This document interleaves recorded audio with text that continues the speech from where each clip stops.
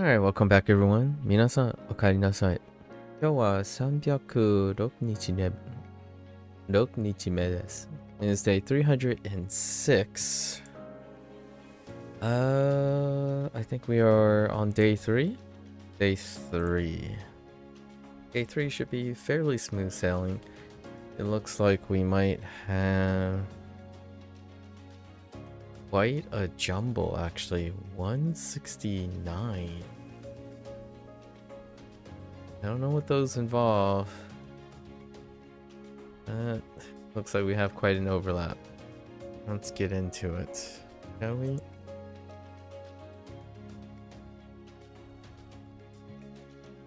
Yeah, nothing on the pitch accent front. Need to look for something that still tops a pitch accent thing. Hello there, Bree. Hello, hello. I'm doing pretty well. You know, a fun little conversation a little bit before stream. Pretty well rested today. Yesterday's Phantom X thing was kind of meh because it was on gacha. But how are you doing? What are you up to today?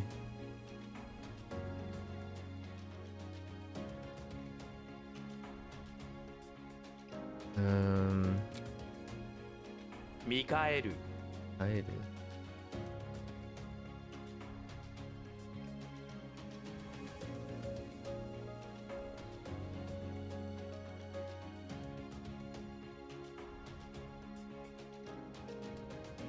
What? 診察 That's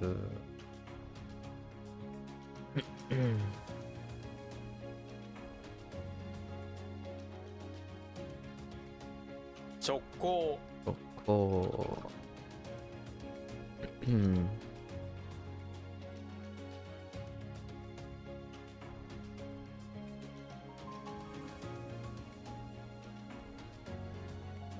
Oh, they wanted samurai. Doing alright, still have a bit of stomachache? That sounds... Hopefully it goes away soonish. Oh, there's Tessa. But it's better than it was yesterday? Alright, well that's auspicious. Improving over time. You made some white cheddar mac and cheese for dinner? Didn't feel like making anything too crazy with how you've been feeling? That sounds like a reasonable... do you take anything for the stomachache, or you tend to tough it out and let it pass? I haven't been in such a way, been busy with work and sleep? That's fair. Oh, well, that's a little reassuring that you've been busy with work and sleep. I was starting to wonder hopefully that... I typically assume that. However, you know, sometimes it may be something else. But Tylenol? Alright, Tylenol is a good way to go about it. I don't know if you ever watched this, Bree. I'm not sure if you ever watch a lot of medical dramas. Actually, you do.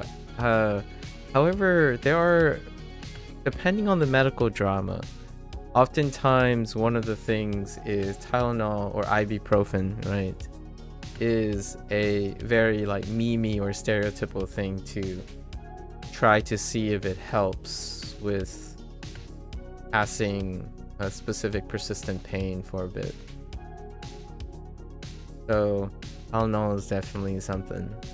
You had a newbie to train at work? Oh, so that took so much mental power. That's fair. And you're exhausted after 3 days having to talk and talk. That's a lot of experience, Tessa. That's a lot of experience. Open opportunity. From my rosy, I have a rosy disposition with having the opportunity to train someone. Largely because that's the environment that I spent most of my time in.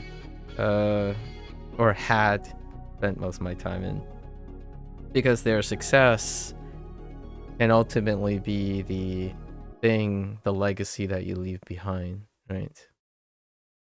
I do miss those days, being somewhat of a in a position of seniority, right?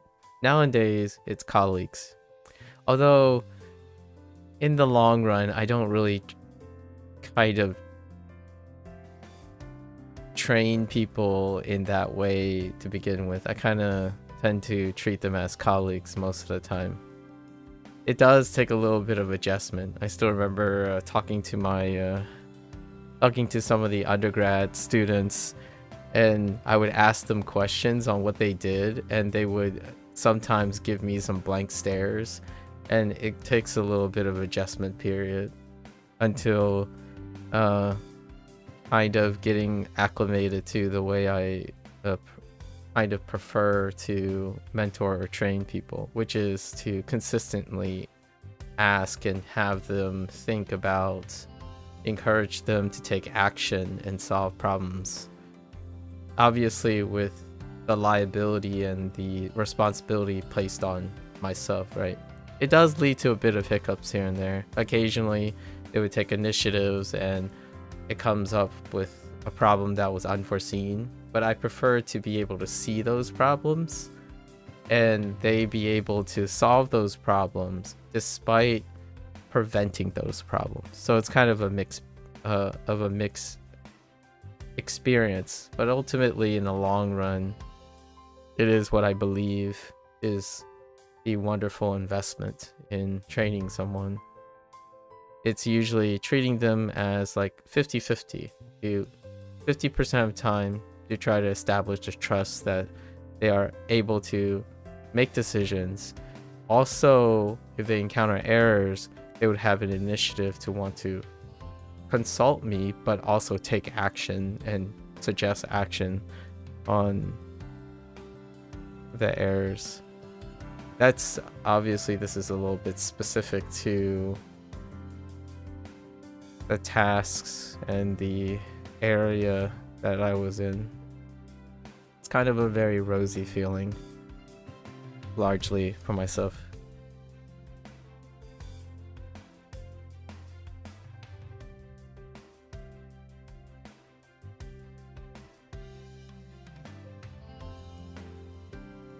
And it leaves, at the end of the day, it leaves with an excellent exhaustion, as opposed to a positive exhaustion, a productive positive exhaustion, as opposed to a negative one. I think oftentimes when it comes to training someone, the negative exhaustion and pressure comes from the expectation that when you train someone, that they somehow sponge up all your training and never make a mistake. And then when that training that you offer, the advice, the instructional advice you have, and then you see your expectation is not met with the clear execution of your information, oftentimes that can leave someone incredibly frustrated. And if it recurs, it leads to a negative feedback. And that's why I do a 50-50 mix, because ultimately being able to disconnect yourself from understanding that the person you're training doesn't have the experience yet. So in order to do that, you might have to also engage in a bit of a trust exercise. And the reason why I do that for my 50-50 is I like working for a boss, and the assignment is the assignment. So if you choose to make it a negative, if you had the choice to make it a negative source of stress or a positive source of stress, I would choose to have a positive source of stress despite failures, right? Even despite conflicts of interest. So I'm willing to gamble that in the long play, then this is obviously most applicable in a situation where there isn't high turnover in the position. So it would be a little bit inappropriate to not make a disclaimer that if you have high turnover in your place of employment, then this type of model does not exist, because it would not persist long enough for it to return on investment. However, I worked in academics, so those students, they are at least committed to 4 or 5 years. So that's a great way to contextualize. What you're saying that you like having a boss, I like having a boss and people. I like being in the middle of the process. I don't like being at the top or at the bottom, is what I'm saying. The top gives me obligation, the bottom gives me obligation, but those are two different types of obligation. The top gives me obligation to improve myself, the bottom gives me obligation to improve someone else. So it's being one's own boss also gives you all the excuse to not obligate yourself to improve yourself. Now you might be thinking, well, what is a content creator's boss? The audience. But if you don't think that, then you have no room for improvement. Like, you can keep convincing yourself that you want to improve yourself for better life and stuff. That is a great obligation to yourself. However, for myself, if one is happy and content, where do you find other outward experience to place obligation on yourself? Pretty much anyone else. That would be my obligation for my life. My improvement is for every future self that I'm responsible for. It could be a little one, right? Like someone says, well, if you don't have an audience, then what do you do? The future. I want to be prepared for the future. So I prepare myself each and every day for whatever is to come. Let's see. Marco, I read through your message and you're quite excited for your plans. You will have to remind yourself to check back in a few weeks. Fair enough. Yeah, you get that. In your field though, you're pretty sure he won't make it to 6 months. I was anticipating you making a counter argument like that. You complained about the amount of work on Friday already. Doesn't look good. Well, you're the mentor. So what, to me, that sounds like a deflection of responsibility. I'm going to be really direct with you. If you don't think that person is going to make it for 6 months, make it to 6 months, they probably won't, because you are their mentor. So if you choose not to invest in that person, highlighting that, then they probably won't make it for 6 months. Not entirely sure if you have anything to gain from that other than training another person in another 6 months. So it is definitely your windfall to try to hope that the next one's better, right? If you don't feel like you're equipped and qualified to change this around, you wait for the next person. At least in my opinion, that would be the healthy way to go about it. For myself, whether that person is going to make it 6 months or not, they are my obligation for 6 months. So I guess I take on the stress for that.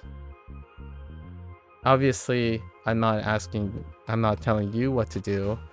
I'm offering what my perspective is on that.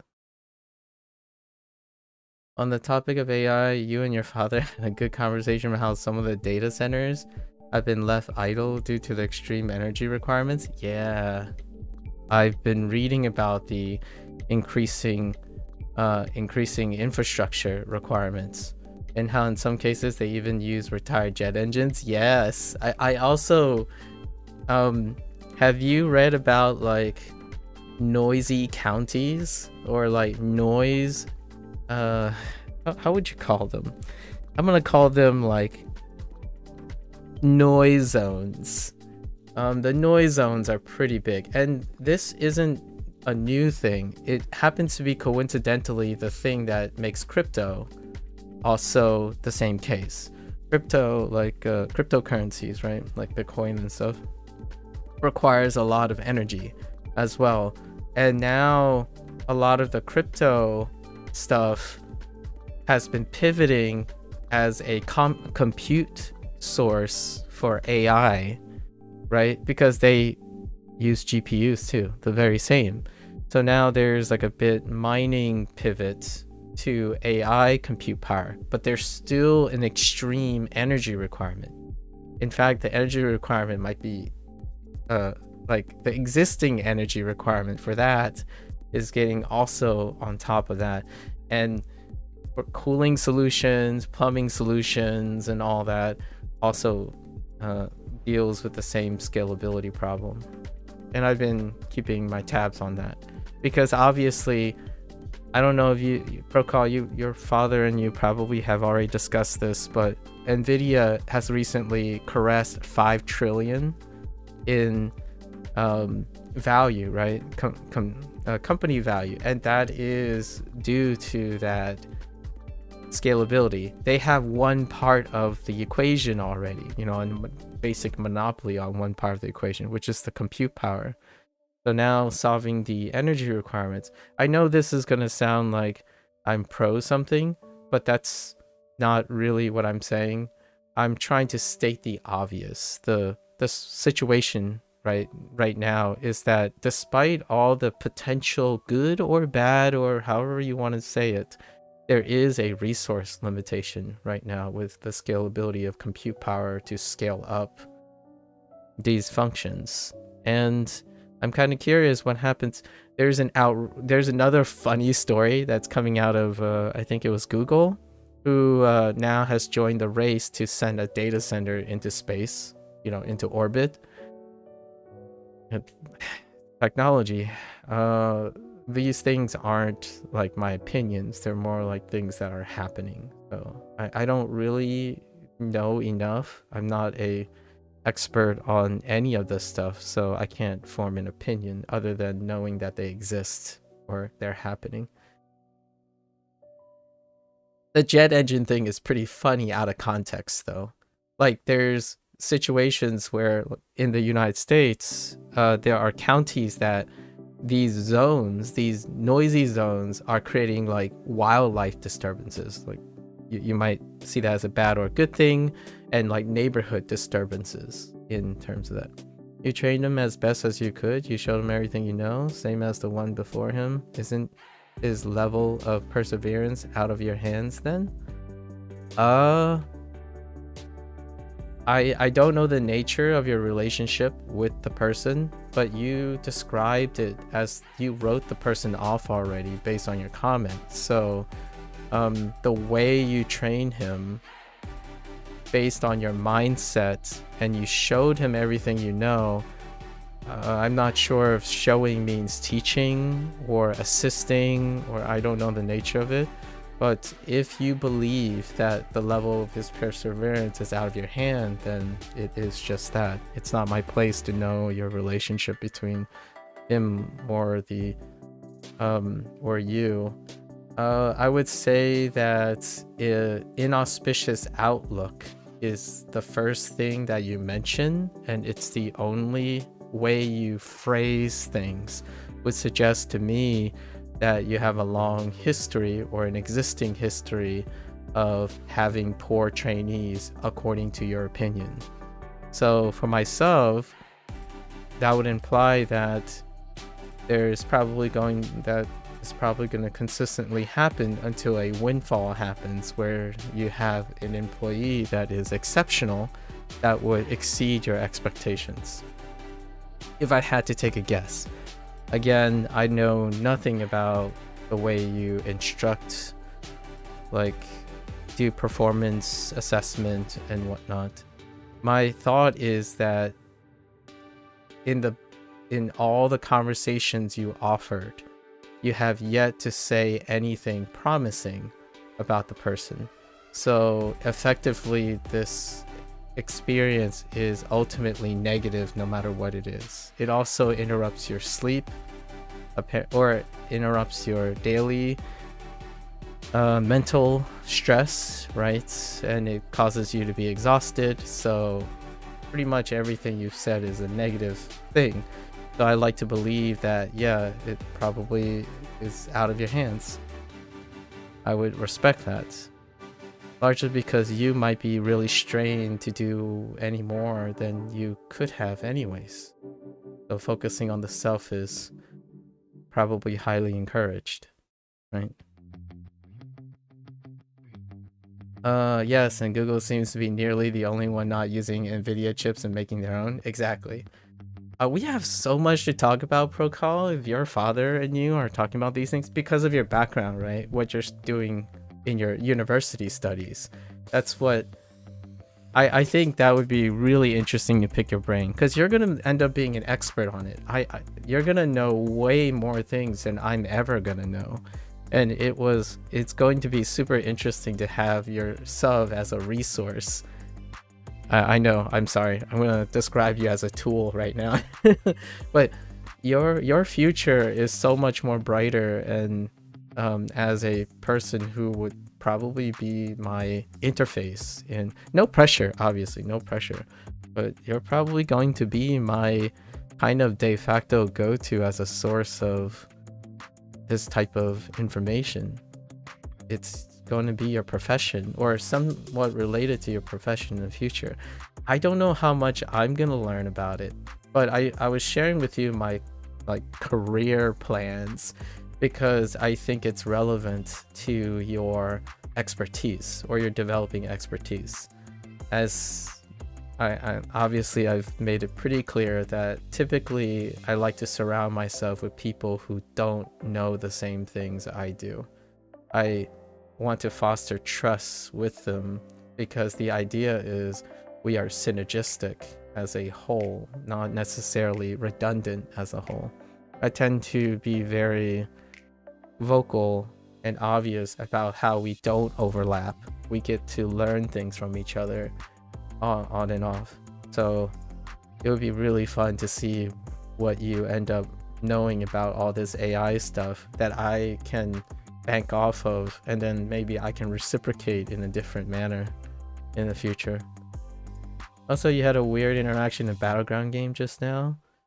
You were Lucifron, and you had gotten his buddy, which triggers the end turn effect, right? Sure. However, at the end of turn, your right, left get double the stats they should have, right?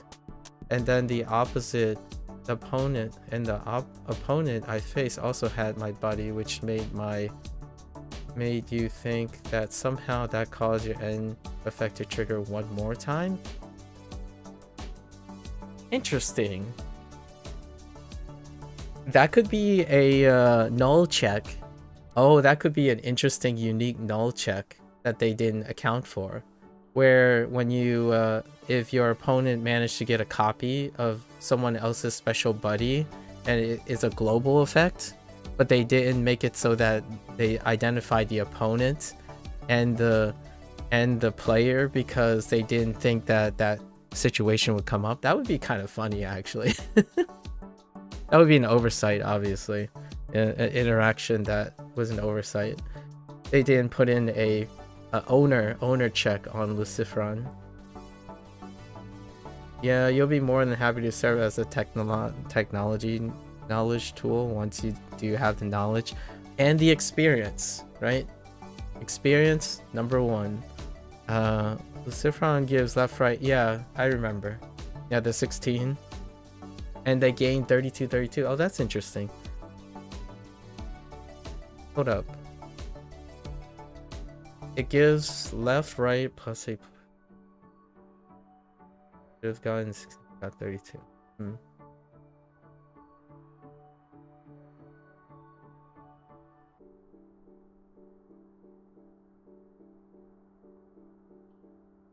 I think... no, it's... yeah, it could be due to an extra trigger. So, like... oh wait, if it's 32, then it couldn't be due to an extra trigger. Why on earth did it give the... yeah. So I was thinking maybe it's not that. It's more like... oh, double doesn't work either. It doesn't explain that. Because if it's +8, right? It would then be a...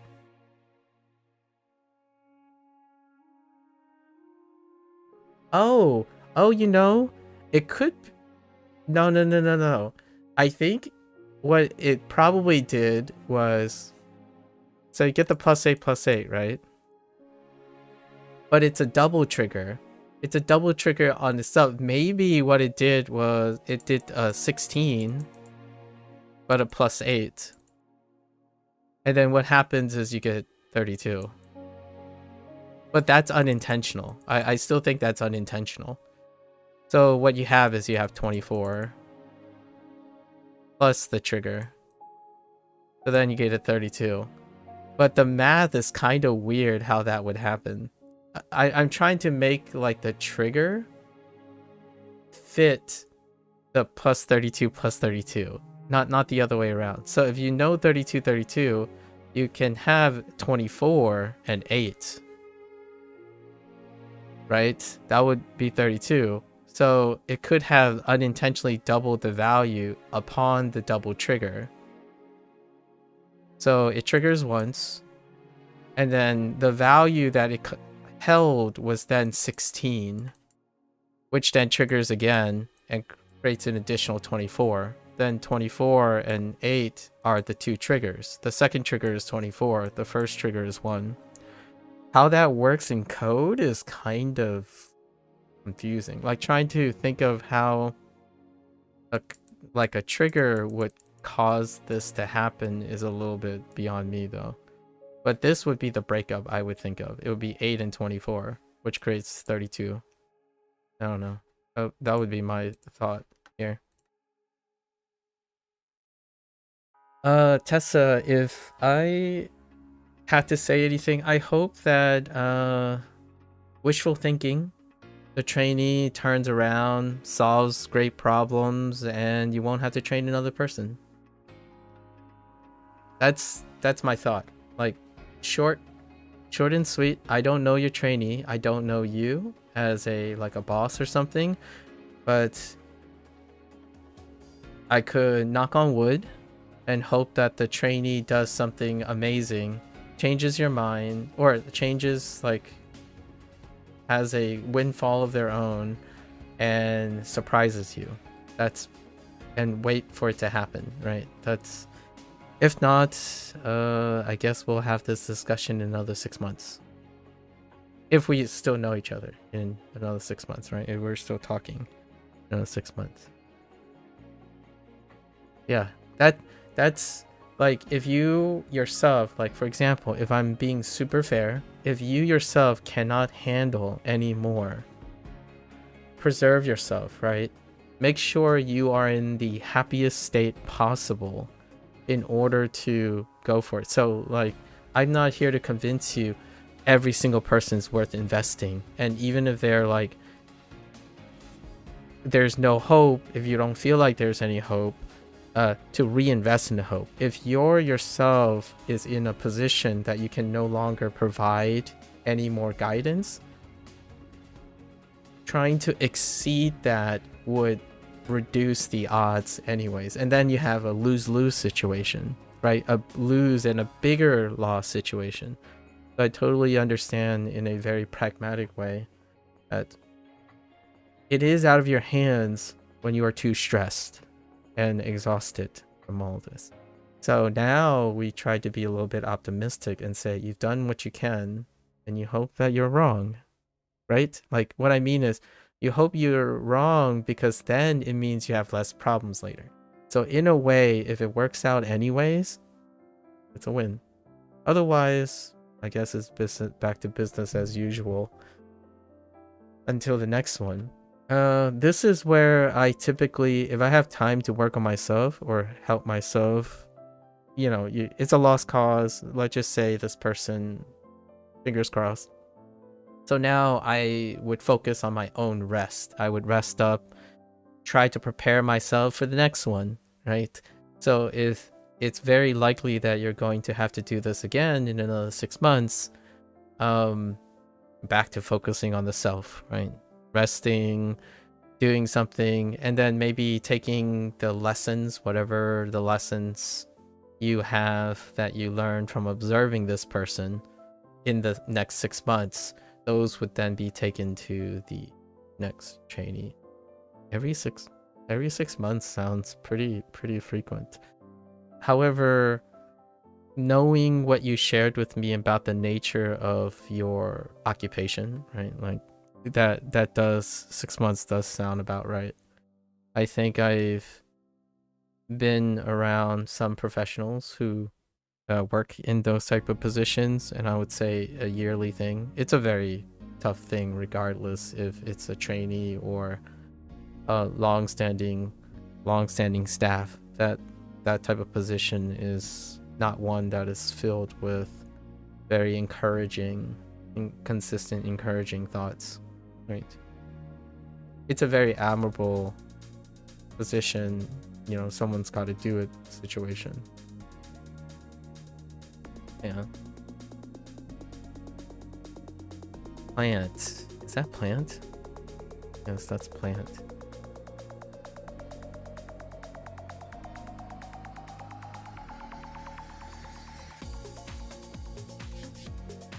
What the plant?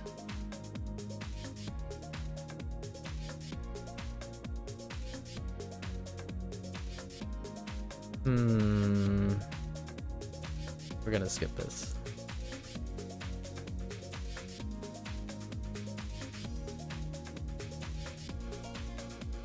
Come back. 研修生 Tuesday. Speaking of trainee, this is the word for trainee, by the way. Kenshusei. It's a combination of research or sharpen, mastering, and then life, which is typically like more of a life as in this is what I do now. I do career. So someone who's sharpening their skills to master something currently in their life. Trainee.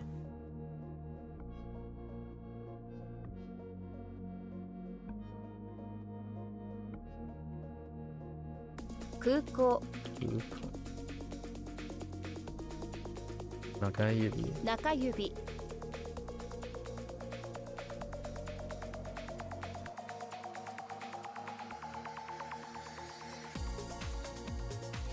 It's more that you didn't have much of a choice. You're the only one who knows the tasks and way of the entire night shift department, so there's nobody else to train new ones except you. The problem is also that you have limited time to train him. You only had him for 3 days when the job would be taught over a slightly bigger amount of time. You're just worried about his absorption of information over that little time. Those are fair. I don't expect people to have a choice in this matter, so I'm not entirely sure if that's a valid reason, but you typically don't have a choice in this. So I would say I'm not sure if that's negative or positive to you. I think that's a moot point. And then the only one who knows it, that means you're valuable as a person and irreplaceable. So I think that's a good thing. And then since there's nobody else, right, you're the only one, so it's maybe even a compliment in the way that it's seen from me. And then the problem is you have limited time.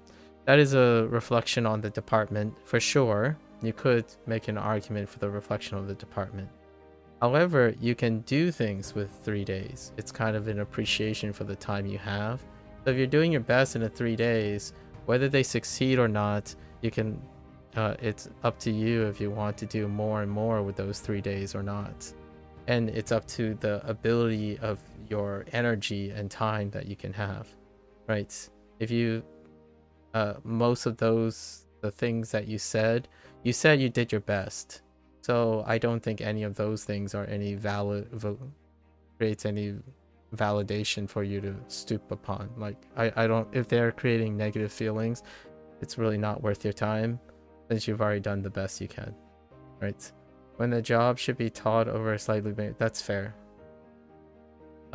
It's out of your control. So all the things that you've mentioned sounds like things that aren't worth your time to consider, because you don't have control over them. If you do, if I'm completely, if I'm not going to take your word for it, right? If I challenge you and then you say that you can control it, you can request more time, then I will retract most of my statements that I made. But you have listed a bunch of things that you're giving me the impression that you have no control over. So those do not, in my opinion, pragmatically weigh as excuses or things that you can't do. You've already said you tried your best. So none of those things should negatively impact your mindset, at least in my opinion. You're just, well, after that, you'll be on call every weekend for a while he feels okay on his own. Like, he'll be able to call me whenever he needs. That's fair. That's great. Hopefully, he doesn't exceed your ability to handle those calls. Right. I think the thing that you shared sounds like the first statement qualifies all the rest of the statements. If you do not have any choice, then those things did not impact your ability to do the best you can, because those are things you can't control. You could, I mean, like, if that's a possibility in the future, before the next trainee, you can say, okay, how do I make this information useful? The moment this trainee leaves because you know they're not going to make it, when they hire the next one, you can be there. You can take a proactive stance and ask them, the reason why the last trainee failed was because they had very limited time. Is it possible to increase the amount of time for the inevitable coming of the next trainee? Then that would make that information something you can control.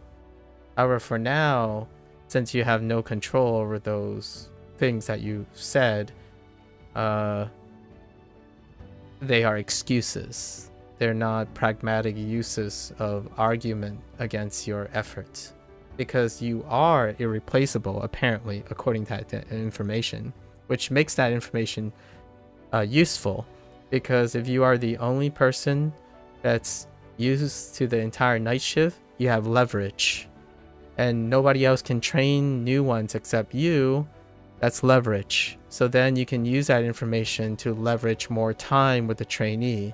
And if you can get a trainee to work, then you won't be the only one who is useful in the night shift, and that trainee can then go and train someone else, giving you more time. And if that trainee succeeds, they benefit you, giving you even more leverage. Because if the trainee succeeds, that also means whoever you're working for knows that you are the reason why that trainee is likely to have succeeded. So all that information could be useful if you want it to be useful. For now, you did your best, right? With the circumstances that you didn't know you're going to have. At least I think you didn't know that you weren't only going to have 3 days. And like, I'm not sure how long you worked in your current position. Usually these things, if it happened last time, then I would be having the same thoughts last time in order for it to not happen this time, because that information is important. So the next time to me, if I was in that position, I would negotiate. I would say, I'm the only one who is the entire night shift department. No one else can train, so you better give me more time. Because if you want someone else like me, you have to give me enough time to train a new person. The last person failed and left is because you didn't give me enough time. And if I leave, the leverage is, you use your leverage. If you leave, then there's no one left. So they have to gamble on a new trainee and self-sufficiently train, or they have to hire someone temporarily to train that person, or even negotiate another person into the position, like during the day shift or something, right? And that would be, so if all of that holds up, then you have leverage. And leverage can be used for the greater good, or one could sit on it passively and say, it's not my problem. I don't have anything to benefit from it because you don't see any benefit, then that's fair.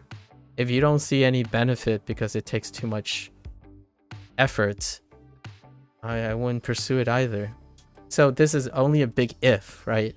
That's if management listens to you. And that is assuming all the other statements are true, then management has to listen to you because there's no one else that can do it. It's poor for management and corporations to have to replace an irreplaceable person. If they don't listen to you, then one of the idea of being irreplaceable is unfortunately going to be a sobering thought, right?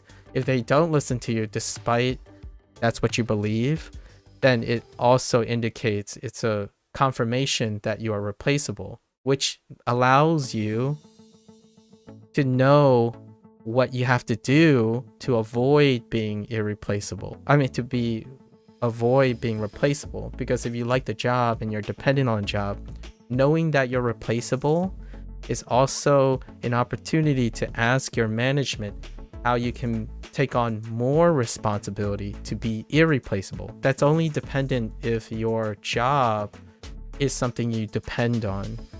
If you know that you're replaceable, then oftentimes that's an indicator for me. If I'm doing my best already and they say I'm replaceable, there's two problems here.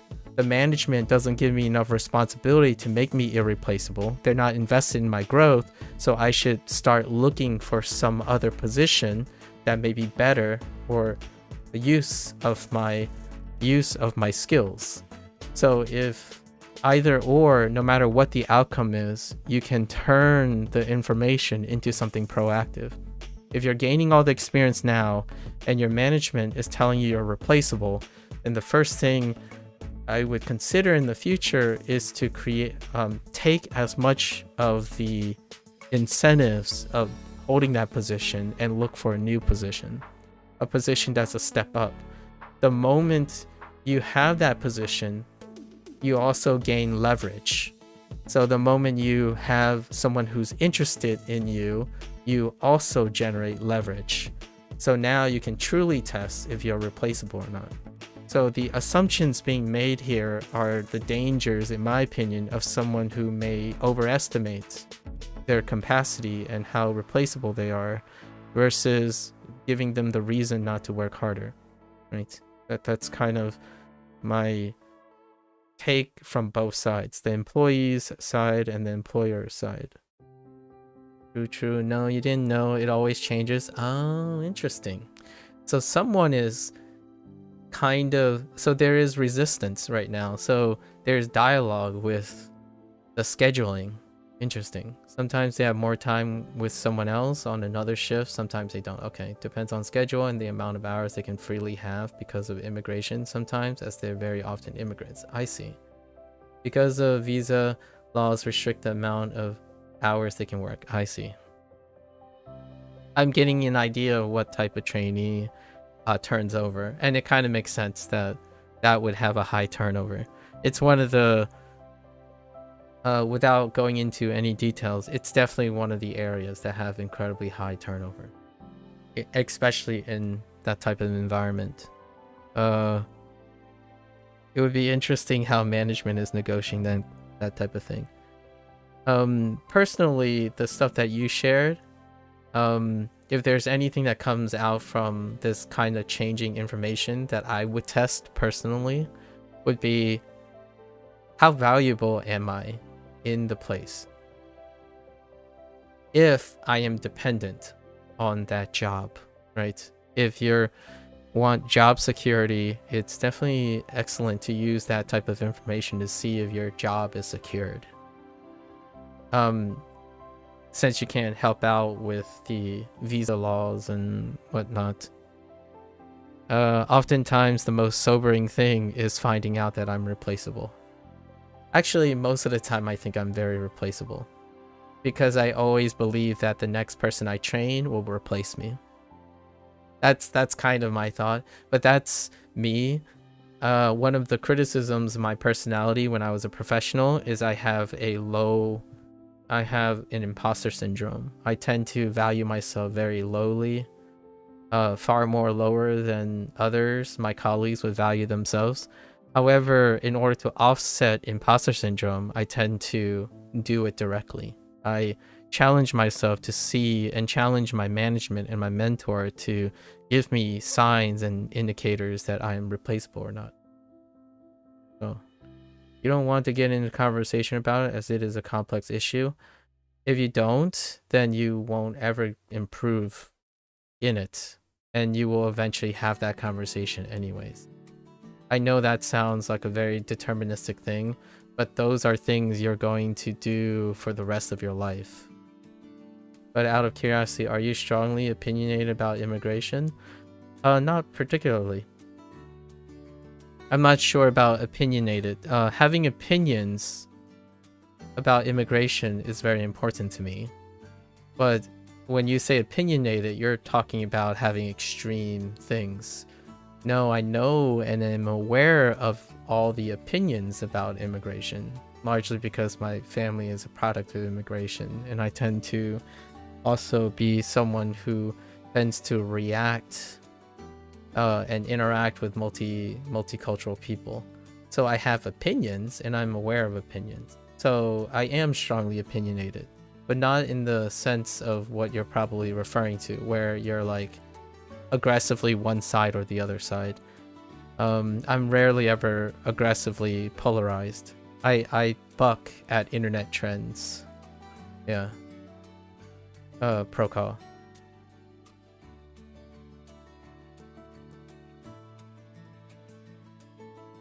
Oh, you're talking about the immigration thing. You don't want to get into the complex issue of immigration. Sorry, I totally misread the comment. You're talking about getting into the complex issue of immigration. You can get into complex conversation about immigration. We can talk about all the opinions, or at least all the opinions I'm aware of, because the United States is like in a very particular position on immigration. Sorry, I read it backwards.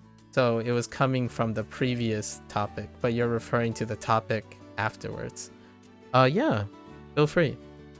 We can talk about all of the opinions, because there are plenty of opinions going on. In terms of strongly opinionated stuff, it's neither. The reason is because when you talk about these things and you know both sides of the opinion, you can have lots of opinions, but the solution would not be as clear. I do say that I keep it very close in hand. My parents talk about this stuff amongst themselves a lot, largely because they lived that process. I did not. However, it's still part of my life because I'm second generation, and a lot of the people that my parents meet or want me to meet are 1.5 gens. They tend to be 1.5. So they are immigrants. So I'm still like, in my life, it will still continue to be a center point, because the people that my parents interact with are immigrants, and their children might also be immigrants. They could be almost a large majority of them are nationalized now, though, because they lived here. Yeah, 1.5. 1.5 is the main immigrant conversation that the United States are having. Born somewhere else and then raised in the United States. This is 1.5. And that's the current conversation in the United States. And it's always been, it's largely has been the conversation. Whenever opinions in immigration crops up, it's talking about the 1.5 gen. That's the gray area. The gray area that has a black and white stance by law. by law, there's a black and white stance, but it's in a moral gray area when you're a 1.5 gen. That's when you're born somewhere else, but you were brought in at a very young age. So then you tend to identify and like both nature and nurture oftentimes as a nationality that is not where you are born, which has a legal precedence for like deportation and whatnot. So this is the controversy, the one that has the complex issue involved. And usually the route is that the parents have resources, right? Resources to generate a persistent visa or a relationship between their nationalization and the 1.5 gen to not encounter immigration issues, right? The issues come up largely because there's a large chance that these parents who brought their child has low resources, and that low resources create a moral dilemma for the community. And that was brought up, by the way. I was talking about this because Danny Gonzalez, the artist person that I've been talking to, who's in his mid-20s now, his brother was a 1.5 gen. And that documentary on Isaf Salinas is about 1.5 gen issues in California. And currently the zenith or the core of immigration dialogue in the United States centers around California, among other places. I'm not saying other places, other countries and other places in the United States have that, but yeah. He shares a name with a popular internet. I know, he also shares a name with a popular internet personality. I know. I'm not sure if I brought that up. That's a good point. I should bring that up with Danny. Danny is not in college, right? Like, he didn't graduate from college. His brother, though, his brother was a 1.5, and his brother is about to graduate from the University of Berkeley. Against most odds, and possibly even thanks to the documentary, right? So I imagine his brother now is nationalized, and he's gonna go into apparently he said sociology. Danny shared a recent video of his brother giving a presentation at the, I want to say a Hispanic center that he grew up in, where there were low opportunities, right? Because of 1.5 is low opportunities, and if the parents are also low opportunity members, which the documentary shared publicly, their mother and their parents were very underprivileged, right? And my parents paralleled that. However, they had a system in place. My parents aren't the oldest sibling. My father specifically wasn't the oldest sibling. So the roots were already established by my oldest uncle. And my oldest uncle created, along with like other Chinese immigrants, have a network system to bringing immigrants in and becoming productive business owners.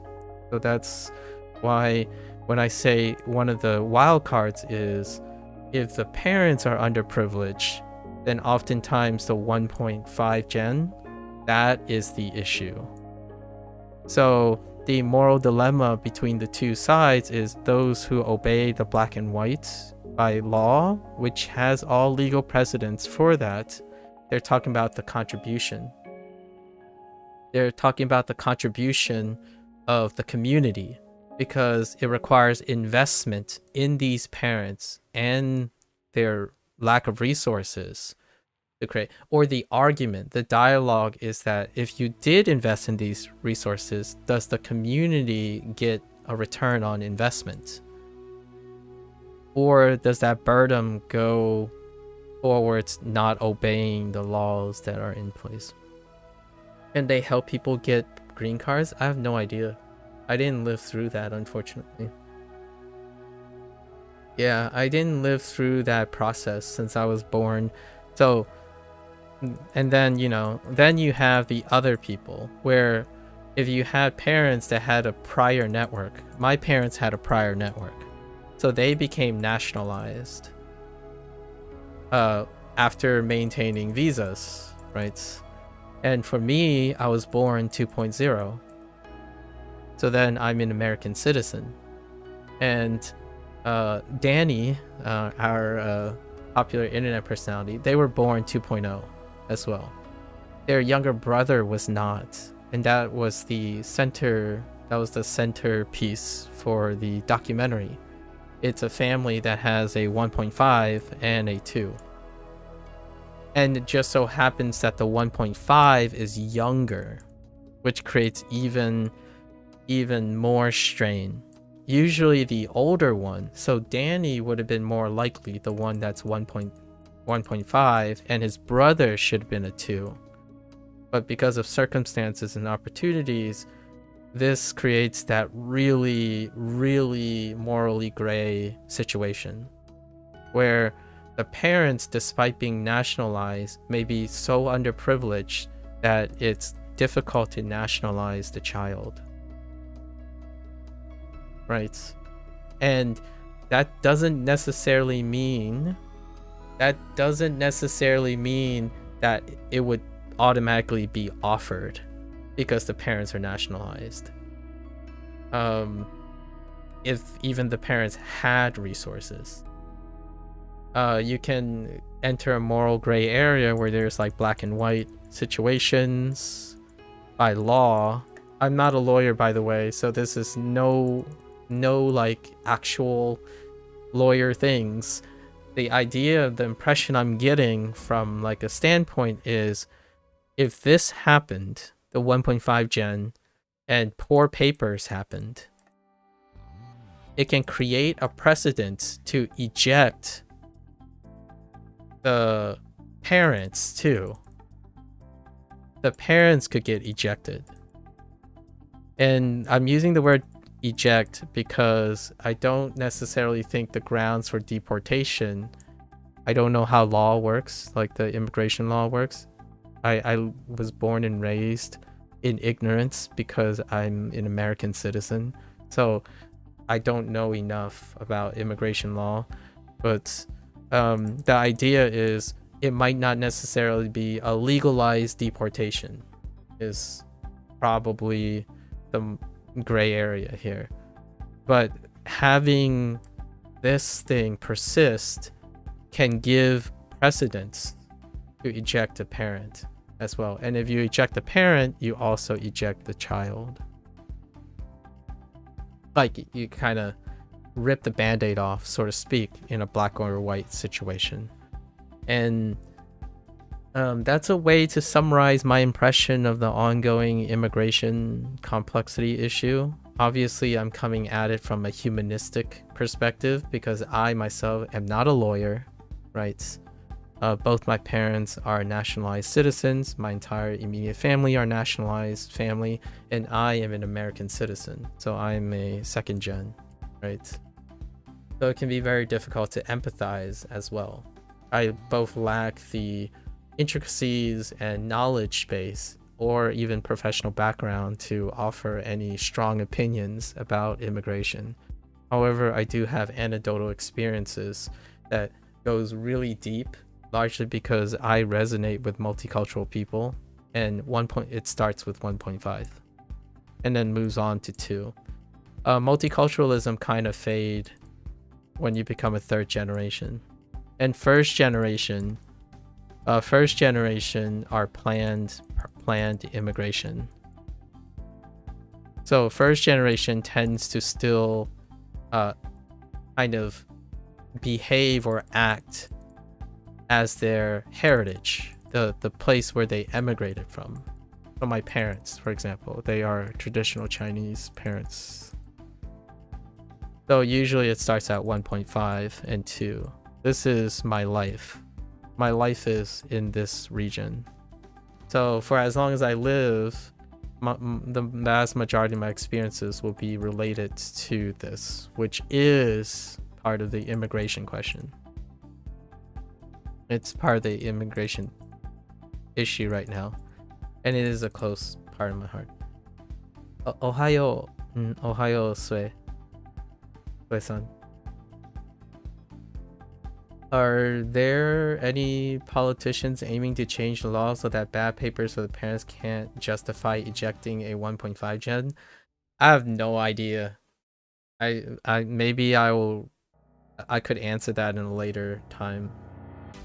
There are a few people that I know who interact with multicultural areas that have very strong words. They have very strong words, and I do see them. I'm more of a person who sees things, and that strongly opinionated run, right? I'm not an activist per se. My general nature is I'm incredibly passive. Like, I'm a pacifist. So it's hard for me to know. And I also don't pay too much attention to in like aggressive politics towards one side or the other side in either direction. But I like to think maybe, yes. I would say if I had to wager the US, the USA's democratic process, I would say yes, probably. It's very likely that there is some way to find a compromise. Largely because this issue has created more discontent than it has peacetime, right? So when an issue becomes, I like to say I've lived in the United States long enough to understand that the democratic process is often utilitarianism a little bit. I don't know how to spell utilitarianism. We'll just add an ism here. When the problem becomes too much discontent. And I think the issue of immigration is generating significant discontent, whichever side you're on, or in the middle. Like the thought of being 2.0 is putting yourself in the middle of things. That they would eventually wager peaceful compromise to reach a utilitarian, more than majority compromise. So when the discontent exceeds 50% or something like that, roughly 50%, there's only so much wiggle room before there's a compromise that needs to take place. Speaking of which, the current issue that's come right now is shutdown, right? Because the US government is still in shutdown.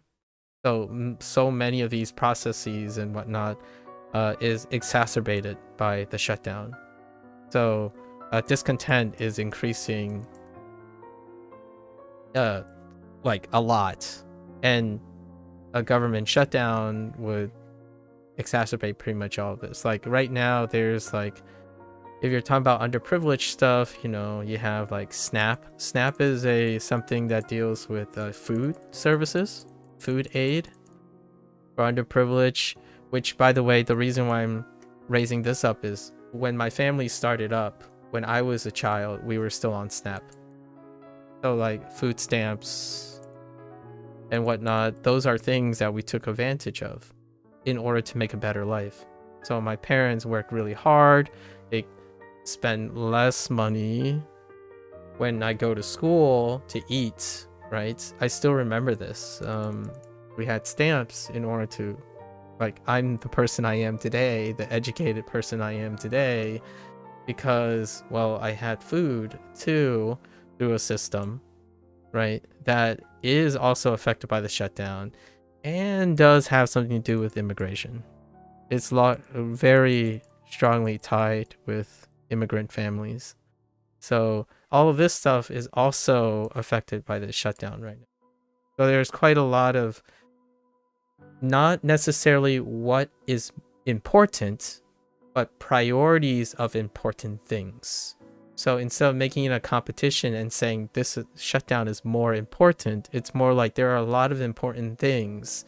And unfortunately, there's an order that needs to be maintained. The people that are responsible for like dealing with a lot of these or negotiating, that's not even happening right now because of a government shutdown. It's kind of a really weird perfect storm right now. And I've been reading about it. That's what the evening. So I haven't looked at immigration things lately because shutdown. So I've been looking at shutdown things at the moment with my limited time. That's what's happening here. I'm not sure what it's like in the UK. I imagine, and just for the record, I do find a little bit of spare time to watch a show called The Diplomat. And the funny thing is, The Diplomat centers around US and UK relations. So right now, yeah, I'm kind of in that headspace. I'm saying I'm trying to be as positive as I can, but right now the shutdown is what comes first. They're hoping this week would be it. Was there ever a feeling of embarrassment using forced hands? Yes, absolutely. But my parents, as a child, there was embarrassment. Absolutely. And I still had food stamps. Like I'm gonna be transparent about this. I don't know if my high school friends ever knew this, but it was a time when I started earning money, right? Like when we moved, when it was not an embarrassment when before elementary school. So when I was in elementary school, everyone was struggling. So having food stamps was like the best thing ever. Like I get to eat. And my parents get an offload of their taxpayer money, right? It's coming from taxpayer money. That's where the food stamps are coming from, right? So my parents don't actually, quote unquote, pay for, like, see the exchange. Like, they know that I go to school and I eat. So there might not be people who get to eat. So that's the default. But we did end up in middle school moving to a affluent neighborhood. And I still get supported by SNAP. Now the thing is, it becomes a point of embarrassment. For a 2.0 gen, though, my parents wouldn't understand that. My parents wouldn't know this is happening. Because they don't live in an environment in which the people who are affluent have more money than simply school lunches. In fact, school lunches are a luxury. It's a privilege. And what I mean by that is not school lunches in which the food stamps provide. This is basic necessity. That's what's great about being part of an affluent community. Everyone gets fed the basics. So that's already assumed. What the food stamp can do is alleviate the cost in having access to privilege, of which the majority of the students around me, not all of them, the majority of students around me, what they have is they have excess money. So they have choice. And that's where the internalization of embarrassment comes in.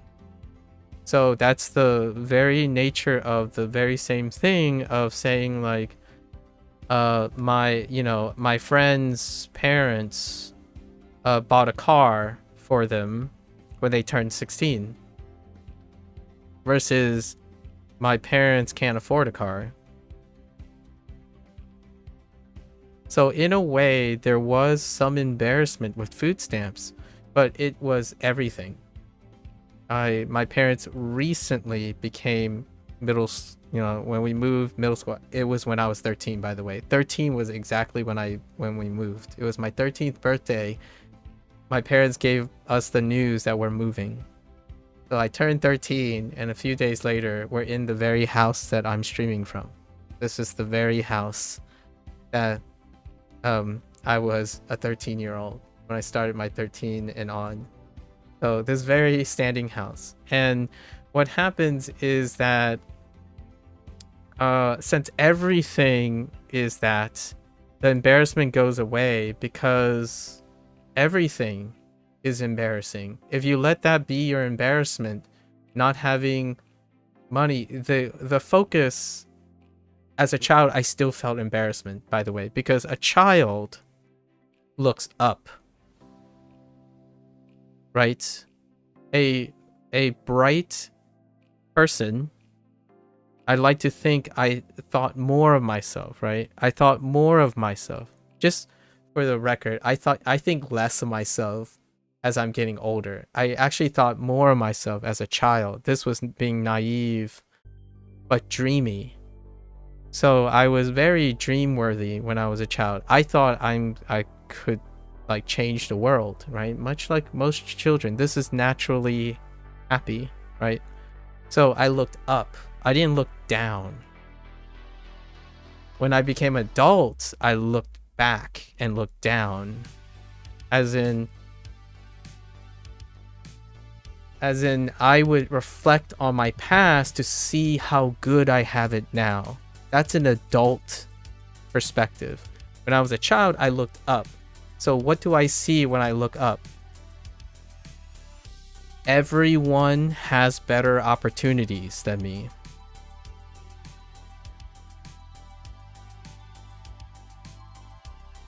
How do I get it? So when I got to middle school, all I saw was all the kids are 2.5 years ahead of me. How do I get it before I graduate high school? And what happened at the end of high school was I was ahead of 99.9% of students. So I went from 2 years behind to in the 99th percentile. That is what happens if you're a bright, motivated child, right? But if a child constantly looks back, they would say how much good they have it, and they can become complacent. Like, this is a little contentious point. I was a child that if I look back and I think that I'm doing well, it doesn't drive me to do better. So you might be thinking, oh, like, why is he admitting embarrassment? That must have hurt him. It was the very source of my nature that drive me to catch up. So I saw the embarrassment and I acknowledged the embarrassment is there. It's not my parents' fault. It's not my fault. But if that embarrassment is there, I want to get rid of it. So by the end of high school, I caught up. And then when I went to college, I became behind again because I didn't know what college is. My parents didn't know what college is. So I started behind again. And then when I get to college, graduate school, I was behind again. So I instead worked for the government and did research for NIH. And then I went to grad school and I was still behind. It was only until postgraduate school did I feel a semblance in which I am almost irreplaceable. And that is up to my life. And now I'm here, right? Now I'm a content, well, I make content, I live stream. And guess what? I am 7 to 10 years behind any single content creator my generation. So I'm still playing catch up. And every single day when I'm playing catch up, I'm in my best. If I don't play catch up, I become complacent. There's nothing to aim for. So whenever I tell other people about like, you look up instead of you look down, if you're young, if you're old enough and you've made it, you can look back and give back. That's the idea of what I'm saying. I look back because there are things that I no longer have to build. I no longer have to worry about education, for example. So I look back and see what I can do in terms of education. In content creation, I look forward because I'm not those content creators. So every time someone has an idea, I'm going to take it and I'm going to catch up to them. Like, it doesn't matter if I will catch up to them. I will constantly try, and that might be enough to catch up to them, right? But once I catch up to them, they're gone. Like, I don't think about that anymore. I look for the next target. So yes, I do keep goals in mind. I focus on the present, the problems facing me in the present, while seeing that goal in mind. So that's kind of it. Do you know whether a financial difference is as big deal in Eastern culture as it is in Western? It is.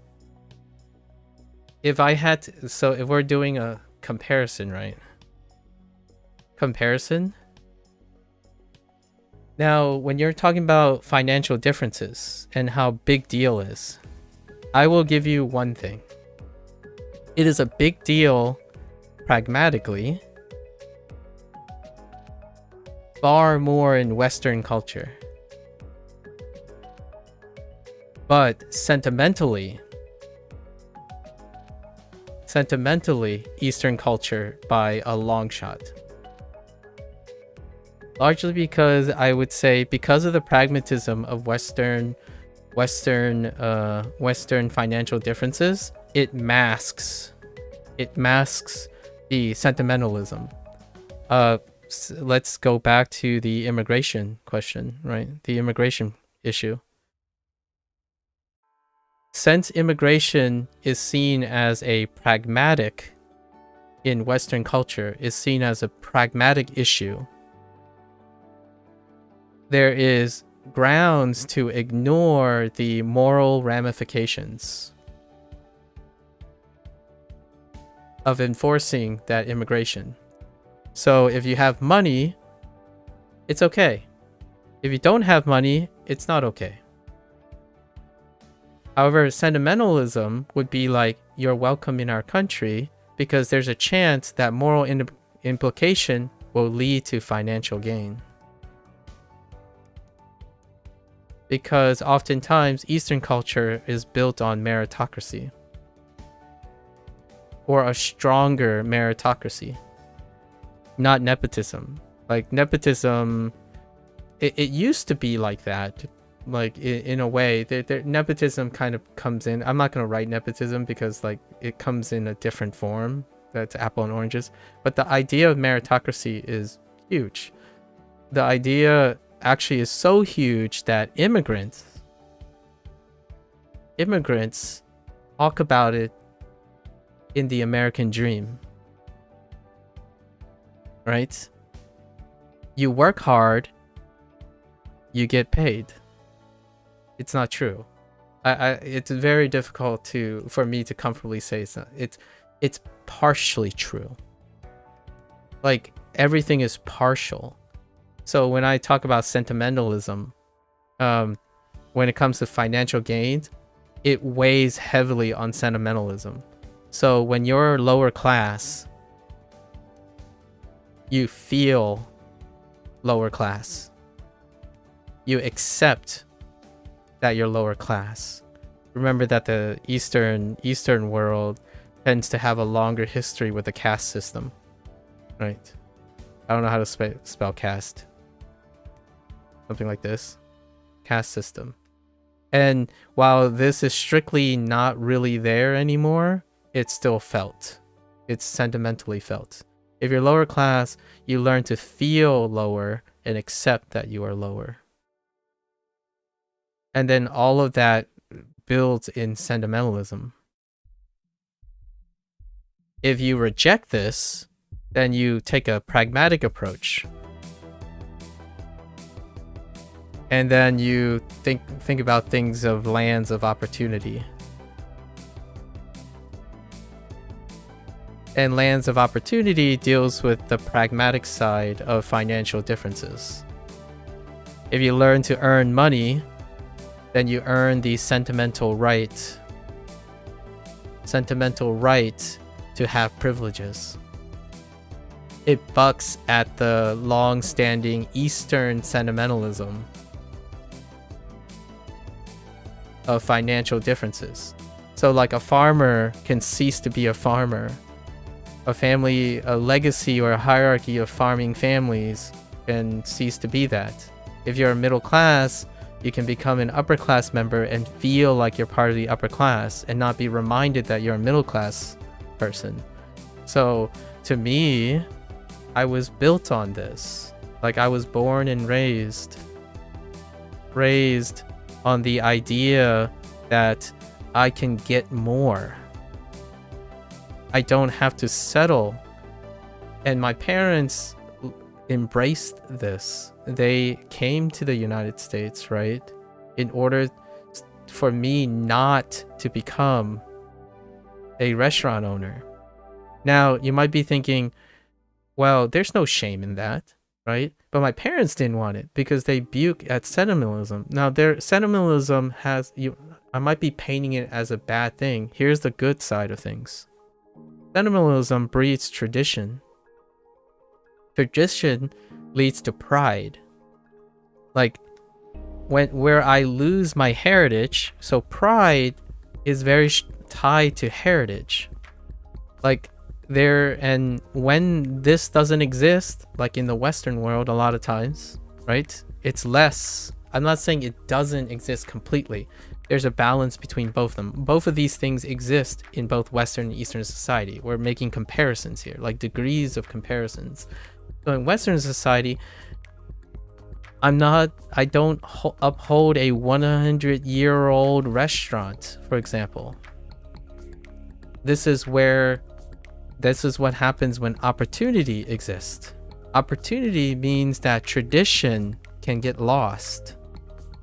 So a country with a system of immigrants also reflects in their traditions. So whenever someone comes up to me, internet, when people say like, oh, as an Italian, I think American pizza is garbage. That type of stuff, it involves sentimentalism.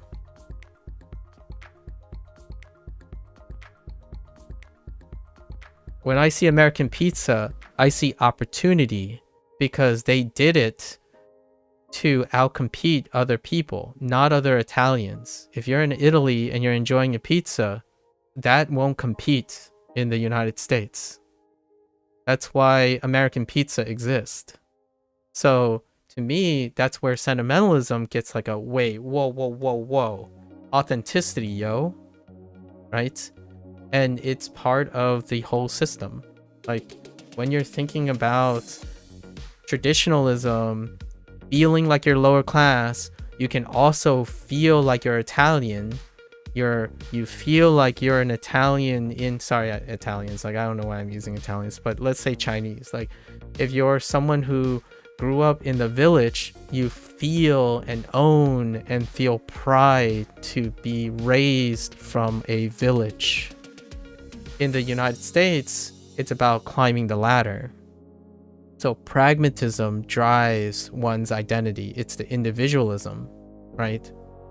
So my parents started in New York City. Then we moved to a low-income area in another place, right? And then we moved to a high affluent suburb. So we ceased to be the people who, or at least for me, I cease to be that person who grew up in subsidized housing in New York City, in a borough in New York City.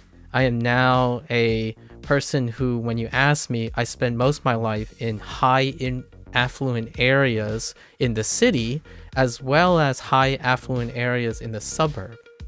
So I cease to be traditionally prideful of the things that I stick with. And that's kind of it's a really reductive way of comparing, but my life has given me a privilege of appreciating both sides of the coin. And that to me is how, whenever I see an internet comment that talks about authenticity, right, traditionalism, there is one very telltale sign that they are monocultural. Is often when the prideful comment takes from a single perspective. Because what I see is authenticity and traditionalism of a monocultural person. And then when there's a multicultural person, you're probably going to hear something like, well, Italian, like Italian cooking, Italian pizza is characterized by so-and-so. American pizza is classified by so-and-so. I like both. For better or worse. Pros and cons alike. Right? But this is kind of wordy, and also in reality, this is the minority. You're gonna be the minority no matter what.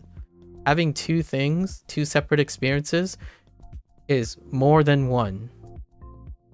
And the odds is that this appreciation will take more time than this appreciation. And it has to happen in your life. It's a human condition to try to stick to something that's comfortable, right? So we have to understand this. No matter what, if you're multicultural, you're in the minority. And that's not a good or bad thing. It can create innovation. It can create derivatives. So while it can innovate for good, it can also be derivative for lesser situation. And financial differences is a big one. So if I had to go to an Eastern country in finances, right? Say like I moved to Japan. This is a good one for those who are interested in Japanese. If I move to Japan, I expect to work hard. Far harder than I've ever worked in my life because I'm an American. And get paid less. And get paid less, but I will feel good about it. Because I'm no longer comparing myself to other Americans. I'm comparing myself to Japanese people. So even if I get paid less compared to an American, I might be getting paid about the same as other Japanese people. Because you have to understand the sentimentalism of a hard day's work.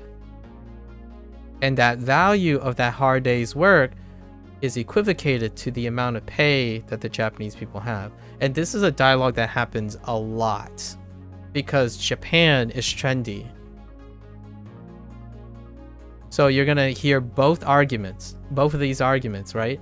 And this perspective of understanding the financial differences and how big a deal it is in various aspects of the cultures that are involved allows you to negotiate both feelings. It is true that Americans who go there, who work very long hours, the same as Americans do, get paid less than Americans do, will feel crummy. It is different when you have a multicultural person who can appreciate the Eastern culture sentiments to go to a place and understand these connections in order to find pride in a hard day's work. You can still find it in the United States. Like, you can compare a farmer to a lawyer. You can still find those things. It exists in every country, right? Like, to varying degrees. But this would be one of the biggest things that, for me, whenever someone comes to me with like worker problems where they describe their situation, their financial situation, being raised American, right? Being raised American, I prioritize opportunities first. However, that doesn't mean I'm not capable of adjusting to a meritocracy. What does a meritocracy look like? It doesn't look like Twitch or YouTube. Twitch and YouTube is purely opportunistic Western values. I mean, the companies themselves are legitimately operating on Western philosophy. You might be thinking, oh, but it is because of viewer counts, right? Viewer counts and sub counts. No, that's not how meritocracy works. Meritocracy means you have a fixed, consistent input, and it creates a fixed, consistent output. Because the merit is the amount of time, and this requires standardization. Right? Standardization. And it's the one thing that most people think that they are operating a meritocracy. And every time they say they want something to happen to them, that is not meritocracy, that's luck. So whenever someone says, oh, I worked 14 hours a day doing this thing, why didn't I get lucky yet? It's because you're not in a meritocracy. You're in opportunism. You're in opportunistic. You need to build, in my opinion, it's encouraged for the person to build the opportunity, or like the ability to see opportunity. How do you take advantage of your crappy situation? How do you see someone's garbage and turn it into treasure? That is opportunity seeking, because someone's garbage may be embarrassing to them, but you're not focused on the embarrassment. You're focusing on how to turn that embarrassment into something gold, right? If embarrassment and sentimentalism get in the way, then opportunities aren't there. Like, if you're too good, if you think you're so highly of yourself, maybe Japan and China and stuff, maybe if they do truly recognize that you're so good, then go to a meritocracy, because your merits will speak for themselves. Now, hear me out. If you go to Japan and Japan says you're worth less, you paid less than the other Japanese people, then you have your answer. Your merits are not greater than other people's merits, because you didn't live in that country long enough. For example, you can't live longer in that country than a Japanese person because you weren't born in the country. Immigration issues, right? We go back to immigration issues. Immigration is the conflict between sentimentalism and pragmatism. Laws support the system that's in place. So in the United States, it's about opportunities. So when the law is placed in, they think about opportunities first. If there's for example, an immigrant that is not allowed to be in the country, that is opportunity that could be given to an immigrant that is allowed to be in the country. So the idea is a pragmatic shuffling of opportunities. It's not sentimentalism, which is the moral grounds for supporting someone and they become the new opportunity. And that's where my kind of mix of American and Chinese value comes in. I want to see opportunities despite who it is. That's the combination of the two, right? You welcome someone and you invest in them. But that comes from a perspective that is incoherent and possibly very middle ground, and it makes me an enemy of both. So sometimes I choose the appropriate path, right? And this is what I mean a lot of times of people misunderstanding what an opportunity is versus what is merit. Merit requires a standardization. So if you keep saying viewer counts and subs is how you determine merit, it has to be standardized that if someone has viewer counts go up and subs go up, then it should mean that they're successful. So when you get to content creation and someone says, I never gain new viewers, I never gain any new subs, I should quit because I suck. That is a meritocracy. If you continue to do it, hoping that one day you will get viewers and subs, that's opportunity, not meritocracy. You don't suddenly get timely get viewers and subs. You do it through work and not giving up, right? That's part of the that's part of merit. You want meritocracy to be true when you don't have anything, when you don't have things. At least that's the trend, right? The trend is that if you work hard, you get stuff. When you're wishing for it to suddenly happen is opportunity, which is when you get lucky. And that's the Americana way, in my opinion. I'm not saying other countries don't agree with this, and Americans aren't the first people to think about opportunity. I'm using Americana because I was raised in the United States, so it's something that I will use as an example. Not for all of America, but some parts of it, right? And YouTube and Twitch has become kind of a mix of these two expectations. However, I think the reality is still 70% opportunities and 30% meritocracy. Meritocracy can sort of contribute to an increase in opportunities. Lacking the skills to capitalize on opportunities is almost nearly going to guarantee that you fail. And that's a really tough way to talk about it. So instead of me focusing on failure, I ask myself, if someone believes in meritocracy, how can you convert that tendency for meritocracy to focusing, to finding how this is related to opportunities? So when you're thinking about viewers and subs, I'm sure I've said this to more than one person, and I know there's a person here that might think it will be specifically for them, even Shay, like the most recent. I say this a lot, it's both. You got to do both. I know it starts off as meritocracy, like purely meritocracy.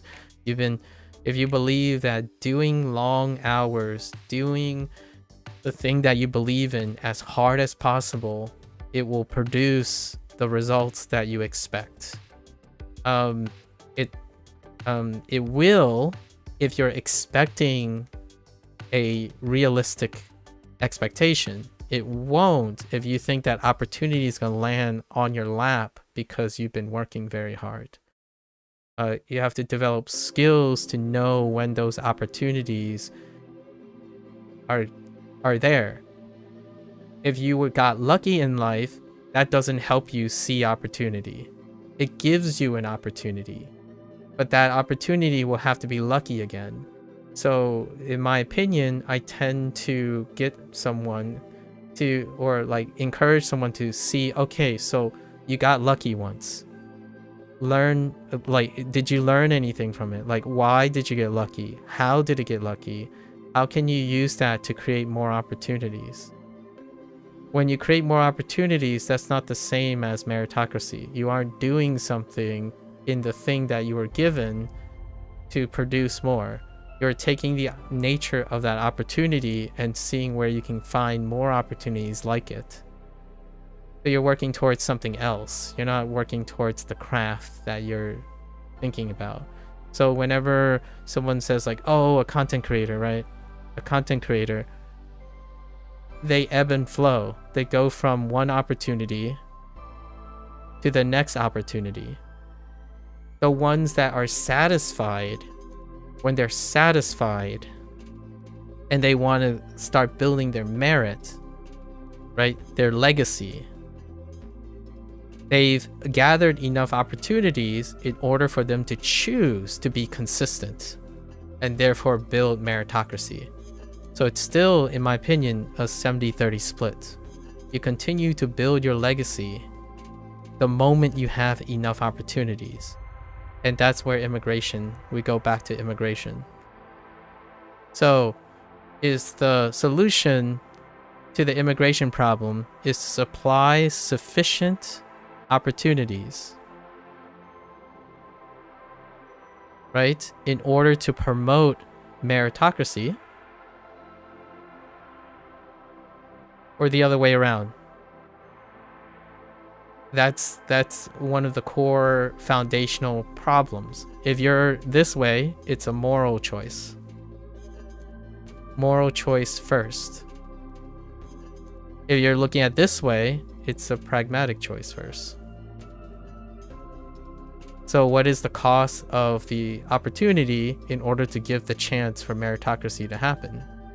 And if you're 70-30, no matter what, this costs more. This is a higher in cost or importance. And if you're a moral person, you would spend more time this way. And then we'll go back to the talk about the trainee. When you have a trainee, which one are you looking at?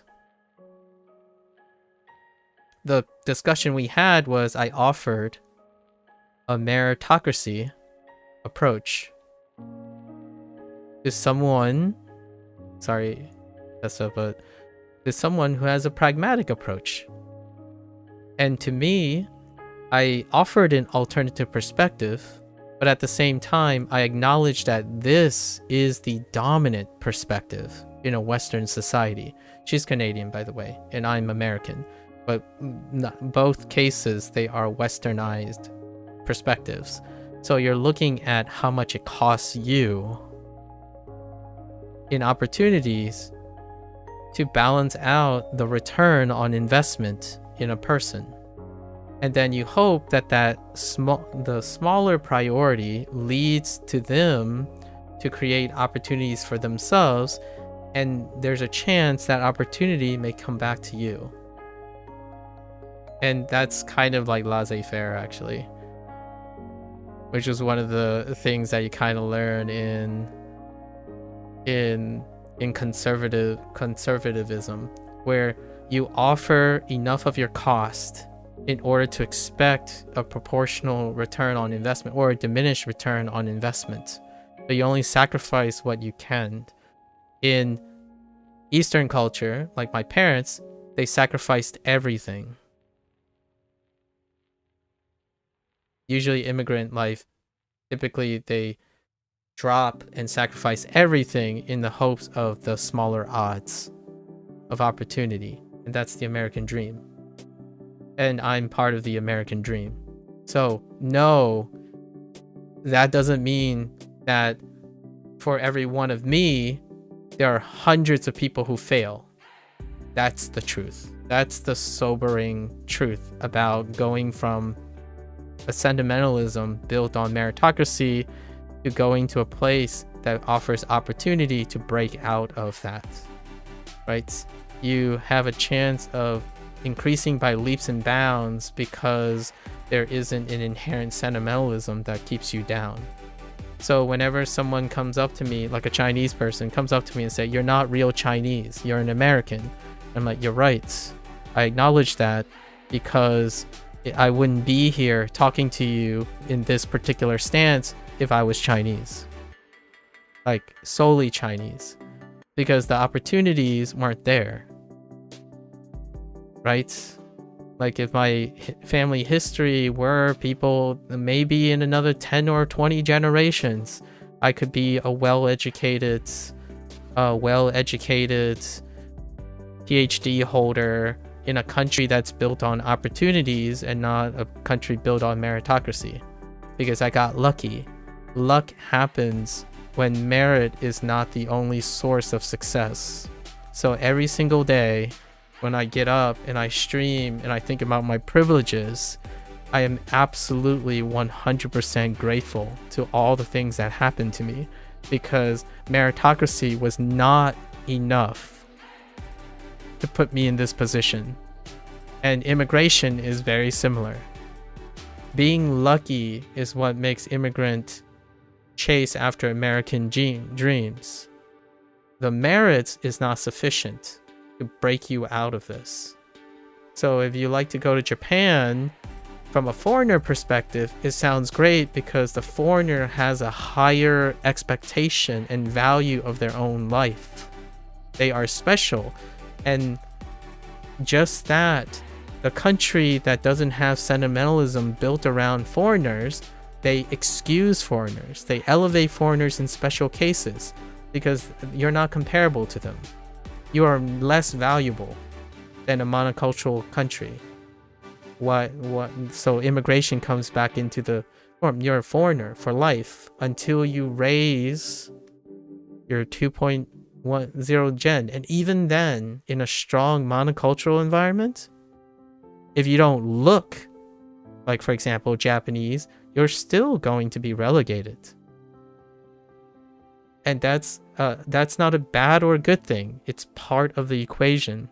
Sentimentalism, in terms of like financial and status, is very strong in monocultural countries.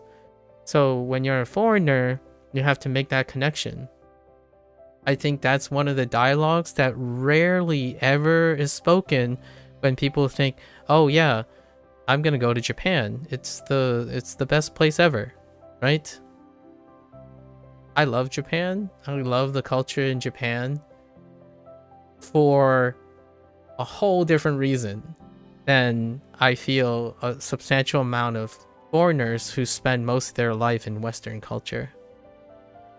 Because the things that make Japan awesome, that they like, you know, the cherry-picked parts that they like, are also the same parts that they're gonna have cultural adaptation to. They're gonna require cultural adaptation. And immigration, financial differences, status, embarrassment, public behavior, how you approach problem solving is going to be different. When the situation, if I were to take, right, Tessa's situation about a trainee, and someone has this mentality, right? It's very appropriate in a westernized place. Now imagine if this person's like, I'm not saying Tessa is this. Like, a lot of times I get acquainted with people who have a westernized mentality in investing in people. And they often has this romantic situation where they're like, oh man, let's go to Japan because Japan is the new opportunity. This mentality, good luck. The idea that you have choice and leverage is coming from my American side. That is something you can use in Western culture. When you go to Japan, what leverage? What choice? You're a foreigner, and you do your best.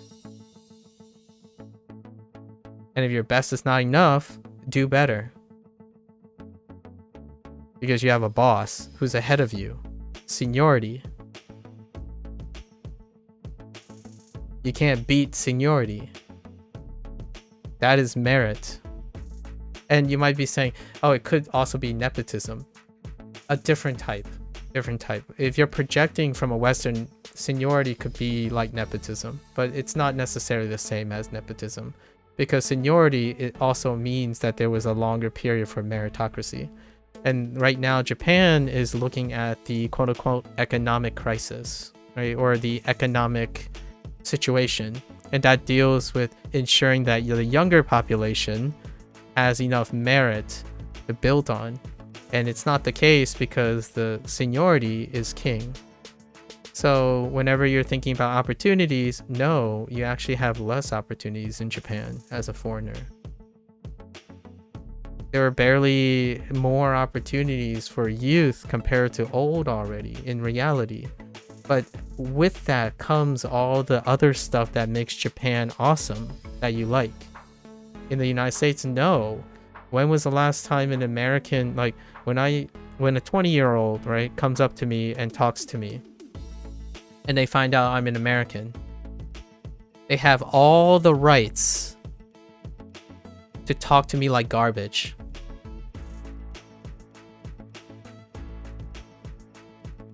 That is one of the trade-offs, because it's not necessarily based on merit. Merit also is attached to age. So who's likely to be wiser? The older person is likely to be wiser. What does this sound like? My Chinese values. Whenever I hear that someone is older than me, I immediately change my tone of voice. Because even if they're not Chinese or Japanese, because I believe in some semblance of merit. When someone lives a long time, they are wise beyond my age. And then someone's gonna say, but what if they're just lazy and unemployed and stuff? It's like, yes, this would be what happens when you're a Western person, and you know that this can happen more often. Is more likely in a country with opportunities that there are old people who have less opportunities than the younger counterparts or other younger things. It creates spuriousness. In a country that's built on merit, the odds of someone older having less merit than someone who is younger is unlikely, because it's built on merit. The harder you work, the longer you work, is insurmountable. So for better or for worse, when you're thinking about work ethic, I work like my parents like to work. However, I needed to learn how to seize opportunity when I have it. And I got lucky because as an immigrant, like as my parents, as a product of immigration, I thought merit was everything. And now I don't live a life of regret, because I can tell you when someone says, oh yeah, they worked really hard. They spent 8 hours editing this video and it should have got like millions of views. I spent 5,000 hours and I got less views than someone who spent 5 minutes editing. And I could care less. There's no way they spent 5,000 hours editing a 5-minute video. And you might be thinking, oh, that sounds kind of resentful or something. It's like, no, it's the reality. When you think merit is purely the reason for your success, then you would be unhappy what I just said. I'm not unhappy, because I know that I also need to understand, how do you convert that 5,000 hours into opportunities? Otherwise, you're waiting for luck to happen. And in China and Japan, stronger meritocracy builds consistency. So if it's consistent, then less and less luck happens. Less luck. But also less unluck. Right? And what, in my opinion, a lot of people cherry pick is they wished there was a system where it's built on merit because they weren't lucky in life, right? It was wished they built on merit so that it can be less unlucky, because they're focused on being unlucky as opposed to lucky, right? So if you're unlucky in life, you want meritocracy. Meritocracy creates a consistency in which less unlucky things happen, and then you can wait on luck. But the problem is, a meritocracy has less luck. There is no luck involved. You have to build your luck. So instead, What people want is they want the luck of opportunities and the less unluck of meritocracy. So this is, in my opinion, often having the cake and eating it. So how do you go about it? You try to divide yourself up. Learn to see luck and opportunity, however much, it could be like this much. And then this could be like this much. And in the meantime, continue to work. Work on the thing. You consistently work so that less unlucky things happen to you. The more consistent you are, the more gamble, quote unquote, gambles. It sounds like a gamble because you're risking not getting anything back. This creates merit. Every time you fail is a notch on your belt. When you fail, it means you will fail less. That is the aspect of meritocracy. The more you work, the more consistent you become, so the less unlucky you become, right? But if you're working in a system of opportunities, this might not be enough. You might still continue to be unlucky because people take advantage. They use opportunities to take advantage of meritocracy. So hard workers can still be kept down when someone knows how to take advantage of it with less hard work. So now you have to combine them. When you're working hard, how can you turn that into opportunity? And then if luck happens, what are you doing that also capitalize on potential of that luck? So for me, in the United States, when I'm thinking about stuff, I'm usually thinking about like 70% opportunities and 30% merit. So what I'm doing now seems like a lot of hard work, right? A lot of people would say like, why are you streaming and sticking to a format that no one cares about? Like, you're not gonna get lucky that way. Like, no one cares about mental health and no one cares about cross-cultural, multicultural content. Who wants to hear someone who yaps about their life lessons, being raised multicultural all the time and then studying language? That's boring. It's not opportunistic. You're not capitalizing on trends. No one cares about this stuff. Until they care about this stuff, you shouldn't invest time in it. That's maximizing opportunity. It's very important to understand that. They are right. If you're in a system that is built on opportunities, you go where the trends are. That's the increased opportunities. If you're a merit thing and you say you're hardworking and you believe in, like, if you work hard, you have good intentions and it leads to good things, then pray to be lucky. And now you go back and you can think about how this person thinks, right? What does this person think whenever they use hard work? They believe that if the other person doesn't work hard, they can't succeed, right? So a substantial amount of time when I talk to people, they wish both of the stuff were true. They work on their merits and hope that they get lucky. But if you're not working on seeing opportunities, then you rarely get lucky. Right? And when you get lucky, you have no idea how to build more luck because you haven't decided that that's important. You have wishful thinking and you're hoping that luck keeps landing on your footstep while you constantly pursue the thing that you believe is worthwhile. And I do this, by the way. In fact, I have enough opportunities, which I tend to say all the time. I'm absolutely grateful for all the lucky things that happened to me because now I have enough. I say this word often, or I use the word sufficient. I'm not a greedy person. I don't need more than what I have now for the most part. So now I focus everything on merit. And what is merit? Making content despite anyone caring. And maybe one day I'll get lucky and people care about it.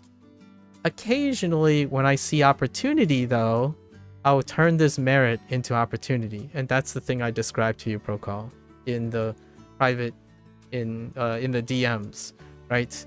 I see opportunity because just so happens coincidentally there's opportunity. I talk about mental health because coincidentally my teenage life's experience reflect the symptoms of the internet hustle culture. These are opportunities based on my merits. So when I talk about my old story life and stuff, that's a complete coincidence. I didn't build an image to take advantage of the opportunity.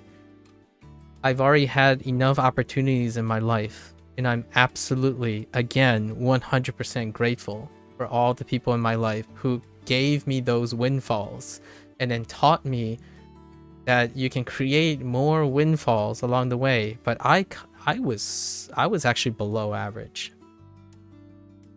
Like, I sucked at seizing opportunities. Like, I still think I suck. So encouraging other people to seize opportunities, I don't have the answers for them. Like, I can't tell you, oh yeah, follow my 10-step rule for financial independence and then hope that 60 or 70% of the people exist. I suck at this. The thing I say that is true about the American dream, I suck at it. So my compensation, my excuse is I have enough. I don't want to keep doing it. Like, it doesn't feel good to me.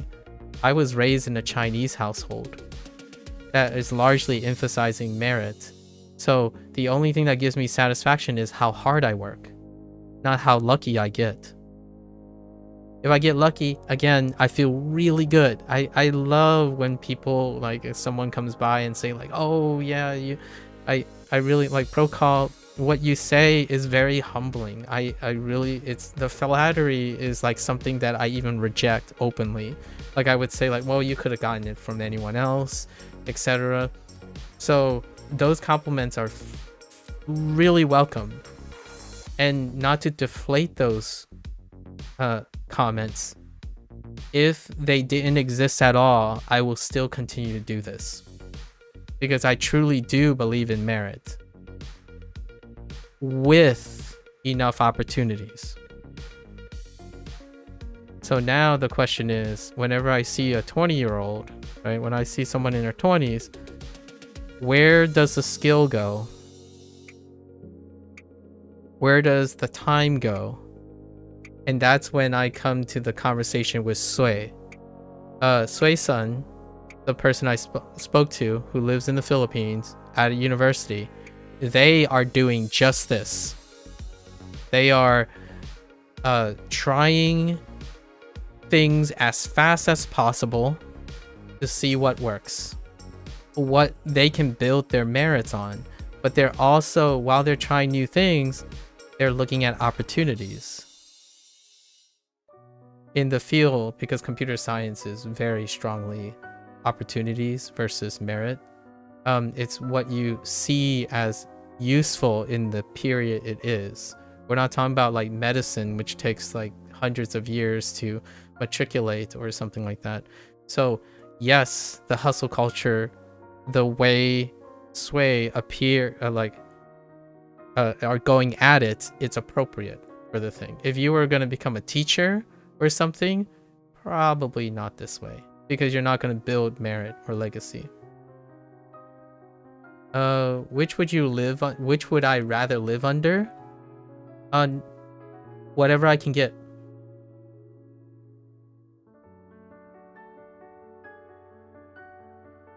I know it's a cop-out answer, Procall, but when you say which one I'd rather live under, it's like asking someone who wants both to not be okay with either, right?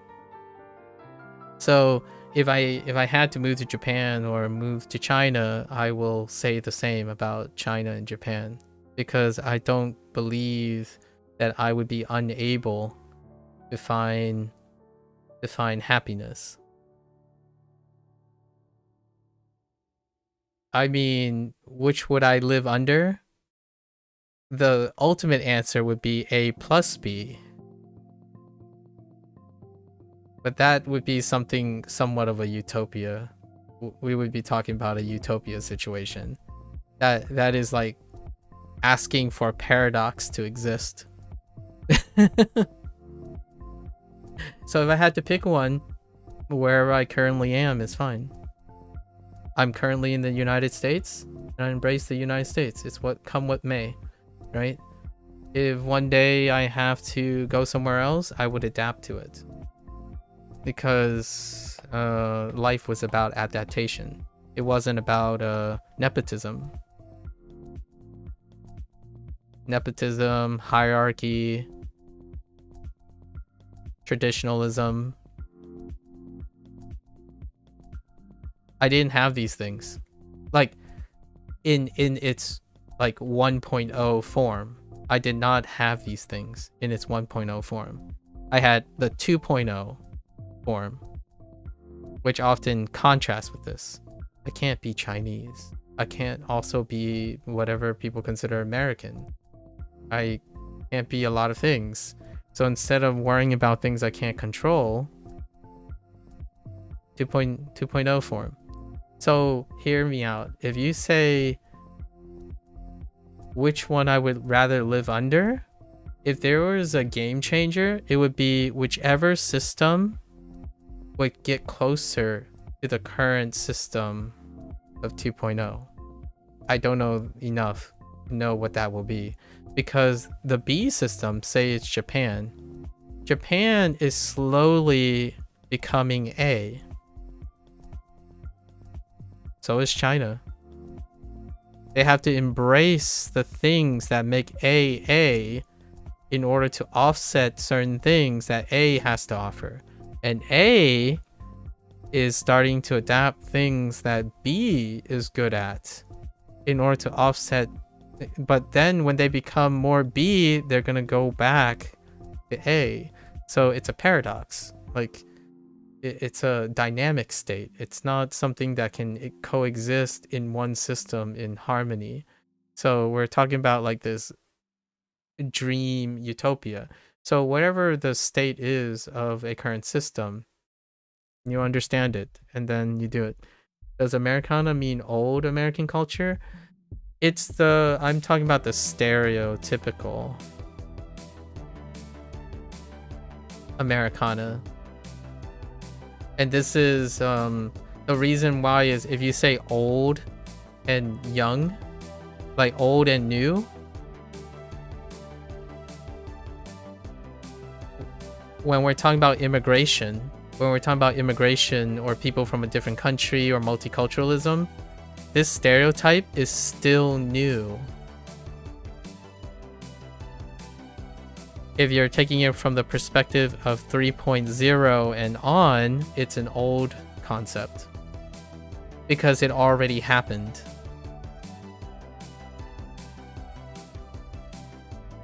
So this is very much still alive now, but it is for anyone who is looking for opportunities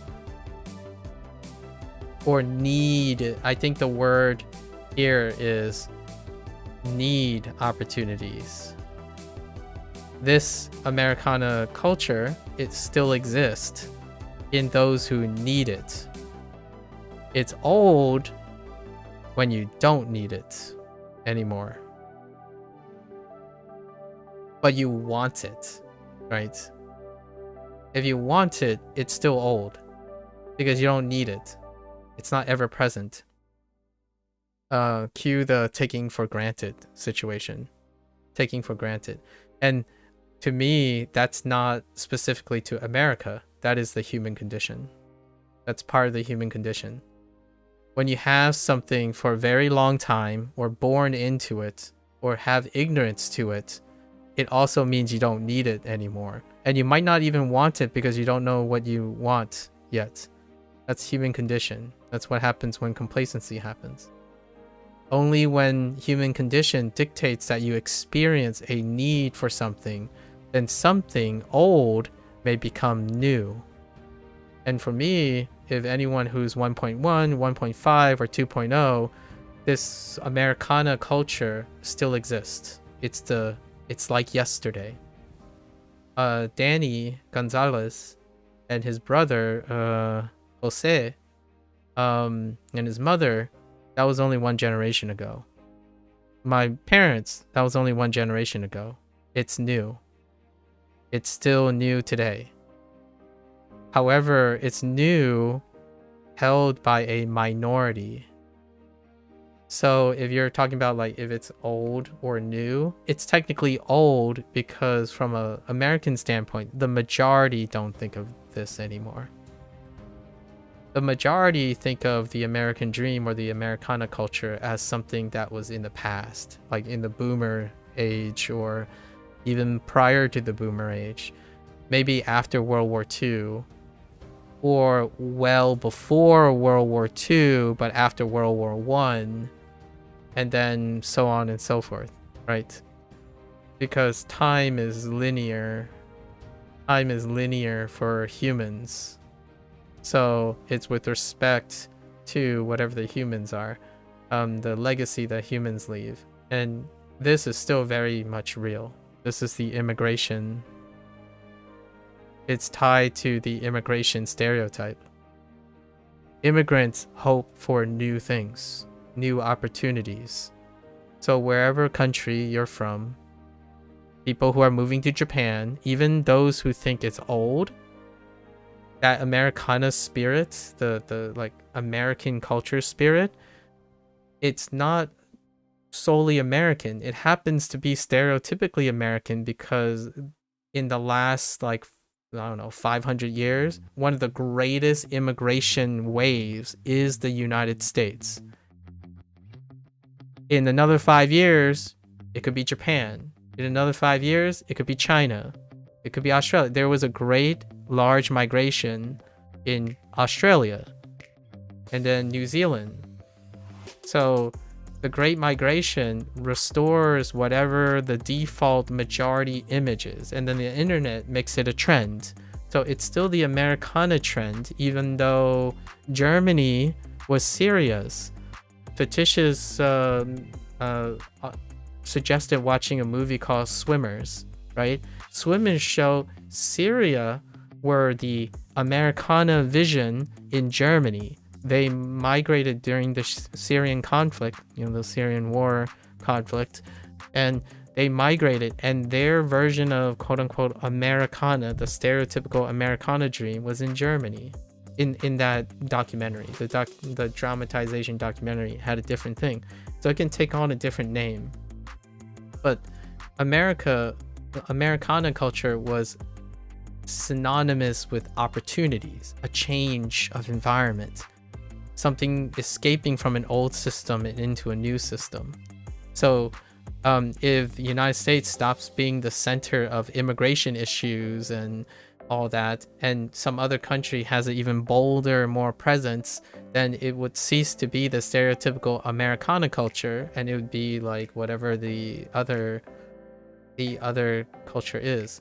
By default right now, at least in my opinion, in the grand scheme of my lifetime, the last great migration or immigration, most of those happened in the United States. So then that Americana culture that I'm referring to, right? When you said, does Americana mean old American culture? That's what I'm referring to. The time when the United States was basically proliferated by immigrants, multiple waves of immigrants. First, there were the Puritans and the ones from the British Empire at the time. And then we had the gold rush, and somewhere around the gold rush, when the Asian persuasion immigrated. The United States have one of the longest track records in its very short history of existence as one country that experienced the largest number, not consecutive, but the largest isolated events that involve opportunities associated with immigrants. And that's where the stereotype comes from, at least in my opinion, the persistent stereotype. And it continues to be so. Like when someone, when an American says, I really hate the life insurance costs and the tax money and the high cost of healthcare and whatnot here, I want to go to Japan. That's still the American dream. Now it's like artated into Japan. They want to go to Japan and hope for new opportunities in Japan. And it comes with all of your immigration problems. But it's coming, it's a different context now used for it. It's looking for opportunities. So is opportunities, whenever someone says opportunities is always good, right? When it's always good when you're looking for it. It doesn't come into consideration, appreciation, gratefulness, or even come into play when you don't need opportunities. So I think, to me, the word we're looking for is opportunities. They're irrelevant if you don't need them, because usually people pass on them. They're also irrelevant if you can't see them.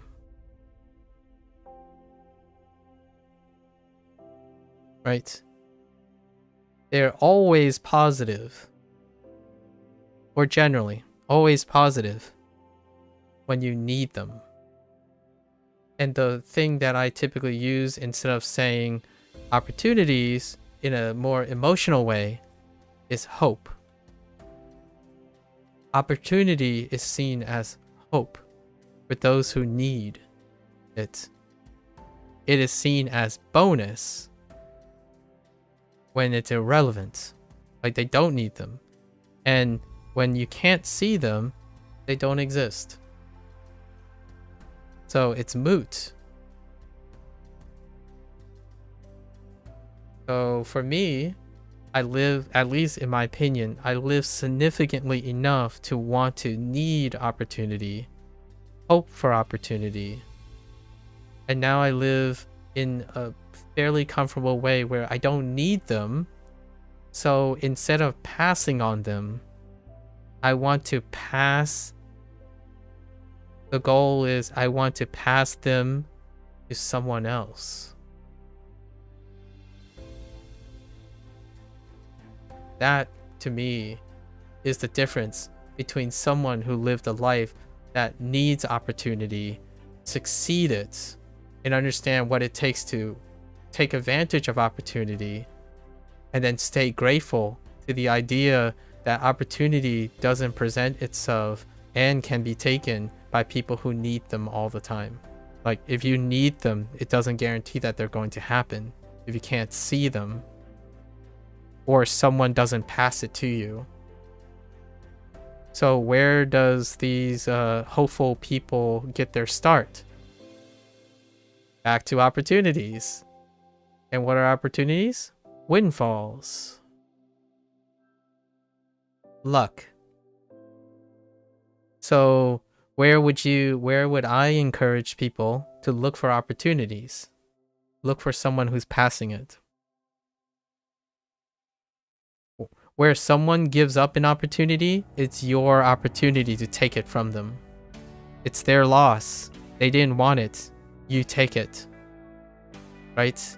That's why immigration question is really tough. If you give the opportunity to someone, then that opportunity is not for someone else.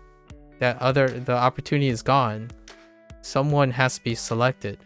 So if I am to help or try to encourage someone, I hope that I become someone who can give a windfall and be the luck for them, or encourage them to seize opportunity when someone else didn't.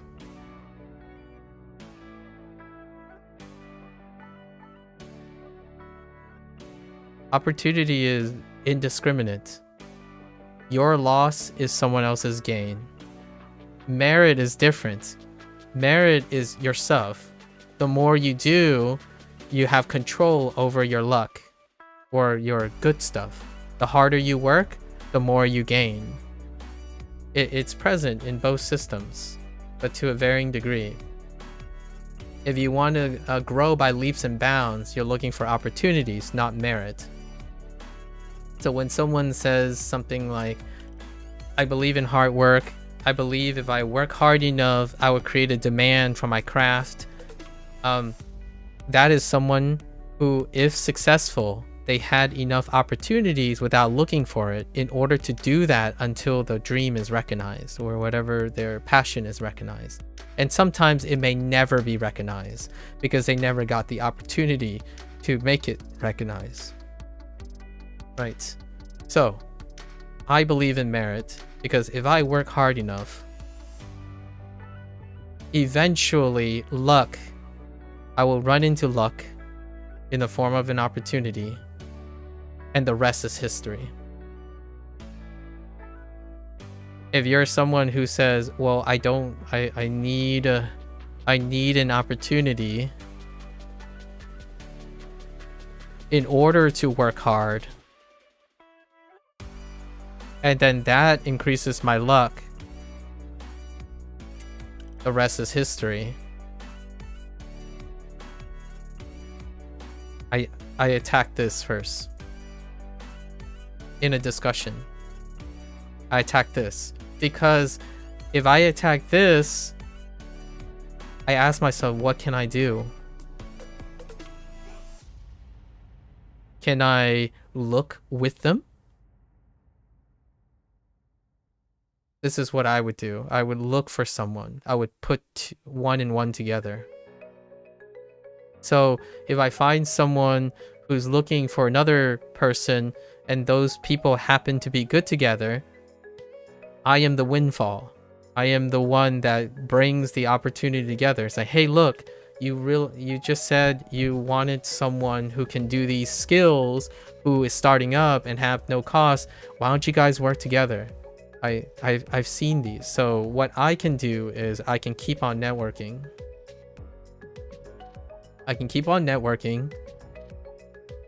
Find lots of people, right? And if so happens that this person is looking for a chance and someone else is also looking for whatever this person's offering, then they got the opportunity that they need, and hopefully it leads to hard work. There's still some luck along the way in order for them to be stable, right? And then that history goes back to offering opportunities for someone else. That is the model, in my opinion, of the current Americana culture. You have to be successful yourself, safe, and that also extends to pretty much most Western countries. You have to be successful yourself, good enough, then you exercise philanthropy.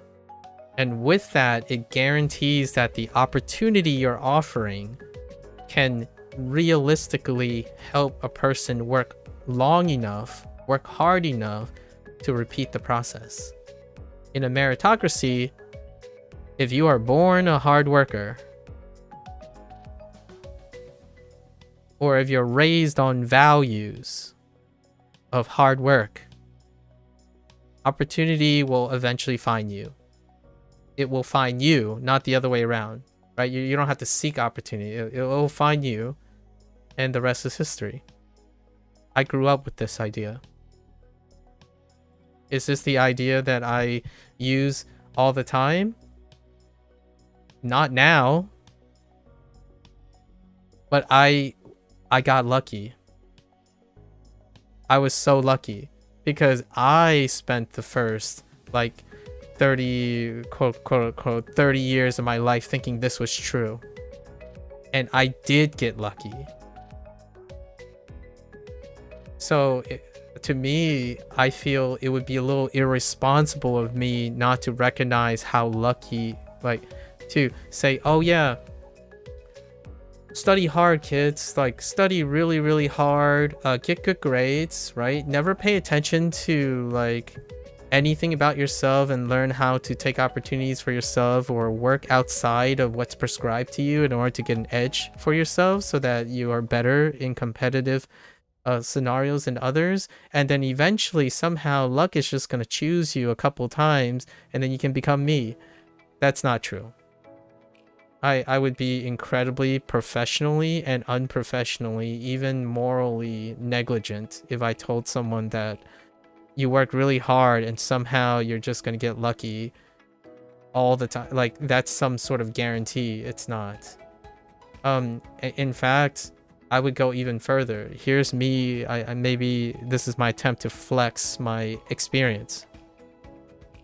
If I worked less hard some part of my life and capitalize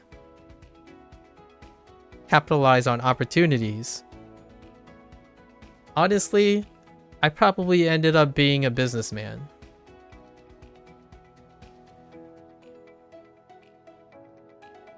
Because some of the ideas that happened in the last 15 years,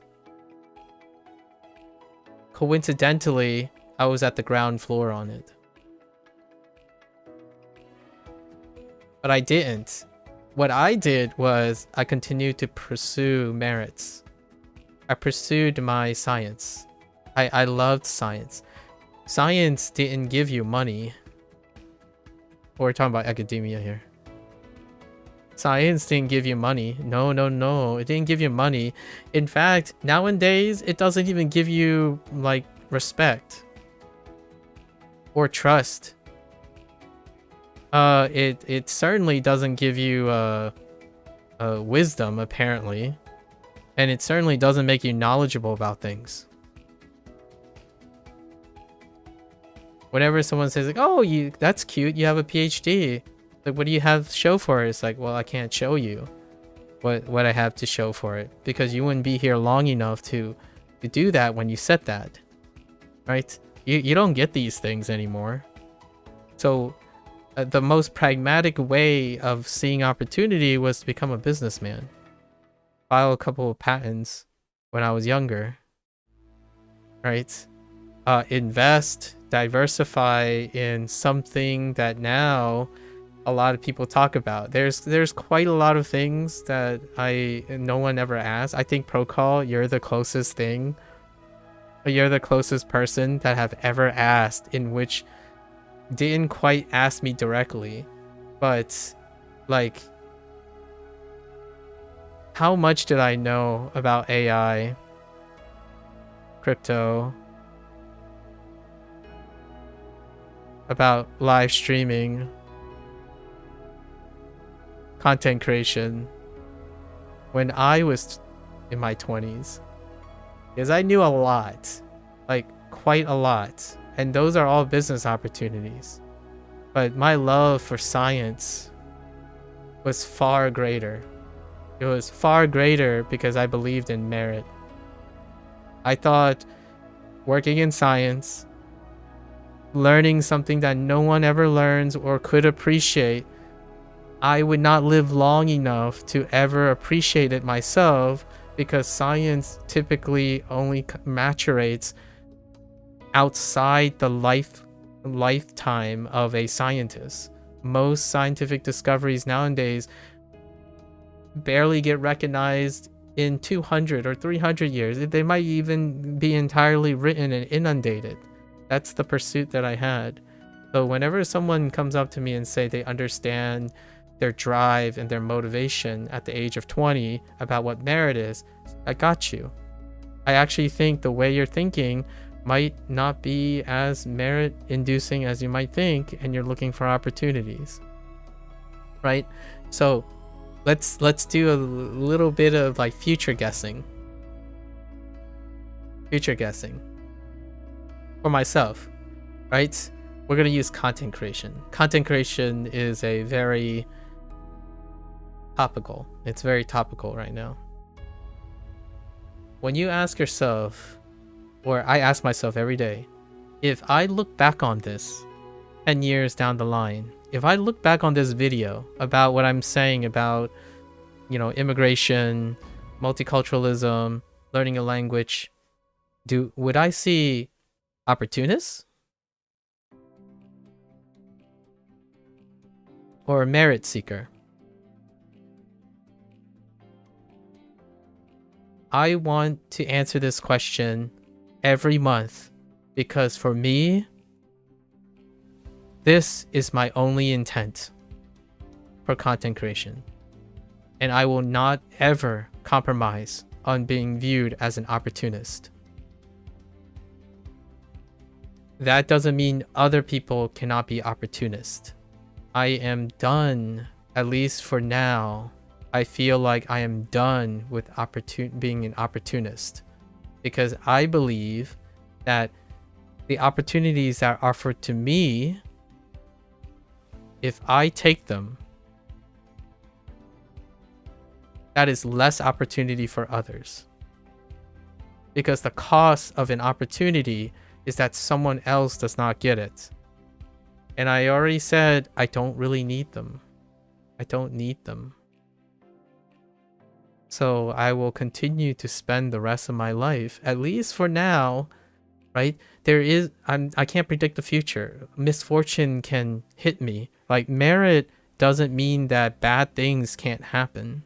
It can happen. Bad things can happen. So it can be down the line, I might be looking for more opportunities because bad things happened. It's just unlikely. It is unlikely to happen now to me.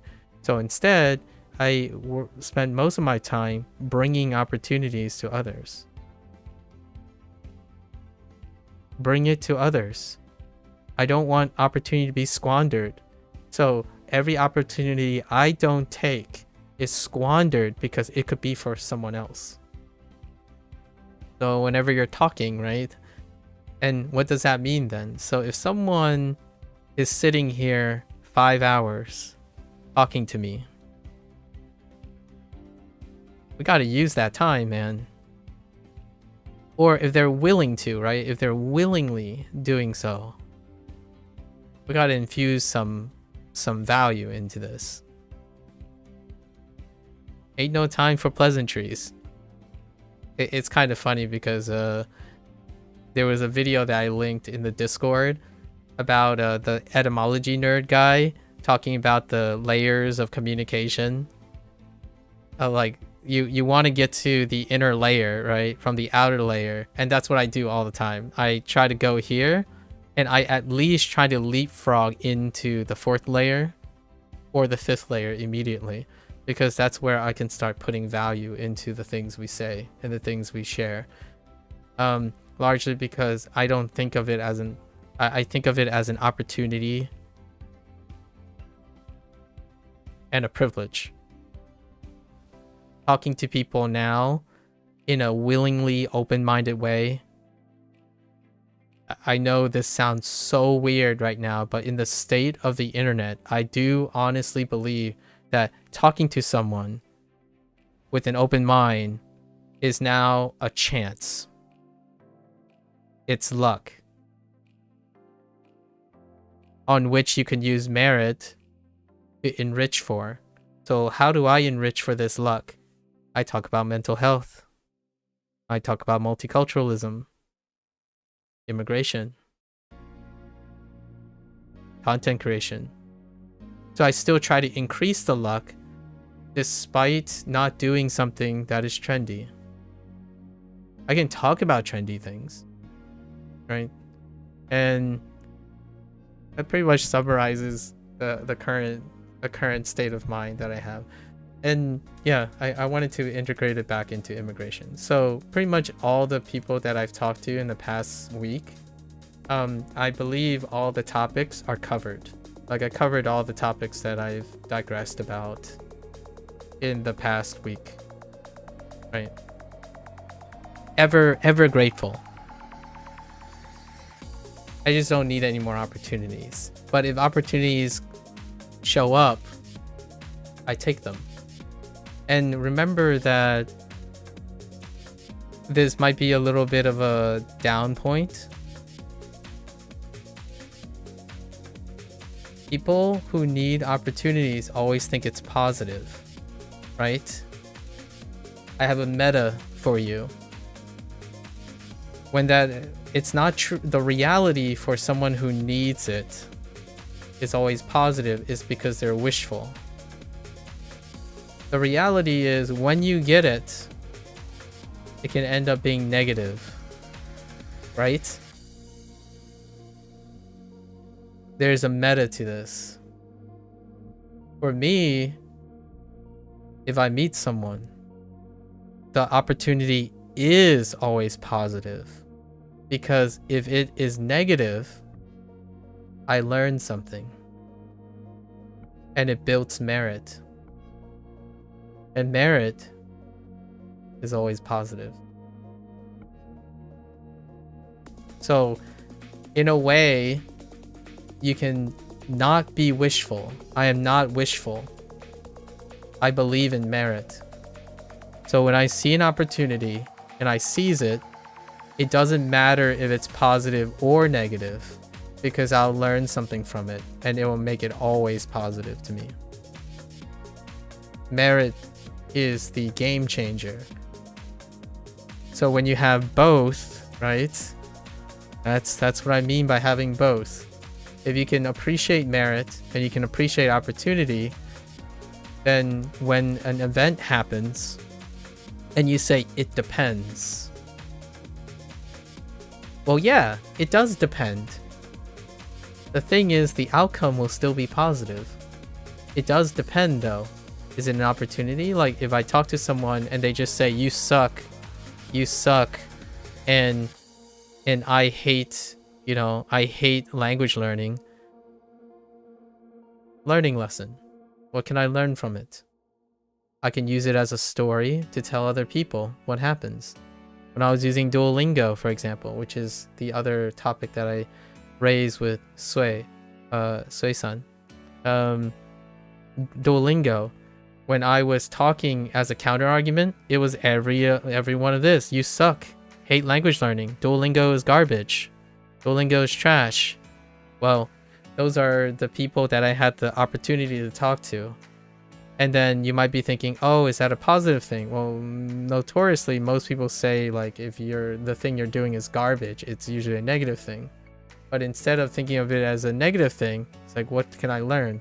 I learned all the counter arguments. I learned what they're going to say, when they're going to say it, how they're going to say it. And it's going to make me stronger at my merit, at arguing and talking about it and debating and maybe showing them that it's the journey, not the destination. So I'm prepared for that. And merit speaks for itself. It doesn't need opportunities or luck to demonstrate that you know what you're talking about. So when someone comes up to me and say, well, I did something and it failed. I'm going to do it again and it might succeed. This is opportunity seeking without merit. How can you demonstrate to me through conversation that, and it might sound bad or good, but remember that you need opportunity in an environment that I think a lot of people are in right now on the internet. You need opportunity to build merit. So obviously a person's going to sound like they're waiting for opportunities, because oftentimes opportunity is the reason they can build the appreciation for merit. If you don't have the opportunity to work hard, you never really get the chance to see what working hard can build. So for myself, I spent most of my life building. In fact, 7 years ago was the first stream I had on Twitch was the first time I engaged in opportunity seeking. Like actively engage in opportunity seeking. And what did I learn? Merit sucks. Merit doesn't get you anything in content creation. You need enough opportunities in order for your merit to be successful. If you do not get discovered, right? Discovery is luck. If you do not get discovered and you're not trending, you don't do trendy things, you don't sacrifice your own principles of merit in order to get discovered, then your merit can't speak for itself. No one sees it. You're not discovered. You have no merit. And I went into it exactly that. I didn't work on opportunities. But of course, I've already kind of hinted to Procall in DMs that I'm kind of doing that now, but it takes me a very long time to build enough merit, right? And what is merit for me? Well, I wasn't a streamer, right? So the reason is merit is really great. It requires time, delta T. Was I a streamer before? Like 7 years ago, if we were grinding 7 years ago, what do I have to show for it? Nothing. At the moment, because Twitch deletes their VODs, right? So then I worked on my craft, on merit, right? On merit alone. And then 2 years ago, I decided let's go and store all this stuff on YouTube. Right? Now my merit starts building. This is legacy. So how much is 2 years time? I spent over 5,000 hours. So now the question is opportunity going to present itself for me to capitalize on the merit that already exists? All my hard work. And if it does, then we'll talk about this in the coming years. We'll talk about this 5 years down the line. And I already have a plan on how to take this opportunity to generate new opportunities. And my goal is always have been to generate opportunities for others. Because I don't need them anymore. I don't need opportunities. In order to keep myself appreciating what opportunities can do, I need to make it so that they are actualizable. I don't want to sit comfortably in my ivory tower and not work hard for a cause. So if opportunity presents themselves and I can use the merit that I'm selfishly producing, if you're going for a merit approach, this is a selfish approach. Selfish approach means you have enough resources. You don't rely on anybody else. You don't care about subs. You don't care about viewers because you are sufficient.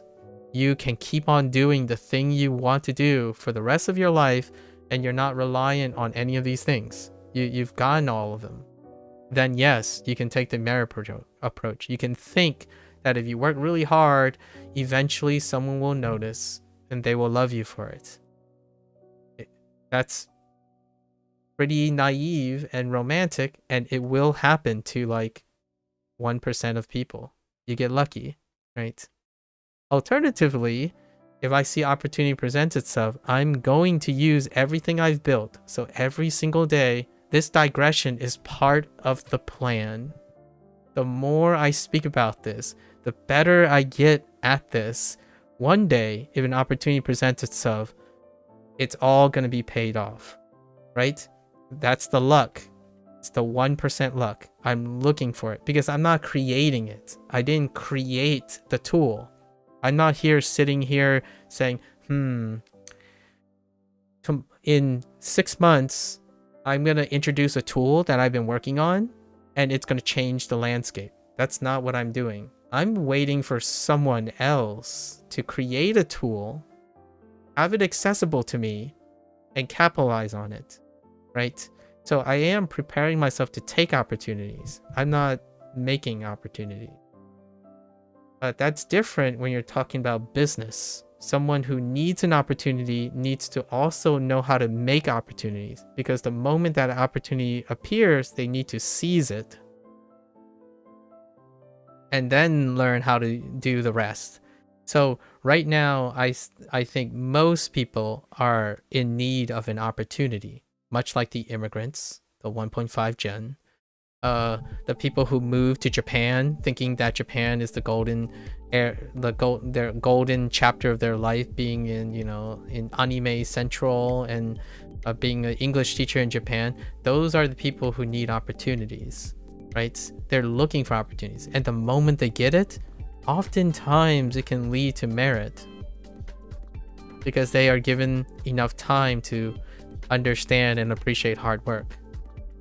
The individuals who may not relate to this are individuals who may have started with hard work and it's been a very long time since they've hard worked, or their parents and stuff did all the merit for them and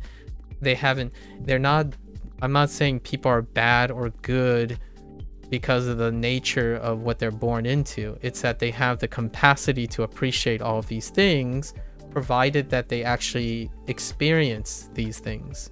And for myself, mine was on merit and merit alone. And I got wicked lucky. I got so lucky. And there are some people like my friends and some of my mentors that said, no, it's not just luck. Like, you worked hard, right? And therefore that's why you got lucky. And I'm like, I can kind of appreciate that. And then I also get criticized all the time. It's like, well, no, you're selling yourself short. And I get it. It's the imposter syndrome situation. It's like, that's fine because luck changed it. Or I'm being a little pedantic, but luck changed that. Despite having someone who has low self-worth most of my life, to this day, when, you know, like someone comes by and tells me, oh, you don't know anything about Duolingo, or you don't know anything about WaniKani, I still approach it the same way. It's like, okay, if I don't know anything about Duolingo and WaniKani and how they work, please explain it to me. I'm usually the person who prefers to be underestimated. I barely can operate when someone overestimates me. Like this is true terror. So when someone oversells me to something else, I have something to work up to. And that is scary, but it can also be seen as a form of encouragement, right? I would try to take it as a form of encouragement, but generally speaking, this is negligible. This is negligent. I do not want people to oversell me. I don't mind being undersold because that means that I have things I can do. I have control over being able to rectify that. I can't rectify something that I don't have the skills for. So this used to be my strongest criticism, and it has now kind of become my strength in a way that I don't see this as a negative thing. I think it makes me feel like emotions that I don't really like, right? Whenever someone says, oh yeah, they have a low sense of self-worth, I'm like, I'm there with you, and it's never gonna go away. At least if you're in my body and you think of like me, that person that keeps telling you that you're not good enough, what happens if you're not good enough, that is my fuel for continuously trying to pressure myself to be better. At the same time, that feeling is not going to go away. Whenever I start, like when I start a stream, it's like, what if I say the wrong thing? And even not having an audience, I get crucified by Reddit and stuff. It's like, yeah, that's in my brain right now. What if I say something about my education and I said something incorrect about viruses and I get mocked because my PhD might be fake or something? That's still in my head, right? All of that is going to exist, in my opinion, for as long as you're going to be on the internet and you have a point of comparison, or you're trying to rationally or irrationally have a point of comparison. That has never stopped me. At least I don't let it try to stop me. But imposter syndrome is, if this is something that you think happens to you every single time you go and start something, or you think you're going to start something,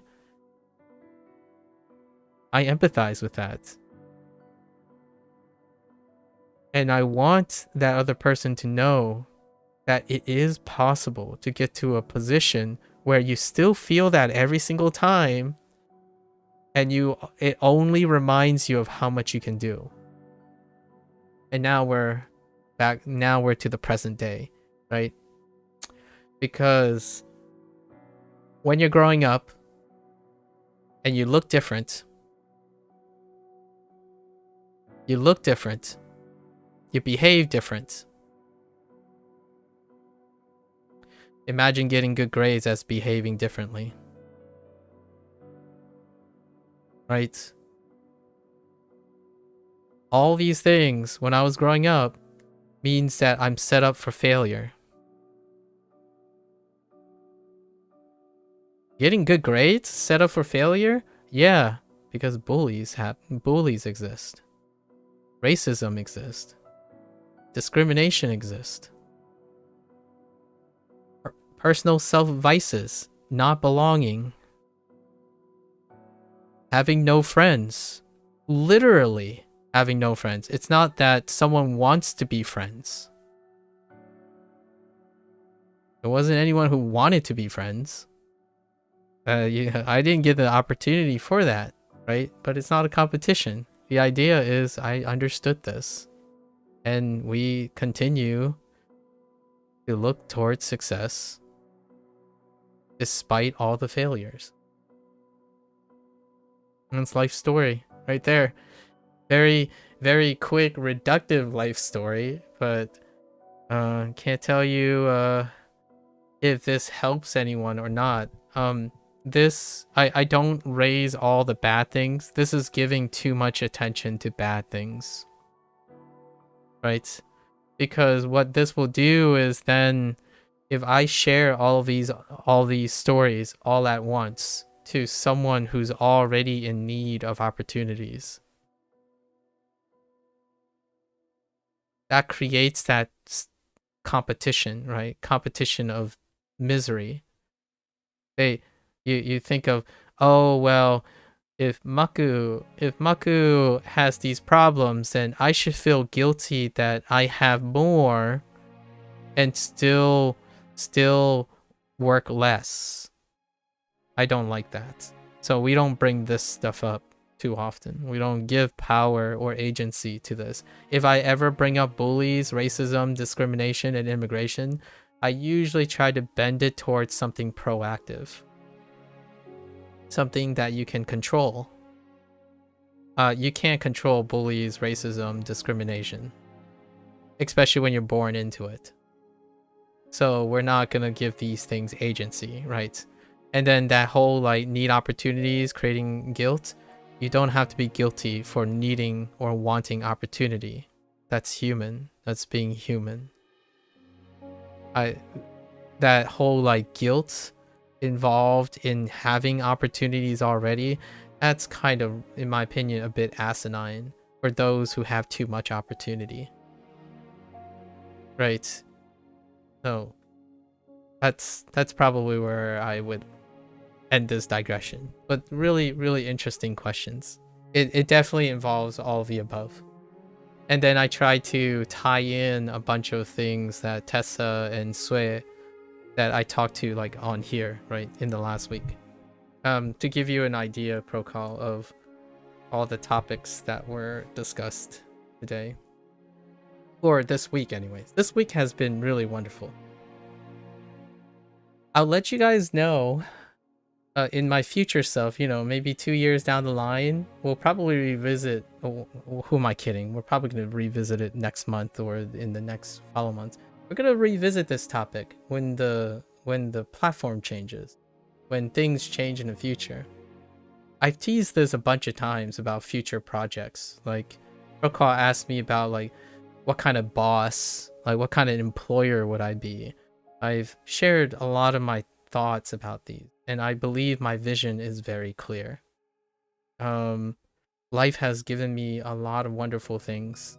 I feel like I'm very lucky. But honestly, that doesn't bring me much joy anymore. The true joy is how many other people can I like offer opportunities to before I die, right? Before my time on this planet is over. That is the goal now. Maybe even a little one. It's soon TM, right? Like there is still a chance to have a little one. Maybe I'll somehow find the balance between being a father and all of this. But yeah, future is exciting. At least I like to hope that if there's anything from all this digression, is that maybe if we talked, the future is slightly brighter than everything else around your life that might be making it less and less bright, right? All right, let's get back to our lesson. In fact, after that digression, I kind of need to take a bathroom break, so I'll be back. Give me a break. Give me a couple minutes.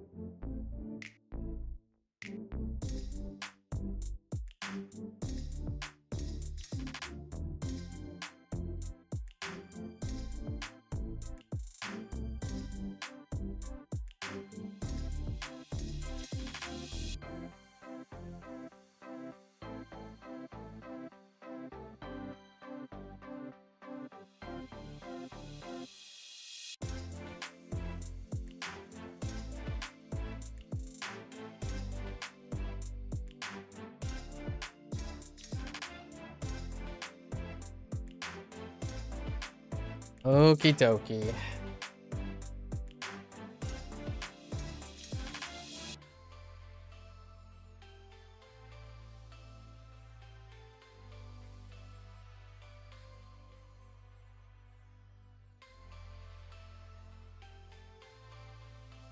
Sorry, I'm kind of smirking and smiling because it often feels nice to practice trying to be encouraging, right? I don't know if other people get this sensation or not, but anytime I have the opportunity to sound remotely encouraging or having like an overall message,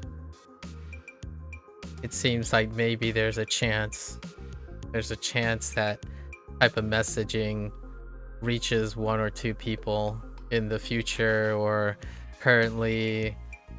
Maybe I'll reflect on how much reach it has in the future.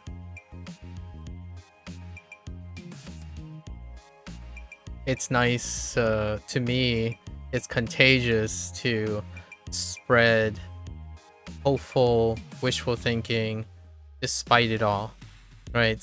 Someone could come back, a cynic could come back at me and say, well, what if you encouraged someone to do it and then they failed, and then when they failed, they blame you? It's like, I'm willing to take that risk, because if they didn't do anything, it was gonna guarantee their failure.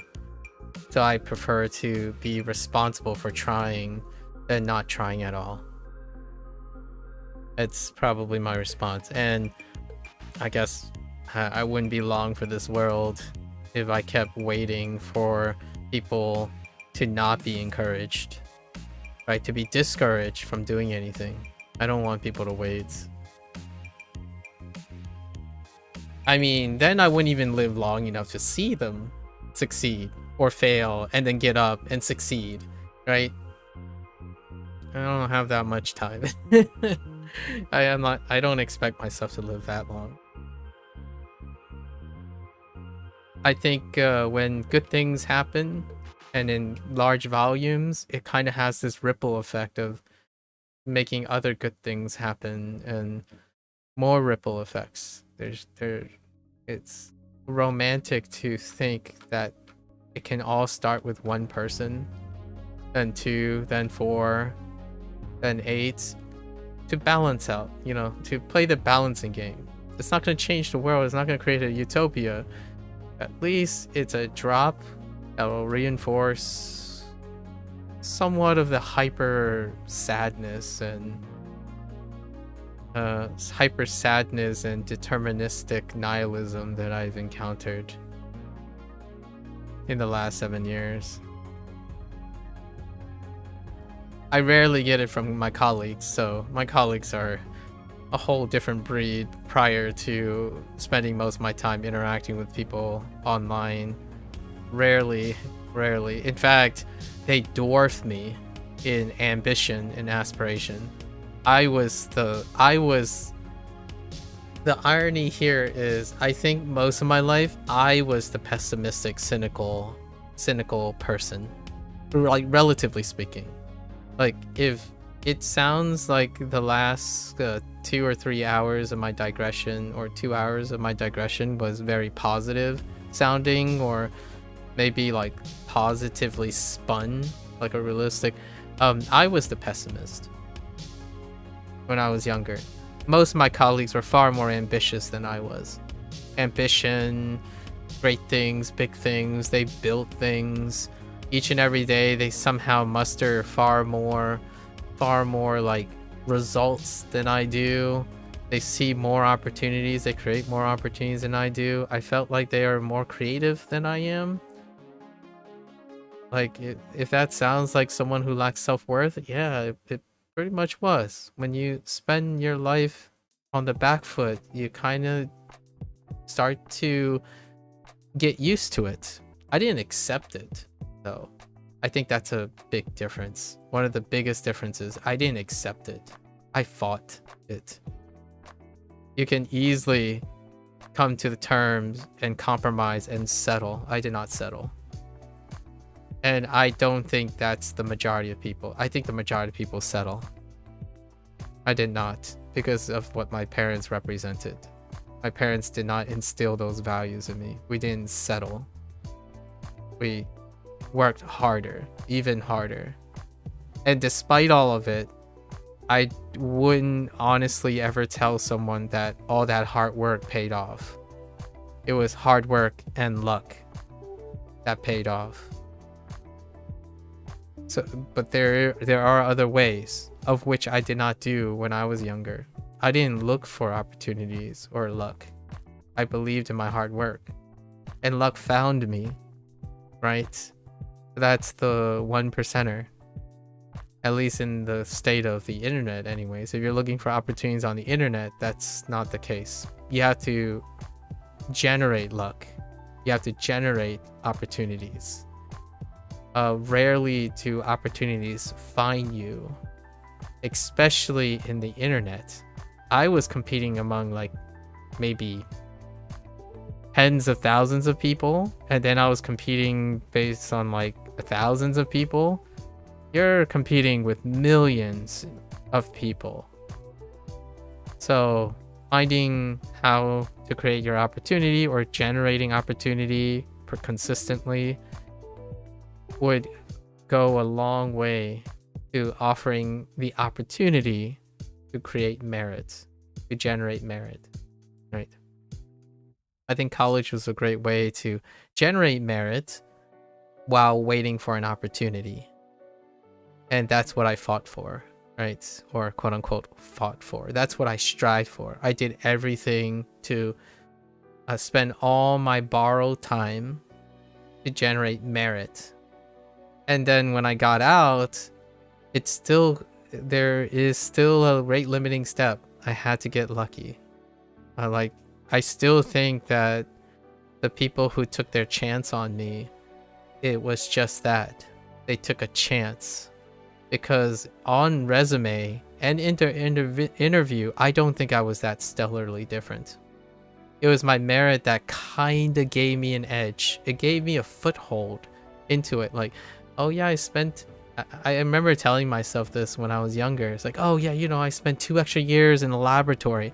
Yeah, but there were kids who already had 2 years of laboratory experience before they even graduated college. And yet they chose me. So I convinced myself, and I still haven't ever asked them. It might have been my experience that spoke for it. The way I expressed my experience in interviews and stuff that is not seen on a resume that made the difference, right? Because my resume was not impressive. It was very not impressive. Straight A's from a straight A from a typical high school, a public high school, and like a 4.0 from a college that isn't really that known because it's like a local college. And then you have someone else who also have straight A's from a high school, but it's like a major metropolitan private academy, and they graduated straight A's from an Ivy League school, That's the type of background that I lived in most of my life. I think here's the really interesting contrast. The only time that I thought I had more than my peers was when I was less poor in opportunities than everyone around me. And immediately when that was the case, my parents strived for more. We immediately moved to an environment in which everyone had more than us. And then that's when we get going. And the moment I had more than other people, we go into another environment in which they have more than us. Or more than me now. And then again, and again. In the last 7 years, because we've already passed 7 years, by the way, it's our 7-year anniversary on Twitch was 2 weeks ago, I think, somewhat 2 weeks ago. I still am playing the same game where 7 years and I only started recording 2 years ago. That's not enough. Not enough. What do I have to show for the 5 missing years on Twitch? I can tell you that I can quote unquote that whole thing where when someone comes by and they're gonna talk to me, I would say I have a winning track record on how to lead the conversation immediately. That's what 5 years of Twitch helped me with. It's the experience. You can't write this. Everyone, people are gonna say, but it depends on the person. It depends. I know it does. It's like, but there's a lot of things it depends on. I know it does. However, if you do it day in and day out, you can at least get a large amount of what it depends on. So it's not about being 100% a perfectionist and predicting people's behavior or reading their mind, so to speak. It's how consistent you are over time because you accrued a lot of experience. So those were the 5 years that are lost to the ether because Twitch is, you know, a platform that doesn't value legacy or merit. I know how that sounds. Yeah, Twitch is not a merit system. YouTube is more of a merit system than Twitch. There's legacy in YouTube. Twitch is an opportunity generator. When you have opportunities, Twitch will spiral you into the stratosphere.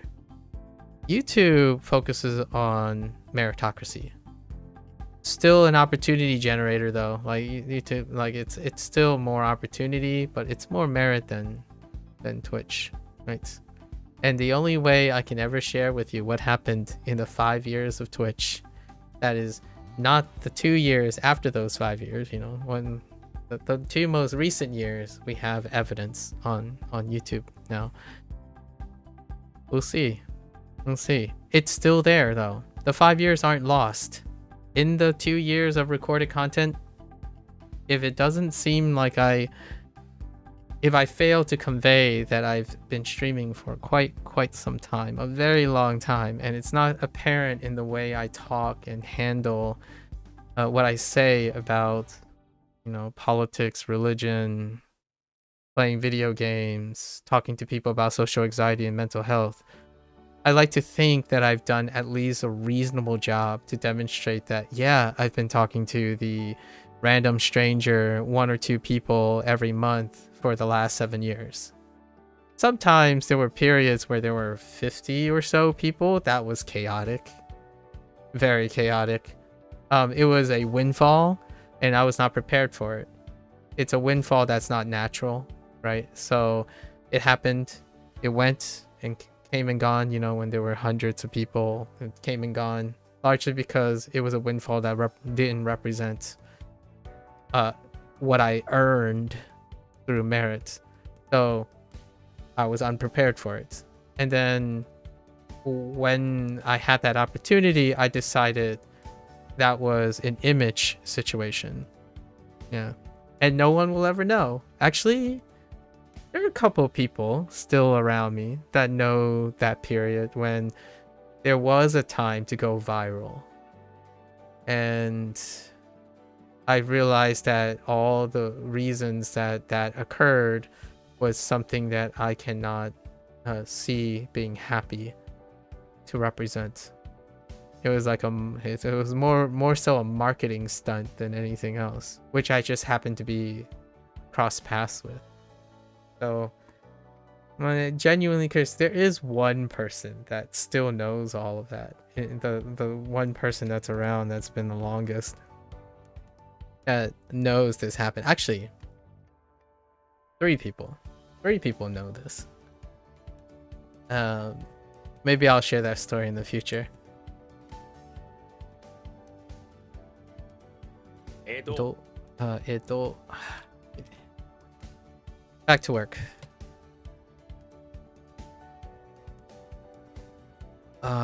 Empty?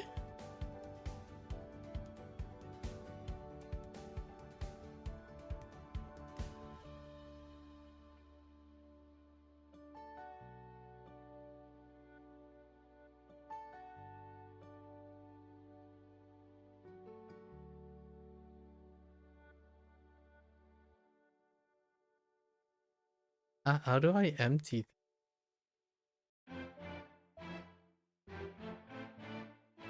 It's not 2, no, right?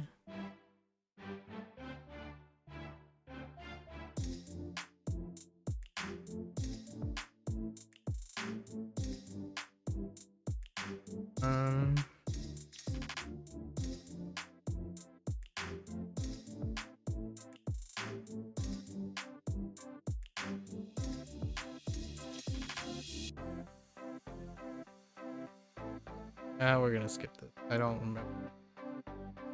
Okay. At the moment.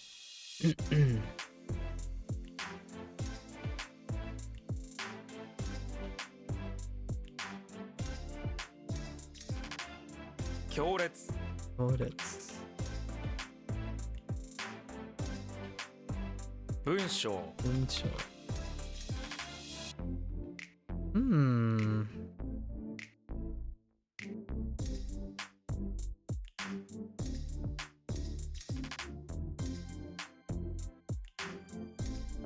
夜。夜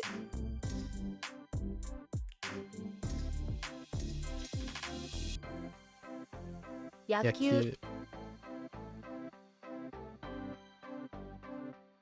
追いつく追いつく。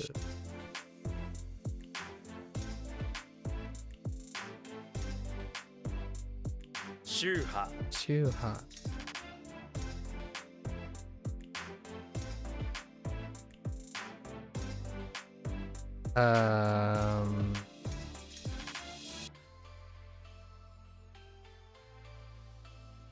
前回前回。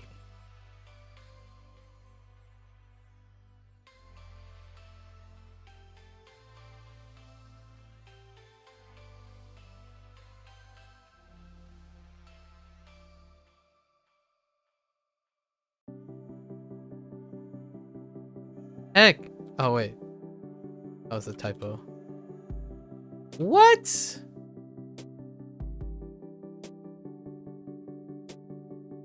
It doesn't use Matsuri. Maybe I know it's Jitsu. Setsujitsu? No.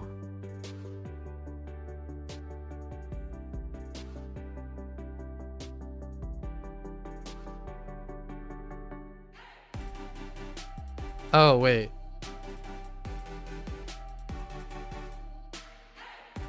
No, Saijitsu? No, that's not right. Oh no, wait, maybe it is actually. 祭日 Saijitsu. Or I guess like a festival day. Okay. 最悪最悪。悪人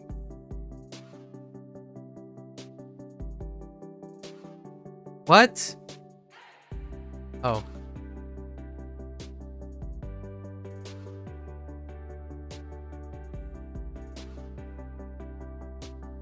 Susumeru. Susumeru.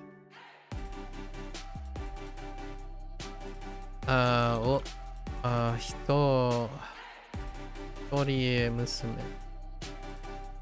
一人娘一人娘。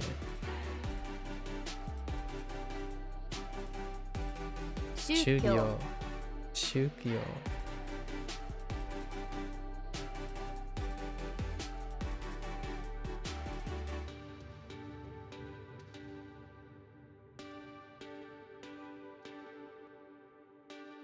略図略図。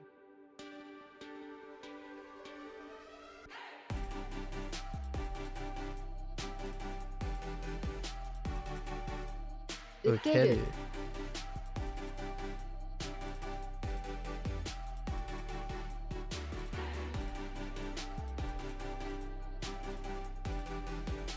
Okay. That was a little concerning. 省略省略。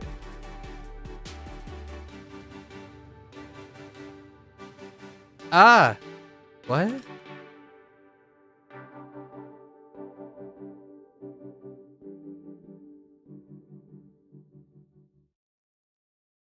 Oh. 添付添付。添付。Heck, that's an attachment. 熱烈。熱烈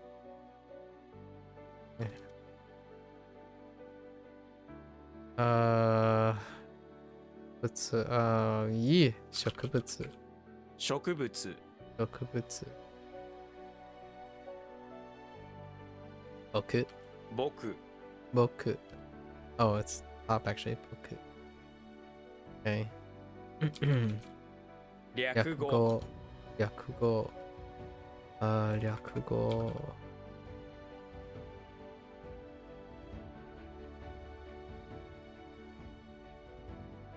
ひねる。ひねる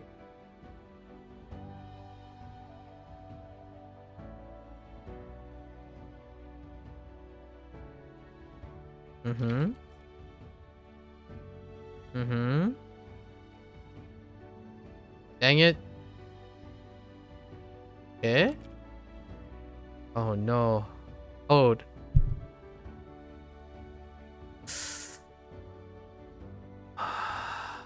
This is a range, right? Ah, range.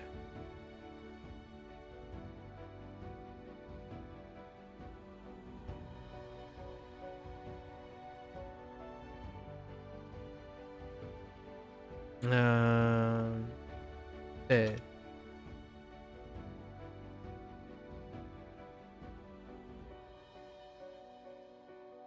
第一、第一。Okay. No. Oya yubi? Ne? Heck. That was a typo. 親指、 Oya yubi.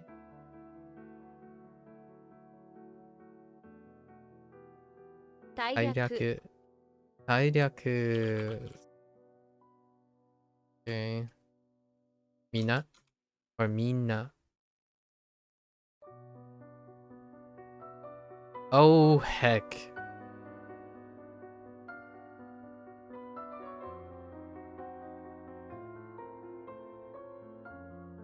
Raise? Like soda? Sodateru? 育てる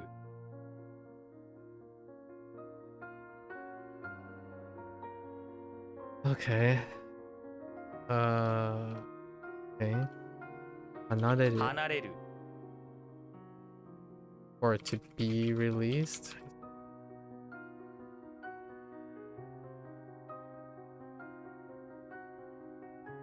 全集 Denshu. Okay. も Oh.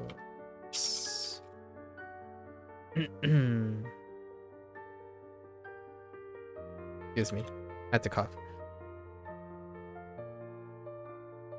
Um. 添える Soeru.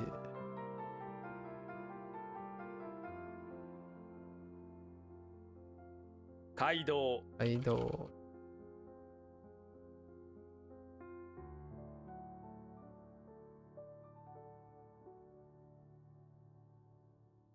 Heck. Oh, this. Unagasu. 促す This one's rough. Unagasu is rough. Send help.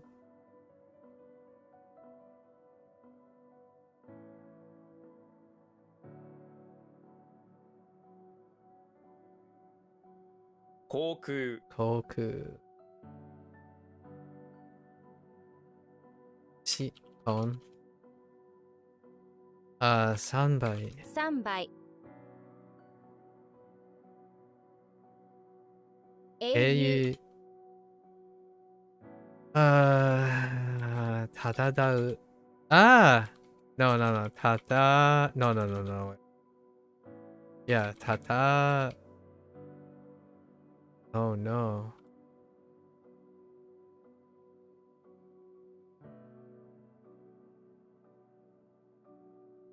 Tata something. Oh, no.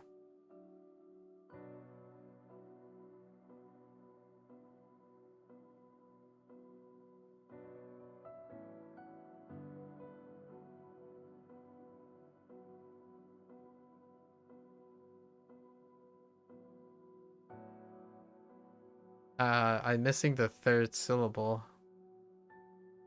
Or the third sound.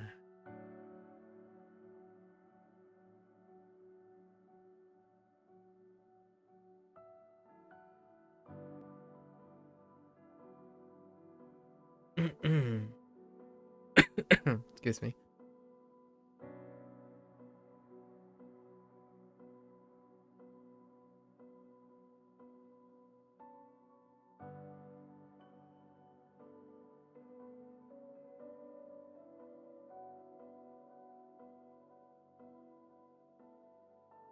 Dang you.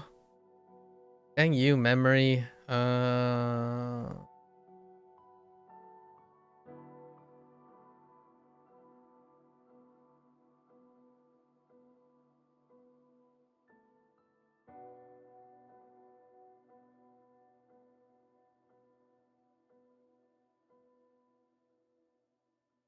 Don't know what you are.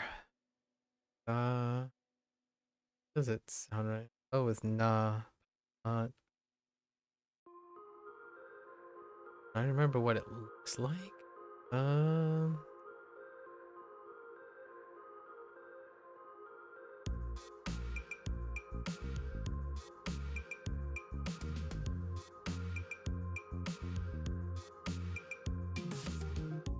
It's definitely the right? So tadasa? No. Tadana. Tadakau. 戦う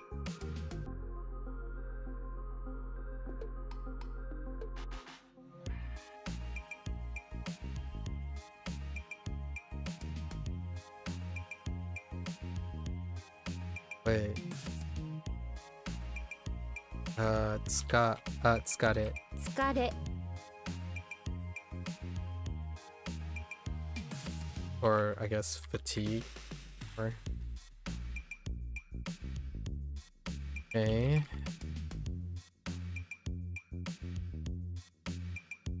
左利き Daddy Kiki.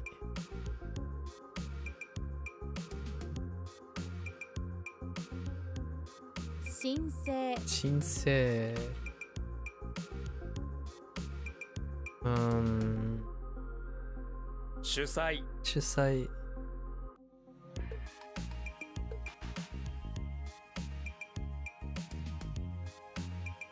Oh, this one is utage. 宴 A little bit weird one for ya. 旅行 Yoko. What?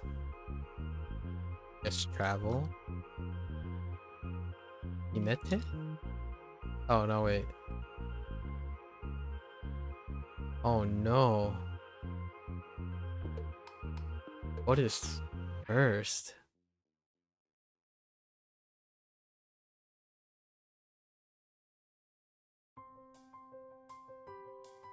What incarnation?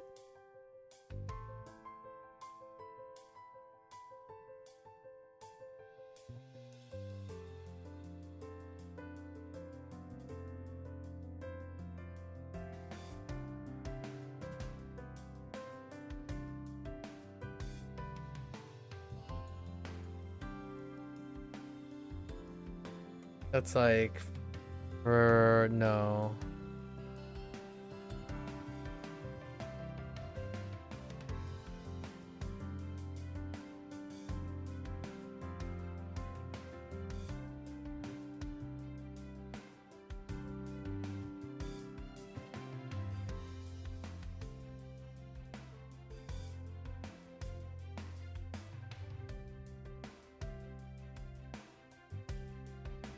Something about a shoal.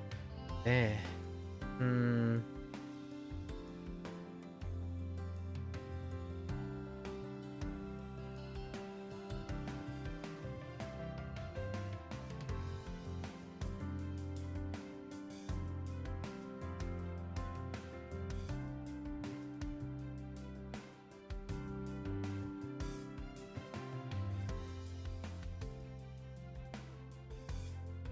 I don't know.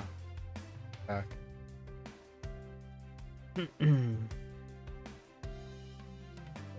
催告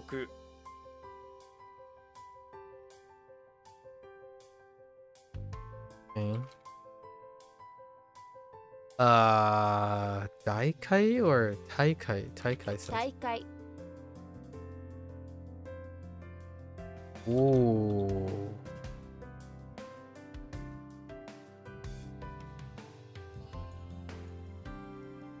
What the?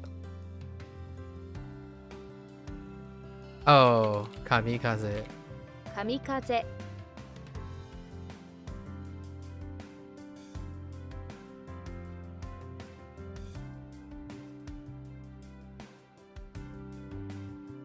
Taiki?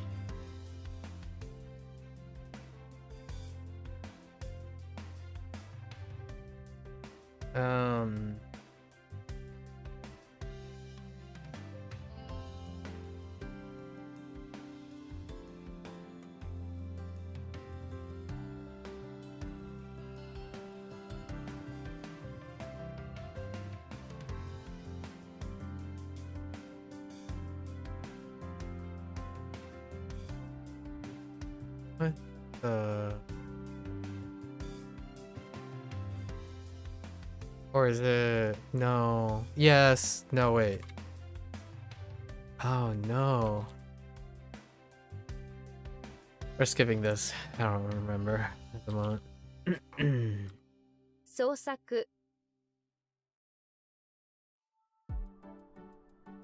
作 娘 Whoops. Oyubi. Whoops. 小指 Oyubi.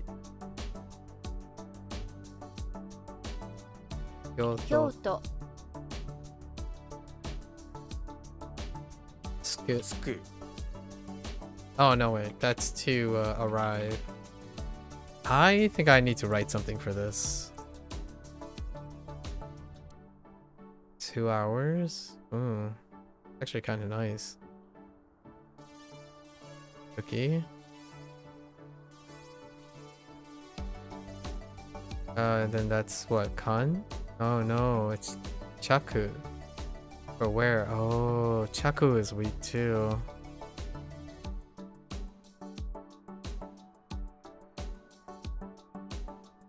Maybe like the Chaku Odo.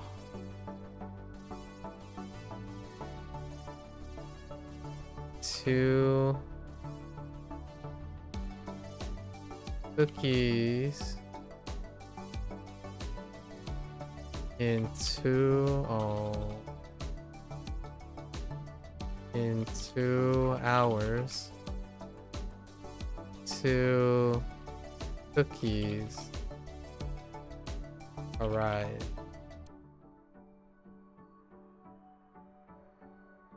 I guess we'll see. I feel like that's gonna become a problem. It was fine this time, but whoops. What?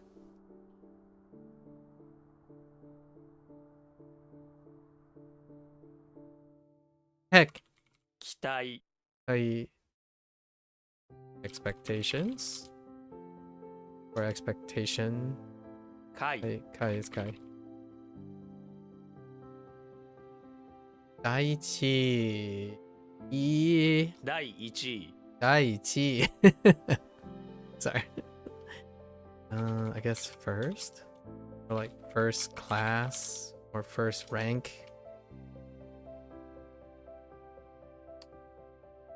詰める Idiot.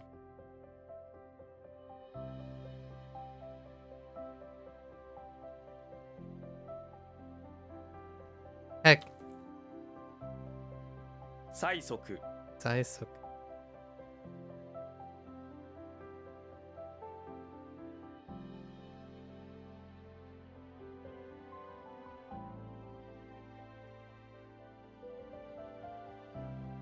Urge to. Oh no, this is whoa, is this solicitation? Urge and sponsor? No, it's just urge. Fine.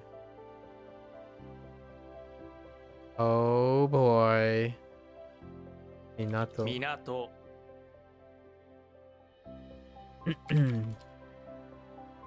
入江 Idiot. 東海 Okay. Atsui. 熱い Doyu suru. 共有する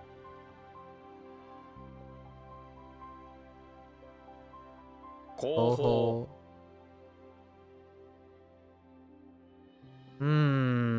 Polite. No. Yes? Oh, no, Togo. Wait.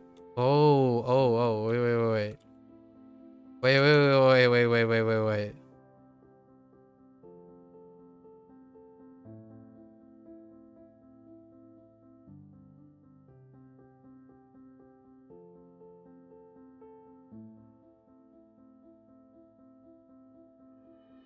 Okay, the right one is definitely goal.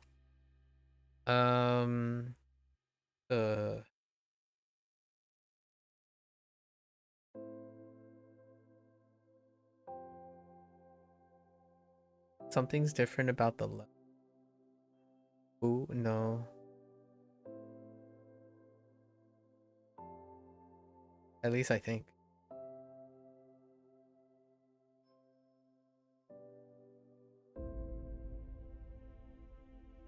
How are you different?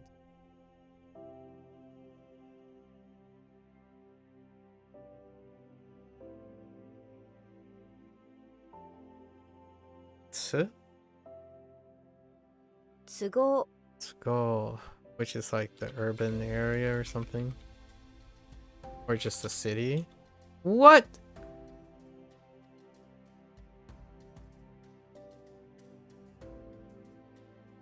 No, wait. Suit? Oh no, Tsugo is. Oh, I remember that. Oh. Like you go where you please, so like one's convenience. We need help on this. I need to write something. So it's right, yeah. And then go. Okay. Go. Okay, two.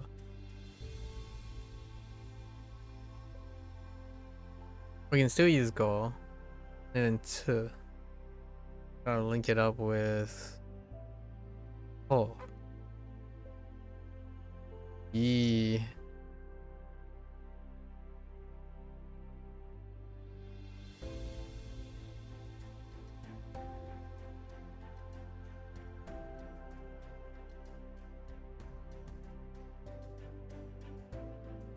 Someone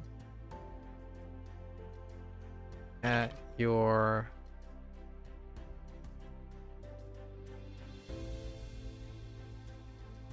I don't know, people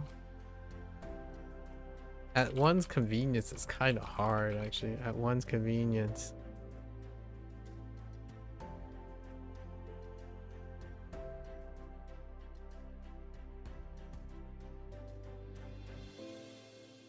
Oh no, wait, we can use Koichi or just use go at his convenience.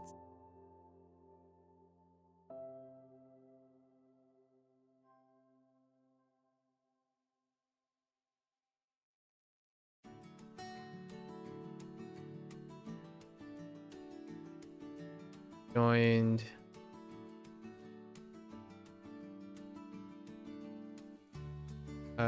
to Metropolis is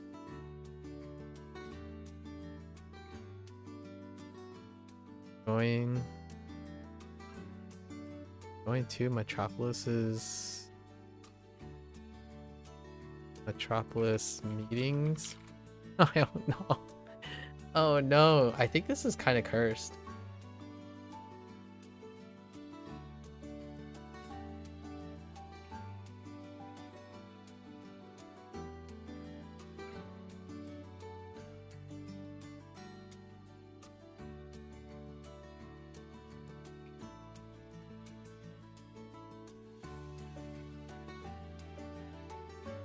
Oh no. And dipped his toe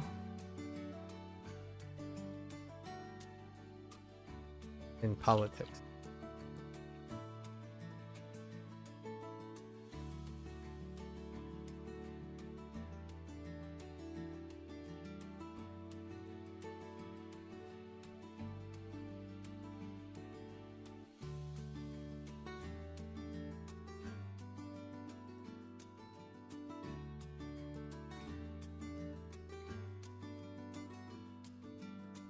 I doubt this is gonna. I don't think this is gonna hold up. That's not gonna hold up. I don't even know when the next time that's gonna come around. Oh wait, I think that's a burn item. So it's whenever we hit our burnout day again. If it will ever happen. That's a big if. 検索 Kinsa. Let's just look up.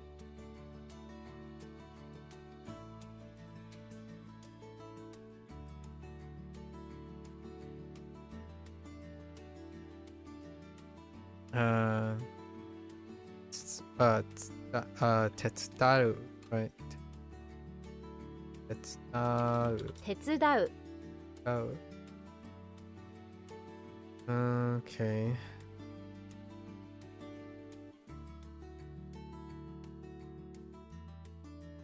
短期 Anki.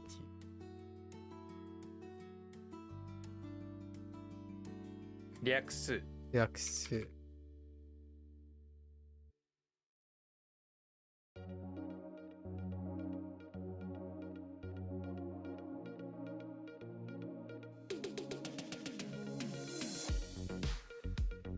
右利き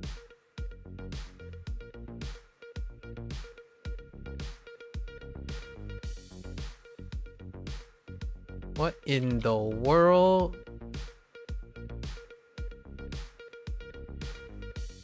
Oh, that's a dress. One piece.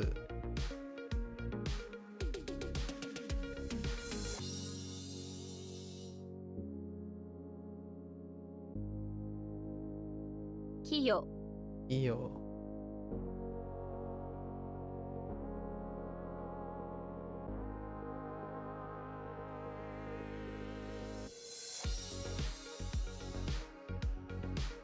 Okay. 閣議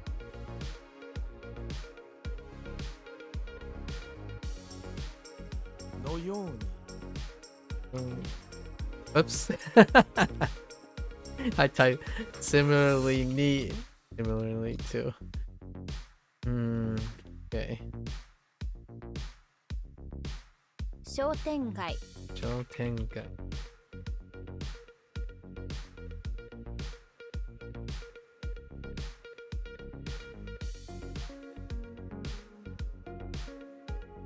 見る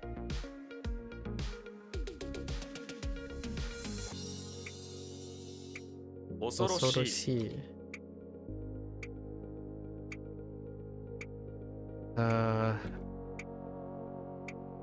温める Tatameru.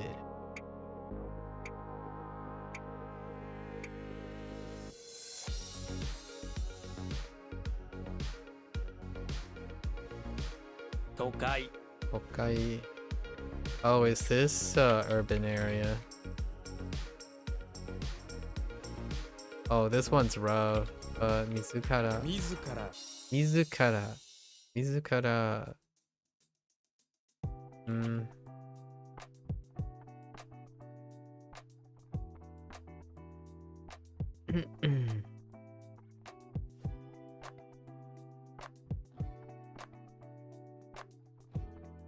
Kyofu Tofu.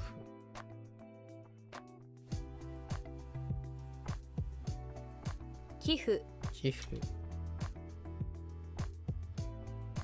勉強勉強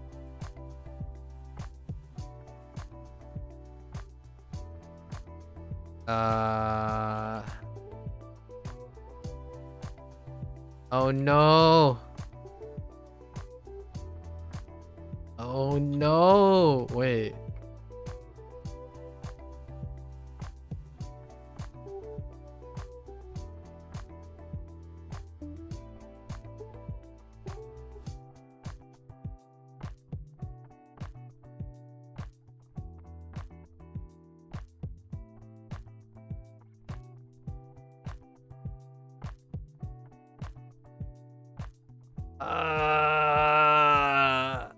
Oh no, the name.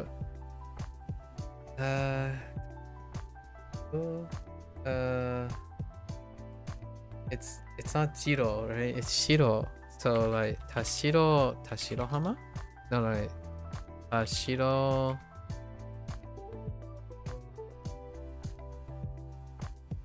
Anna.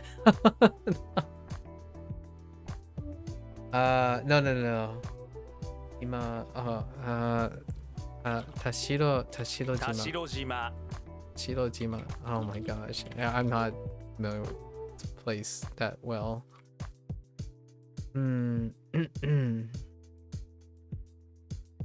Megami. 女神 Oh, Megami. 道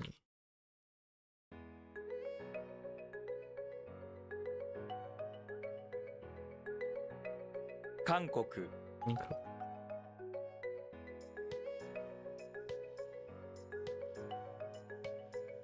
請求 疲れる。疲れる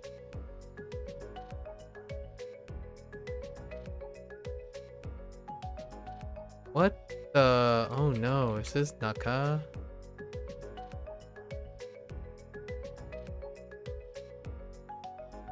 Nakaroshi. Oh, Nakayoshi. 仲良し Mm. 彼女。彼女 Sorry, had to get rid of a bot message. 彼女。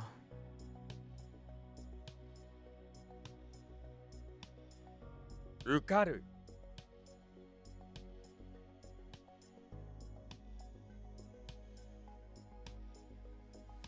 猛烈 これつ。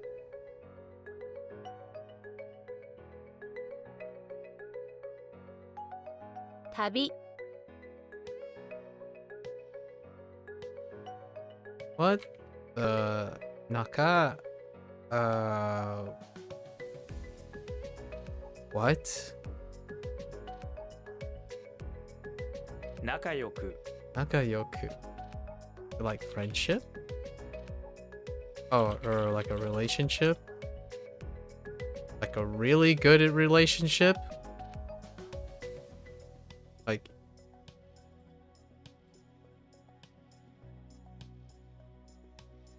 Nakayoku. Okay, so.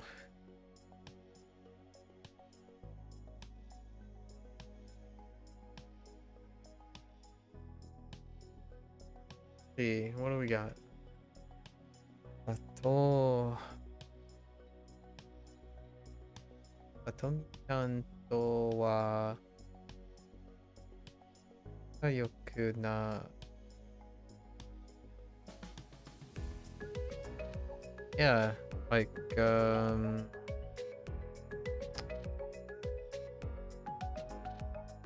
like really good friend. Or have a good relationship.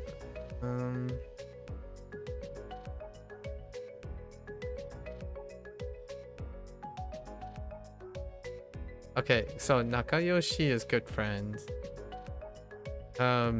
Friendship. How do we say have a good relationship? Oh, like good terms, maybe. Okay.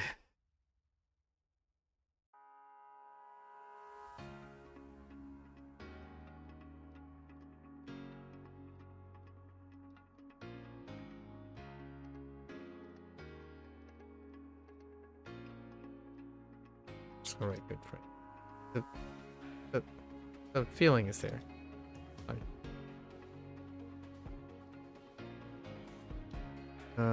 What am I breaking? 壊す日刊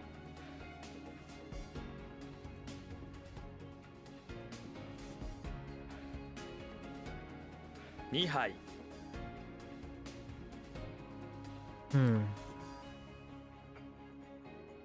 東京都 東京都。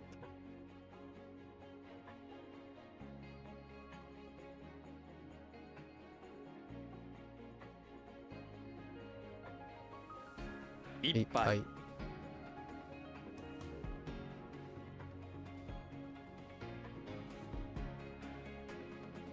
Oops. 診断診断。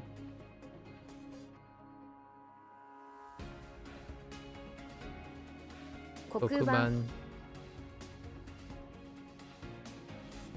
Oh, you're up.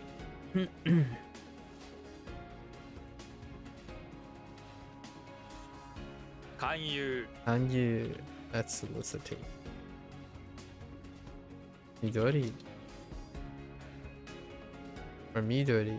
Midori. 楽器 Gaki. School. Oh, ita 板 or ita. Oh, it's ita. Oh, samui. Ah, samai. Wait. Wait.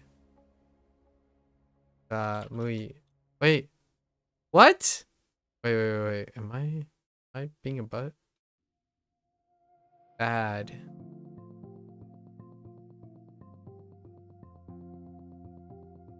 Warui Sorry, I keep thinking of cold. Well, cold is kind of bad too, but that's kind of embarrassing. 宴会 Hey, 怖い kawaii.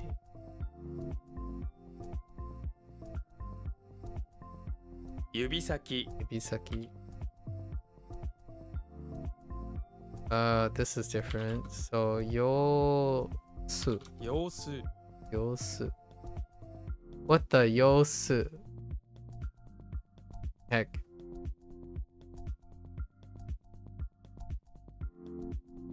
Like state of things. Okay. Alright.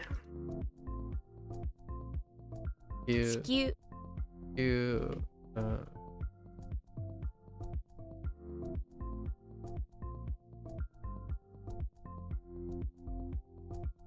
恐怖症 Yokusho.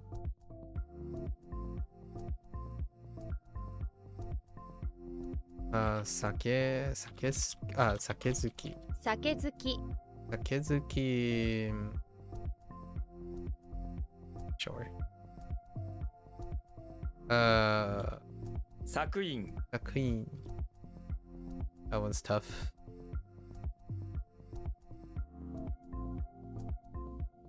Hence. Jiki Jiki. That's just time work. Oh. Oh, what? The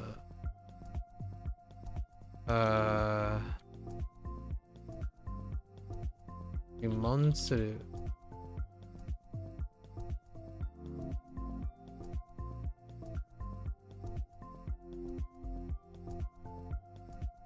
Monster, no? Or what in the actual tarnation? That's not Shumonsuru. Wait. No. Chumonsuru. Wait. Chumonsuru. 注文する Chumonsuru.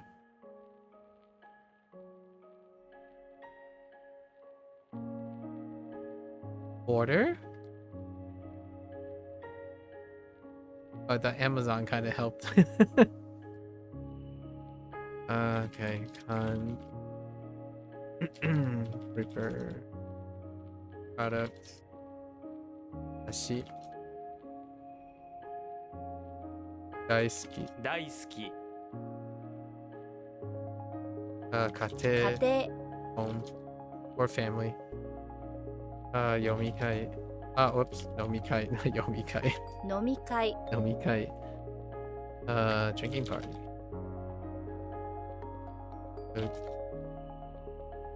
Tensei Hoshi. No. Oh, it's like Tenyo. Tenno. Or no, Tennose. 天皇制 I remember this. It's an exception. Neptune. Oh, not Neptune. Jupiter. Wait.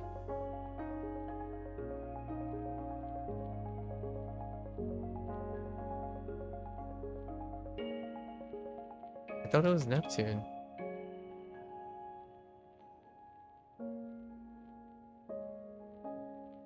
E-King? Uranus. 開ける Okay, dude. How do we to Dawn?看板 Signpost or signboard, I guess. What the Bet?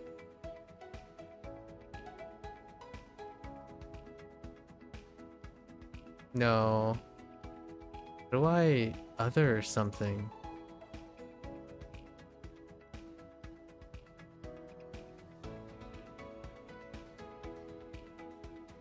This overlaps with something, right?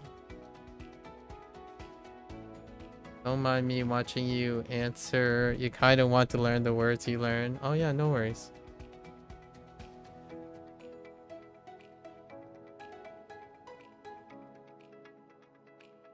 That's what we're here for. If you get these really quickly, Sway, go for it.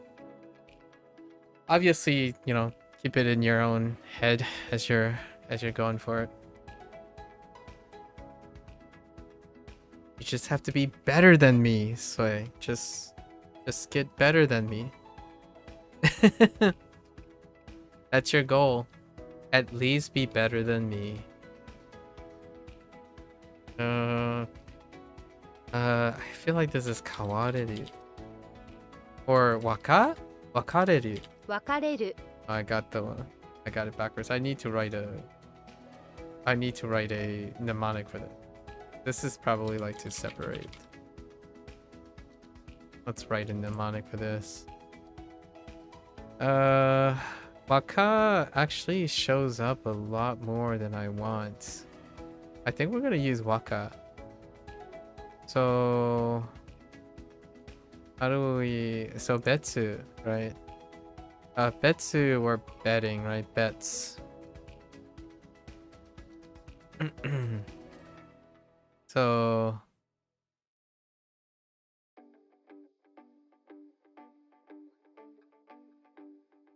the betsu. This is my mnemonic writing. So this is the part where we write. So the betsu.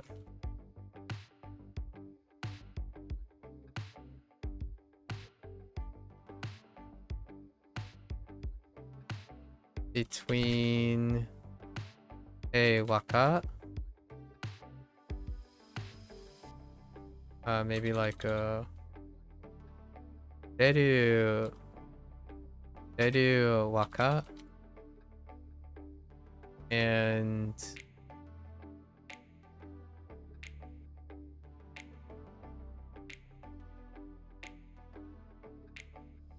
what else can I add to this?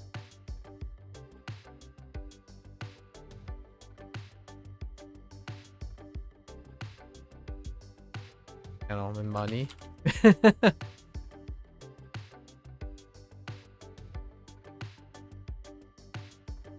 To separate. So the betsu to separate between money and a deru waka.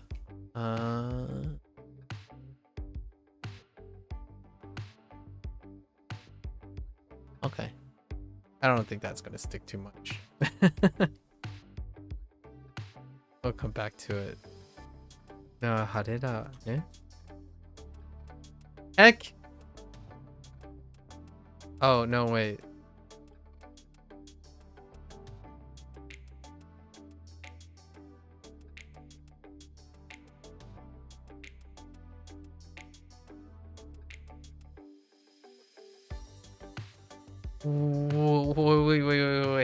Wait. Oh. Other peeps? How do we other peeps?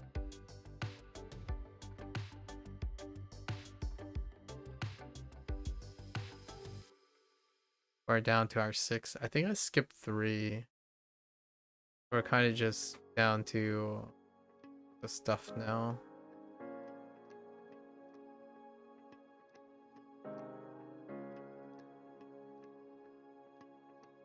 Got it.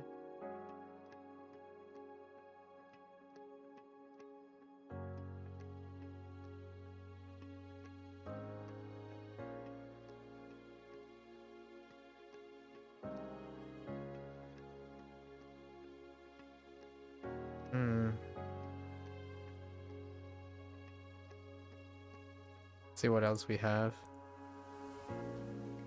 Yikes.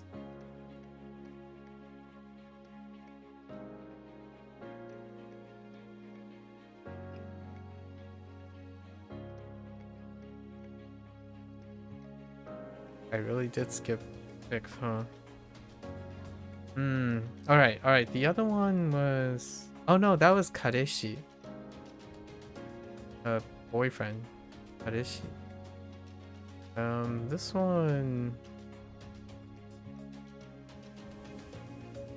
I have another one too, right? I think this is like Hajimete. The other one was Hajimete. This is Hajimeni.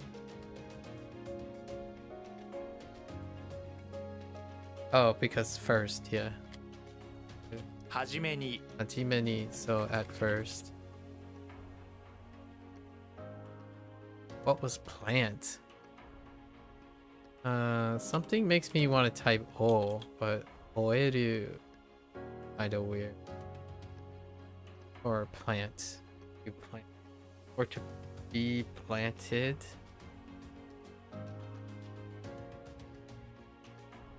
What else could it be?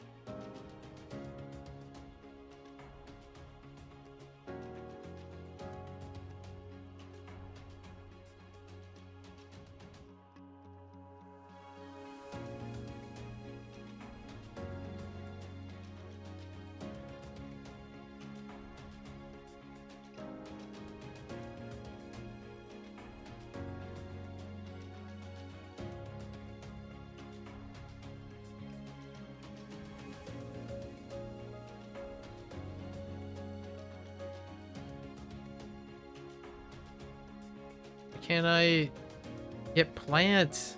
It's not ka. E, he, be, boy. No.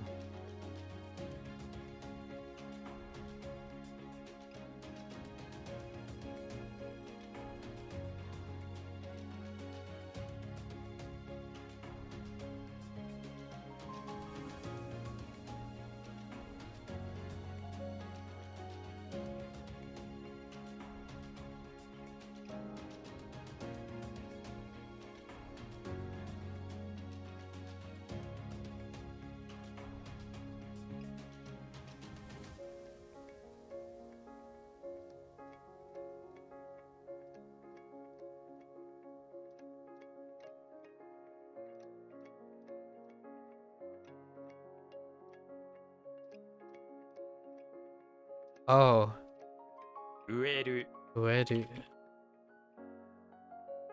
Oh no. I know. I skipped this to empty. Oh wait, it's probably good. Oh no, it's not.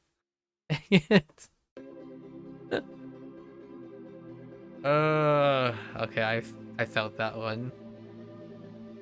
That one I felt.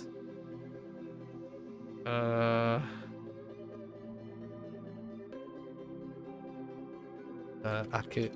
Oh, 開く empty. Or to be empty. Intransitive. Let's see. So aku. See, I haven't decided on what is gonna be yet.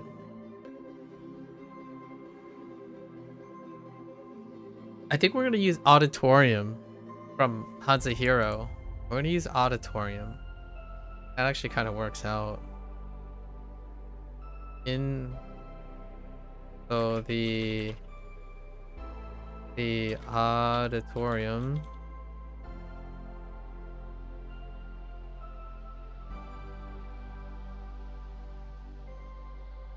Ku, right? Ku. What did I use for ku? It's not ku. Don't you dare say cookie. Oh, it's a ku. Oh. The auditorium due to a ku.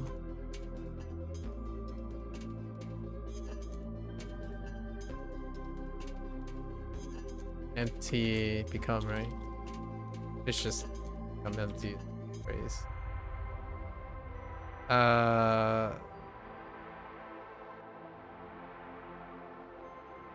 Due to a coup about cookies. Cookies. Alright, this I'm not sure how well this lasts. But right. And then this is Hajimete. 初めて Is firstly. What? Or wait. Hajimete. What up? What up? Calm down. Everyone calm down. And stop thinking for a moment.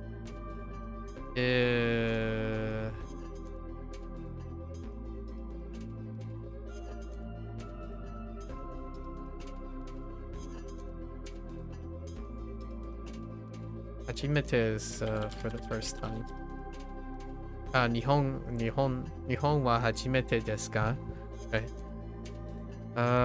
Oh, wait. I still think this is like Taiyu. Taiyu? Or, I mean, like, Daiyo.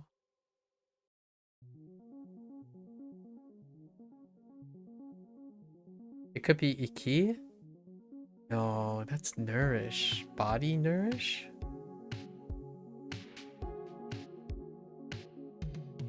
Experience?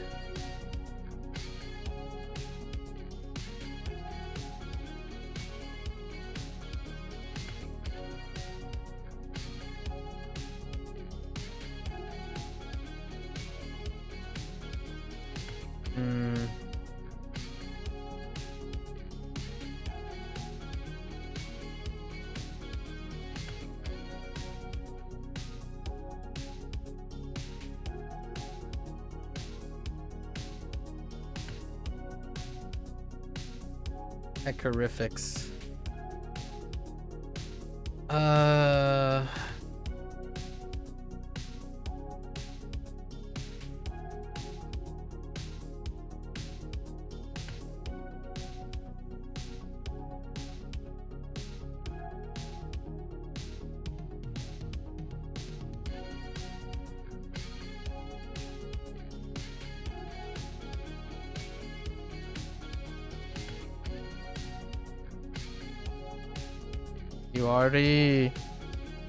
You already created a folder named after you in my desktop with the words you learned from this stream? Oh, well, I'm honored.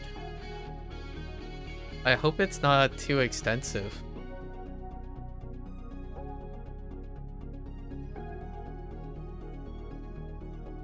It'll be interesting to, we'll have to talk in like a week's time or something. A week's time to see what words come out. I got a lot of stories with the words, so this one's not doing hot in my brain right now. I have body. I'm not too sure about. What was the other one that I skipped? Oh, kareshi. Kareshi is right. 彼氏 Kareshi. Okay. So now we're back to the. Usually the end. I push everything off to the end. Like all the stuff that hangs up, we push to the end so that I can spend time flowing in my brain juice. Try to flow around in my brain juice until I come up.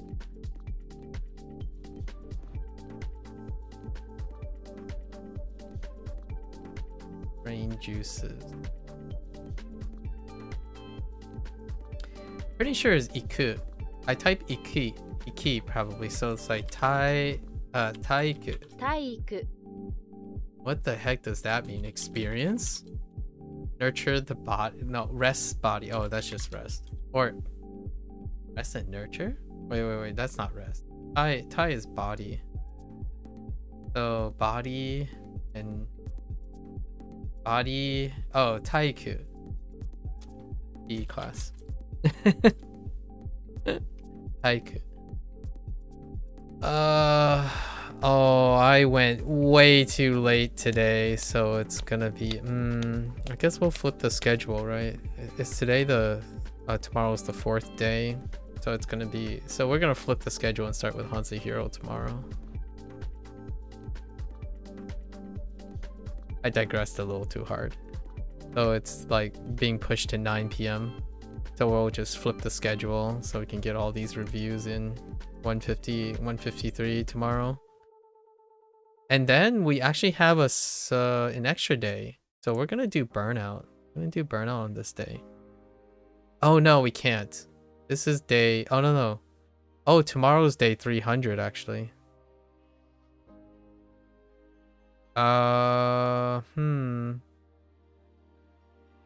We're probably just gonna do these up here and then push another day. Tomorrow's my 300-day review for HanziHero. So we're gonna go late regardless on the other side of things. Yeah, alright, let's go over our kanji characters. It's day 3. Right. For this unit. So it's day 3. That means we just do reads into definition. Okay. So kan, oversee. I, cup of liquid. Kan, dry. Sai, sponsor. Soku, urge. O, Europe. E, inlet. Se, requests. U, mail. Kan, Korea. Kai, break.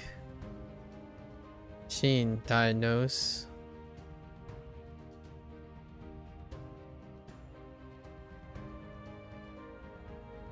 Kaku, cabinet.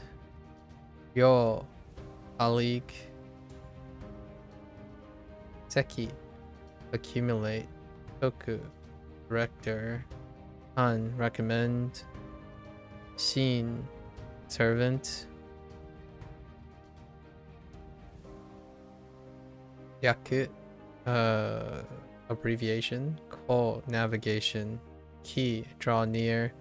An, board. Gen, mysterious. Gai, street. Shu, religion. Keen, tense. Musume, daughter. En, banquet. Ooh, scary. Oh, no, wait.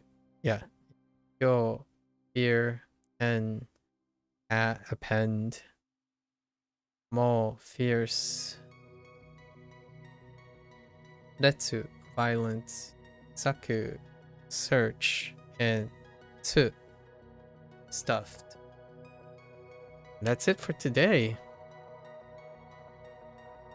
Pretty quick outside of my wonderful digression. Lots of questions, lots of things. I hope the best is happening for everyone. Bree and the stomach achies. Hopefully the stomach achies go away. I do like hearing white cheddar mac and cheese. Protocol is probably off to bed. He did say he only had like an hour to hang out and he kind of just hung out for 2 hours. That usually happens. It's a common thing.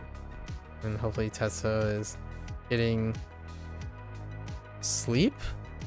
No. Working. Oh yeah, she's still working. Working for some more time actually. There's quite a lot more time.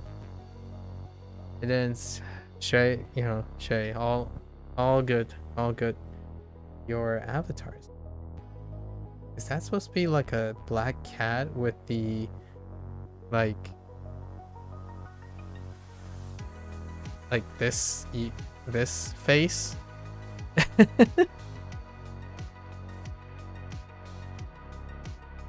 It kind of reminds me of Batman, actually. I can't see it very closely, but it kind of reminds me of that. Anyways. Yeah, it's a black cat with the X like that. Okay. In a way, it kind of looks like Batman, too. Alright. That's a cute avatar. That's a... Okay. Alright, folks. That's a wrap for our WaniKani session. If you're gonna watch this later, arigatou gozaimasu. Right? As always, feel free to follow along, pick up WaniKani, give it a try for yourself. Oh, you made it? Nice. Oh, we should talk about art sometime. If you were slightly earlier, like maybe 2 weeks earlier, we could have talked about art for a while. Because Inktober was last month, and we were just doing artwork. Once every day, actually, around this time. Yeah, so feel free, follow along with WaniKani if you want. Pick up WaniKani, give it a try.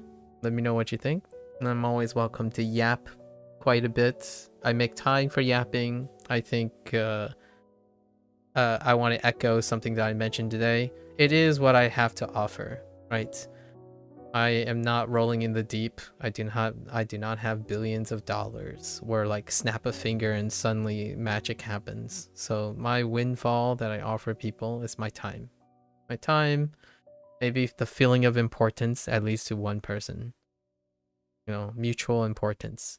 So you're always welcome to come on by, yap, share some stories, exchange some ideas, keep each other posted. Know that there's at least one person out there who cares. You're not used to having friends, let it be the start of one. At least a weird little online thing, right?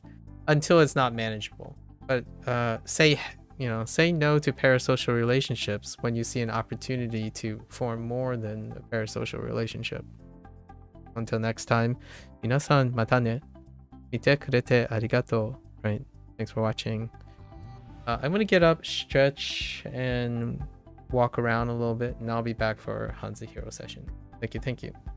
Oyasumi nasai as well. Sway if I don't see ya. Right. Mata ne. Alright. Okay.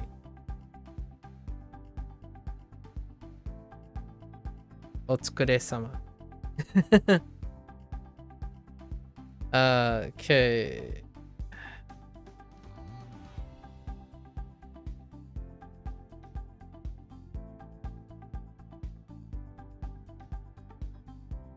Alright.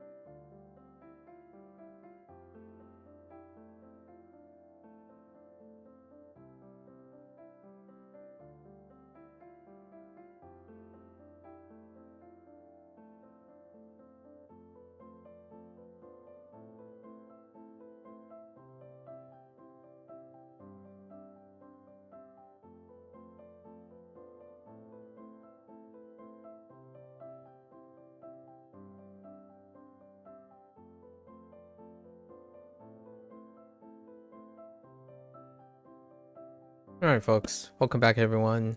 欢迎大家回来。今天是第299天。It is day 299. We are one day out from our 300. So tomorrow we'll have our tentative takes for HanziHero right after the HanziHero lesson. And I think I'm gonna try to mirror the WaniKani's 300 thing, where we're gonna work or share or kind of take an inventory of how many things, the specifics of the mnemonic changes that I'm going through, because I don't really think I have too many gripes or scalability problems that I can see going into the final, I guess whatever this is, the final quarter of this. Looking at the map of characters and whatnot. Right, actually let me take a look at this. So it would take us the entirety of next year to cover the rest, right? So I'm a little thinking about not making this a 2-year thing, more like an on and off thing. So we might half the amount of time, slow it down, let it simmer. I haven't thought about the 2026 juggling of WaniKani and HanziHero yet. They do take substantial amount of time, and if I were to keep this up, adding more on top of it is going to be very difficult. Because where are we at right now? By the end of the year, we will likely see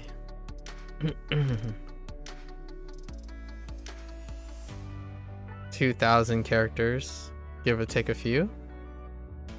So it will take another year pretty much. Actually, the pace was a little different earlier, so it would take a little under 2 years if we kept the pace up like this, right, to cover the 3,869 characters that's in HanziHero. We can also take a break and then go back to Duolingo in some way, because Duolingo's Chinese course got updated.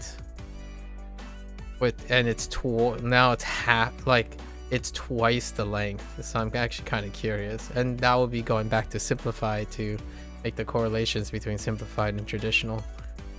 I don't know yet. It's gonna be kind of difficult, a decision making process. I kind of do feel like going through this. WaniKani is exactly halfway for a year, or very close to halfway. So both of these would be 2-year. They're on a 2-year pace.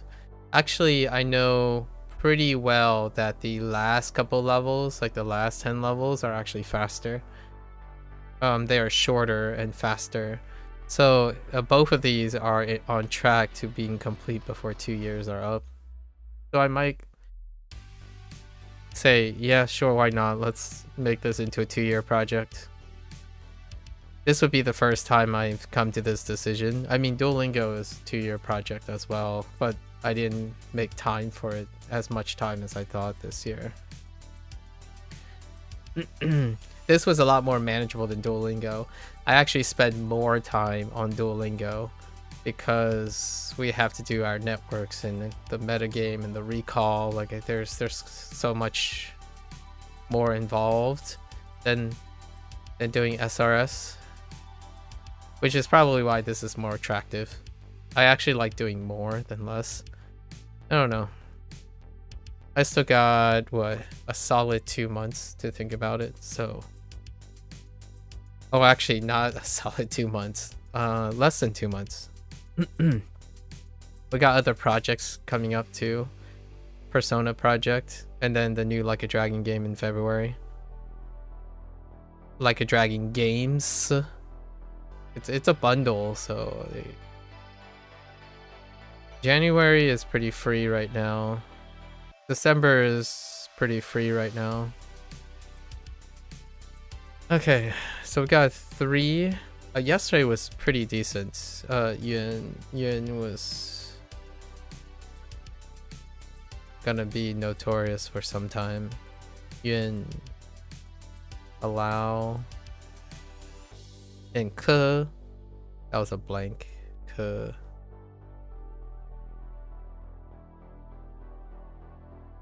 for plant, the noun, and bei. Very unfortunate on bei too.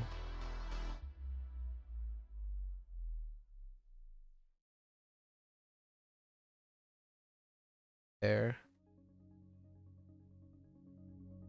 Got a little mixed up with qual and tuo.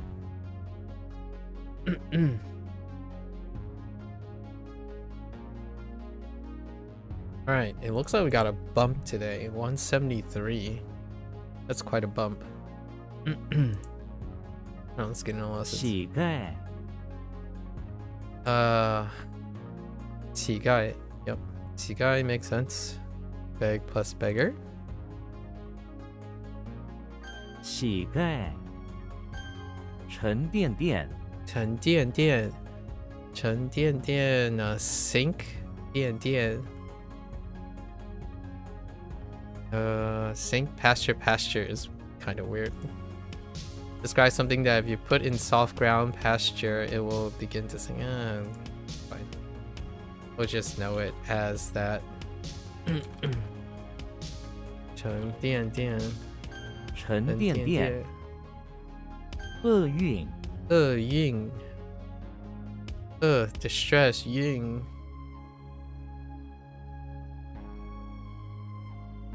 运 carry distress. Interesting. Adversity. Okay, adversity kind of helps out with that. 厄运厄运丫头丫头 girl. Is there a special note about this one? No, there isn't. Okay. 丫头丫头祈求祈求 beg and request. Beg for. 祈求 or 祈求 wait, oh no, 求祈求 I don't know why I said 有 oh, was it 祈求 alright. 乞丐厄运厄运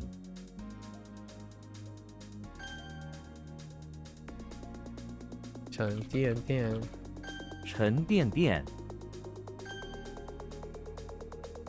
求祈求丫头丫头 alright. 囚禁囚禁 prisoner prohibit in prison. Alright. 囚禁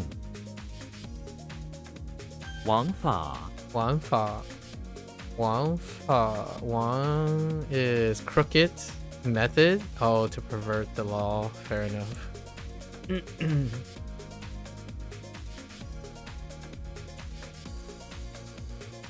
王法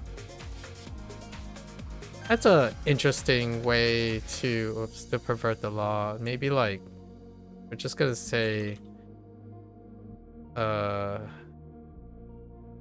like it's not necessarily like break the law, but kind of like skipping around the law. I don't think pervert is the word that I would use. It's kind of like I would probably use like circumvent, but we'll come back to that. 囚室囚室 prison cell makes sense. 囚室厄瓜多厄瓜多 Ecuador, yeah. 厄瓜多厄瓜多王然完全完 Wanren. Crooked nature or crooked so. That's kind of tough. Feudal. This one's kind of hard. I don't quite get the essence of that. Okay. Maybe crooked, like off the path. Lost sight of something. 枉然 So when you lose sight of something, it's in vain. 囚禁枉然然 Okay. 枉法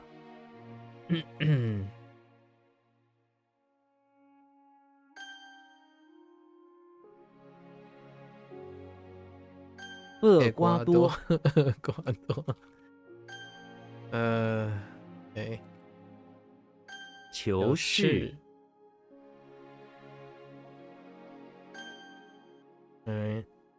不可枚举不可枚举。不可枚举。Not able. May rose. Lift. Oh no, not. That's not rose. That small object. Lift. Can't lift. Oh, innumerable. Oh, that's fine. This is enumerate, right? So unable to enumerate. Innumerable. Okay, fair enough. His contributions are innumerable. I haven't used innumerable in some time. Or even enumerate. Enumerate. 不可枚举。不可枚举。不可枚举 Like his innumerable contributions to science or something. 不朽不朽。Oh, okay. Yeah, that another way to express immortal. Unable to rot. 不朽 Or not rot. 秃子秃子 old person. Okay, fair enough.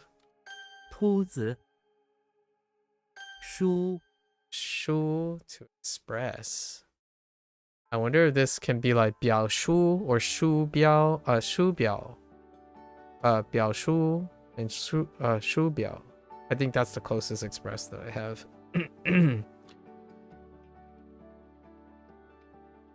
I'm trying to think of maybe like 书面 base express, or maybe 书然, which is the nature of like express, or like 书格 歌书 oh no, that's kind of weird. 歌书 no 书格 might be I'm banking on probably a surface like 面. Could even be like a 标, like a marker or something. Maybe even the sign. Or who, it could be who. 住户, something like that. Sherlock is in front of the house on the lawn trying to express himself to a finger that is there in the... Oh, okay. Body parts. We have a mace. Okay, so Sherlock is in front of the... like a suspect's house. And he is looking...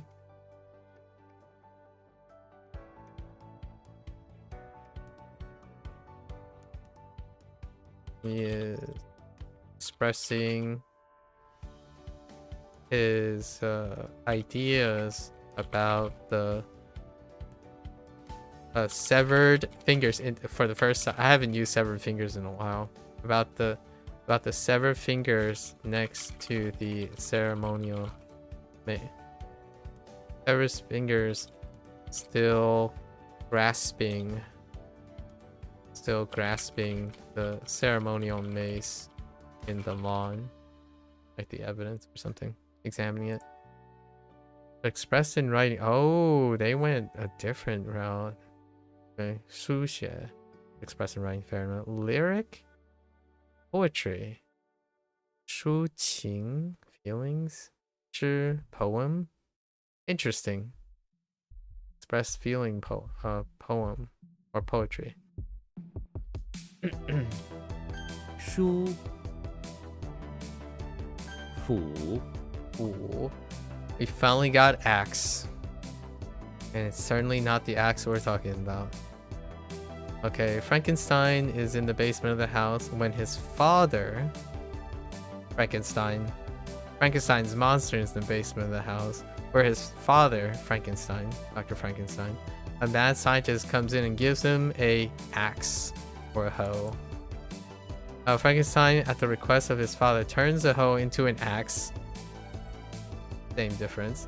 His father then uses the axe to cut off one of Frankenstein's arm in the dark, dusty way so that he can repair it and sew it back on.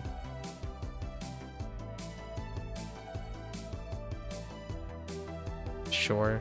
I was gonna go the route of like Frankenstein is teaching Frankenstein's monster how to defend himself, but okay. I think that's fine too. 斧头 makes sense. 丈夫 battle axe. 府 Ooh, okay. 不可美不可枚举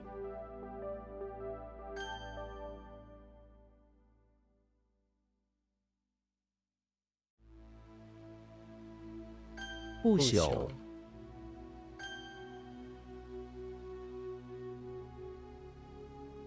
秃子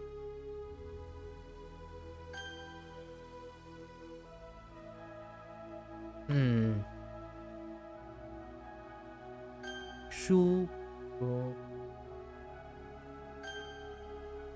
Okay. 府 Alright. 丁 Ding. Oh, now you look like a ding after all the other dings. What do we have? We have the ding without this. We have ding with this. Okay. We got lots of dings. Alright. Eye and spike. Stare at. Donkey Kong is in front. Diddy Kong is in front of the English manor, chilling on the immaculate lawn. Nice. He sees an eye that keeps on staring at him. Diddy, sick of it, takes out a spike and puts it right through the staring eye. It still keeps on staring at him. That doesn't quite. Maybe a statue. I mean, that's fine. Hey, I mean, that's okay. Maybe it's a statue eye and doesn't know any better, I suppose. Ding xiao. To tail. Interesting. Maybe the other character has something to do with following. 丁 Ding. Stare at. 井 Ding. Ooh, pitfall. Maybe like 井线. Right? Or 陷阱. Pitfall. Oh. Jimmy Neutron is in the basement of the English manor where he is looking for a statue of a famous science figure. He finds it from afar at the top of a small hill short that is in the middle of the decrepit manor basement.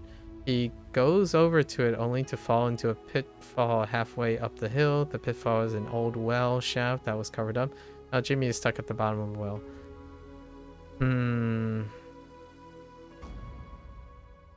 Sure. We'll go with it. Is it? Yeah. 陷阱. Pitfall. 井 Alright. 甩 Try. Whoa, don't you look a little modified? Alright, sure. To throw off. Sherlock is in the basement of the high school on an investigation. However, one of the storage racks has attached to him via exposed hook that worked its way into his pea coat. He had no choice but to throw. Oh, okay.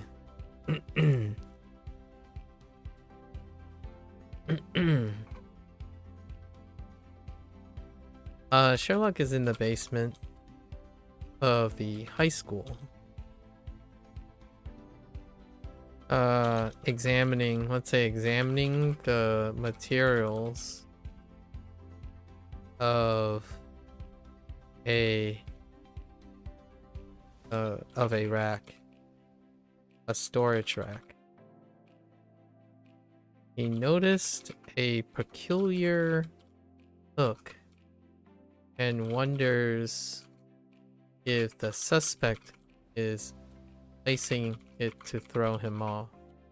Throw off the trail. Right.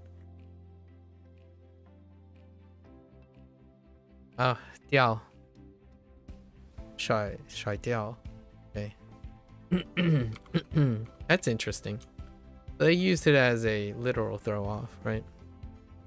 I was using it as a figurative throw off. Actually, I guess we have to wait.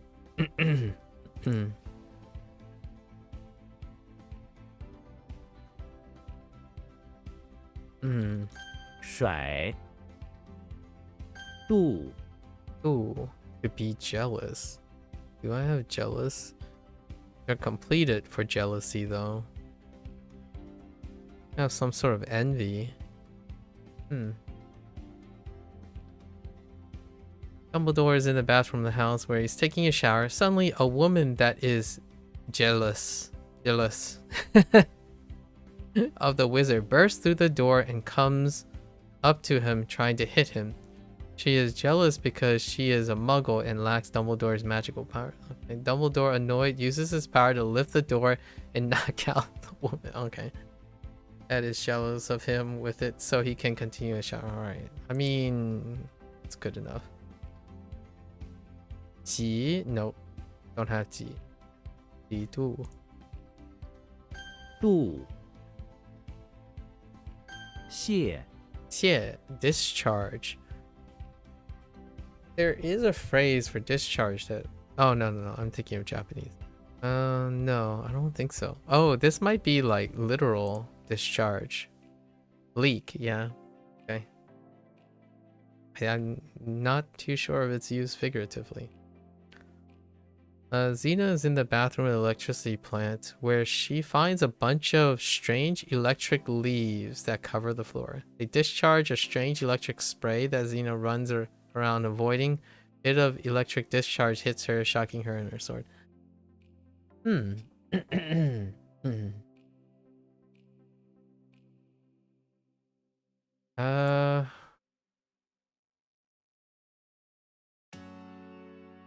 I'm gonna change this a little bit.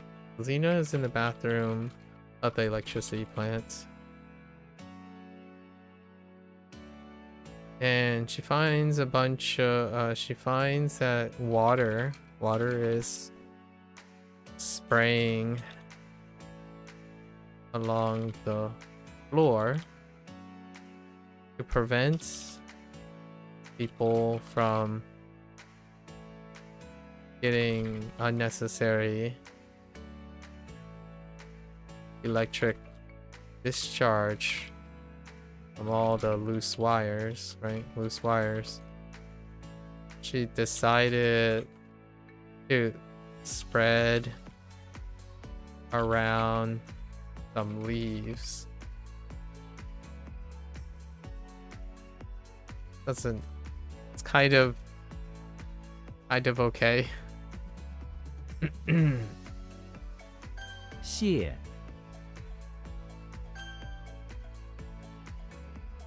丁 Okay.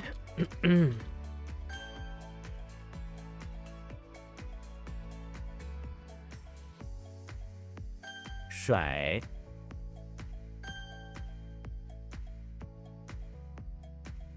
度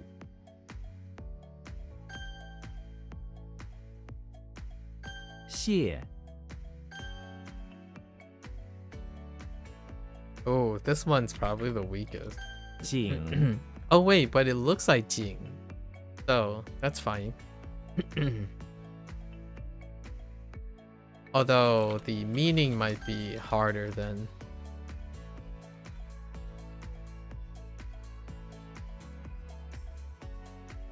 Alright, 173. This is probably the largest number to date.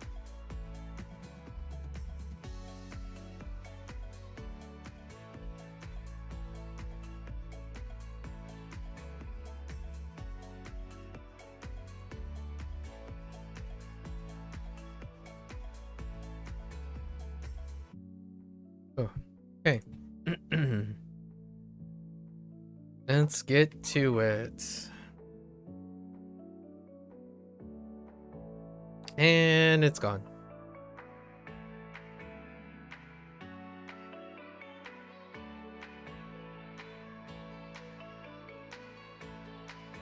"大腿我的大腿痛，西边太阳落在西边， What? Oh, west side. Okay, it's fine. The west and west side is fine. 烦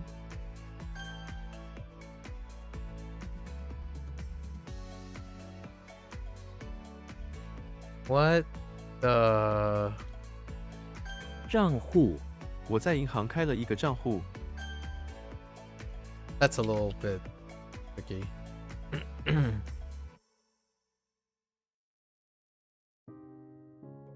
Oh boy. "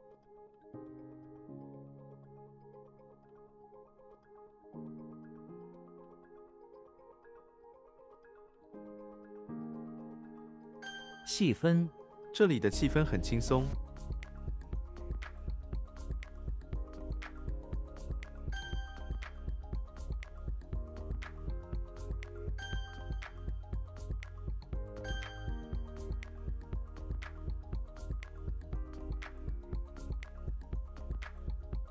有 what mate?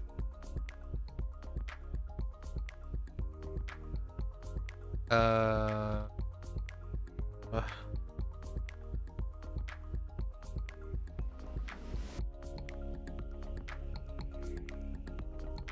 苏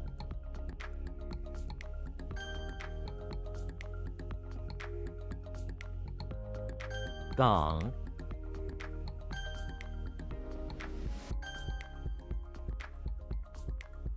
宠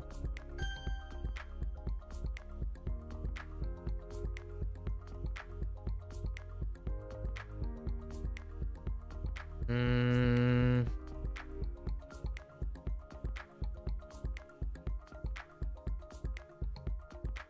Heck.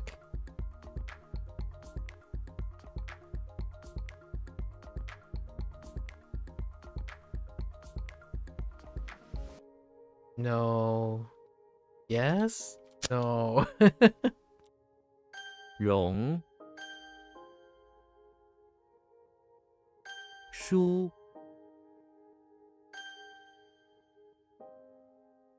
优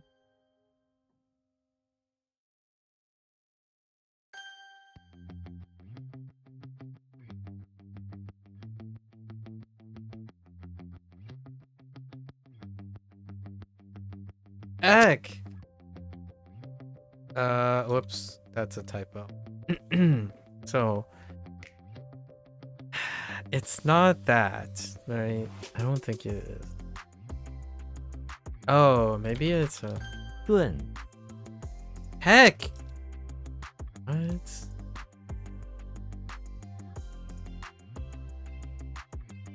Oops. It's supposed to be nah.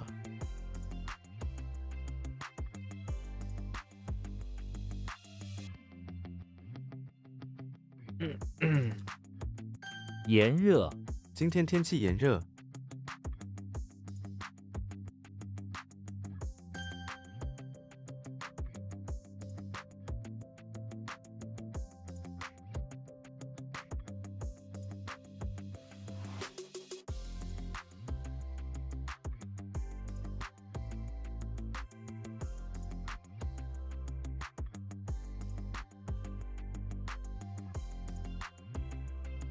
Ton.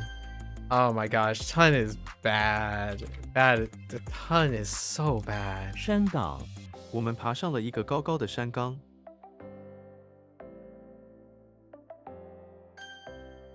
Like, it's so tough. It's so tough. So few usage for that. It's fine. They're measuring words. Measuring words are rough.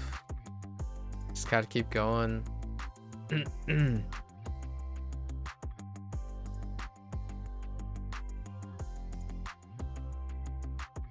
仙境，在这个仙境里，一切都是可能的。容纳，体育馆容纳了几千名观众。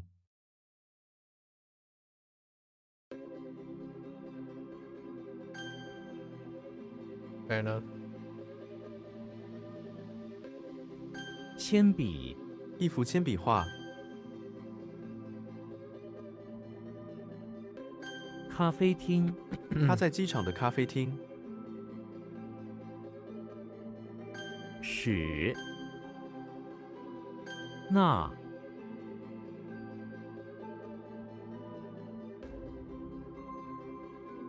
Heck. Accept. 四，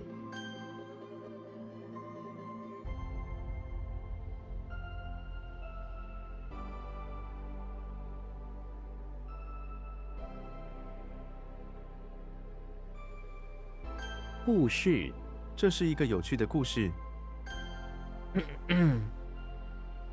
I kind of almost lost that one there. 故，不断，只有不断努力， Or like consecutive. Unbreakable is kind of funny. Or like continuous.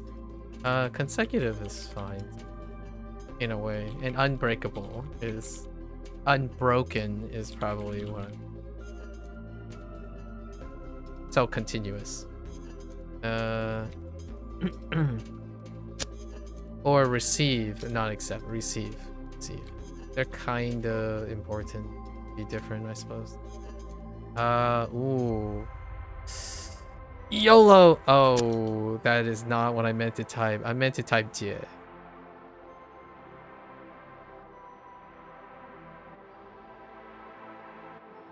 Or is it Jiao? It's probably Jiao. No, yeah, Jiao.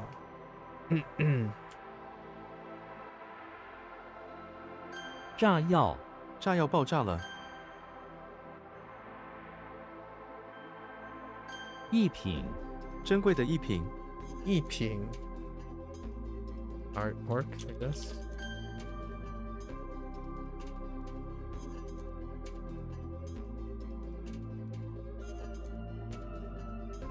What am I? Trin? 是 Trin? Huh.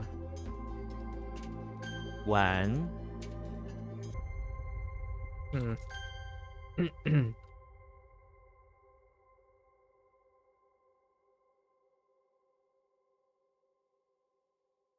Oh no. Sichuan. Oops. I thought that's a typo. 脚，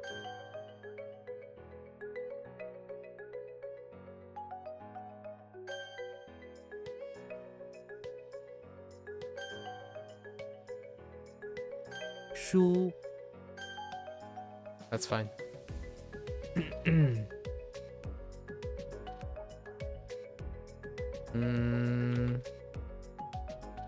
Heck!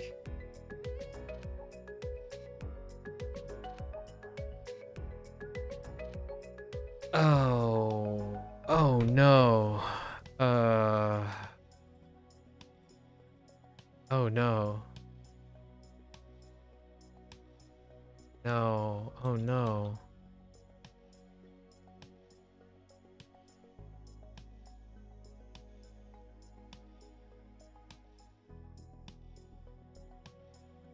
There's their wig and a dog.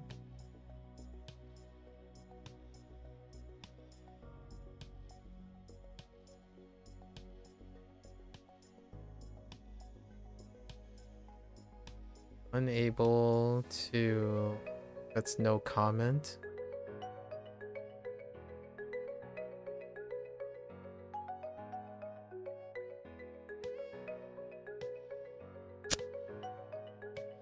I don't know yet.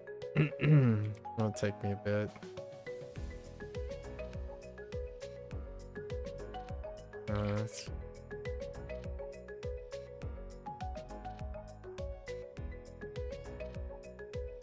清洁工，清洁工每天打扫街道。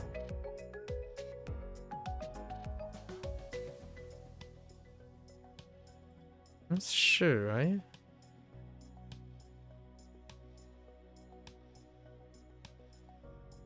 试卷，这份试卷很难。试卷很难。Questionnaire? 试卷 lesson? Training? Hmm. 纵，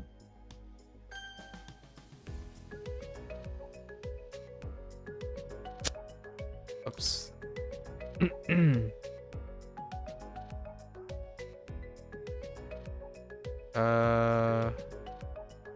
Yeah, that's a mistake. Okay. 分裂，小组因为意见不合而分裂。换，婚，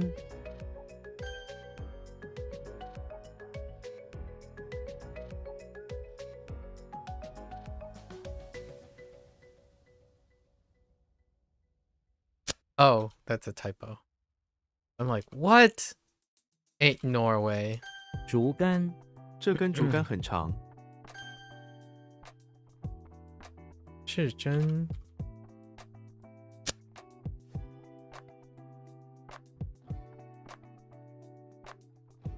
test exam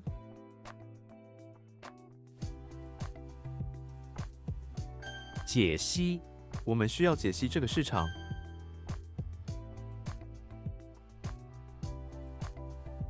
家营，家营通常指的是家庭中常见的苍蝇。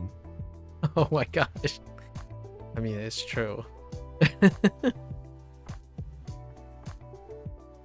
无邪，这是一个无邪的玩笑。无辜? I wonder where the 无辜 comes from. Being innocent too, 无辜. The 无邪. Am I crazy? 上旬，我们计划在上旬旅行。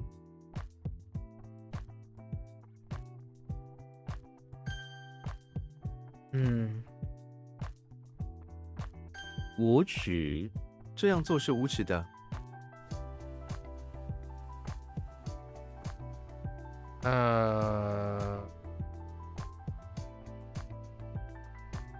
提振，我需要提振我的自信。不仁不义，不仁不义，这个国王不仁不义，人民都很痛苦。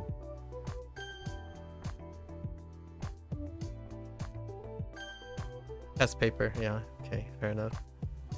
X out. 浊，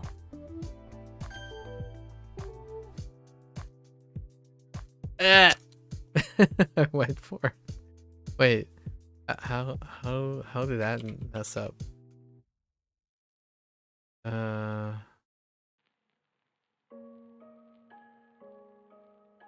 标杆，他们设定了高的标杆。秃头，他是秃头。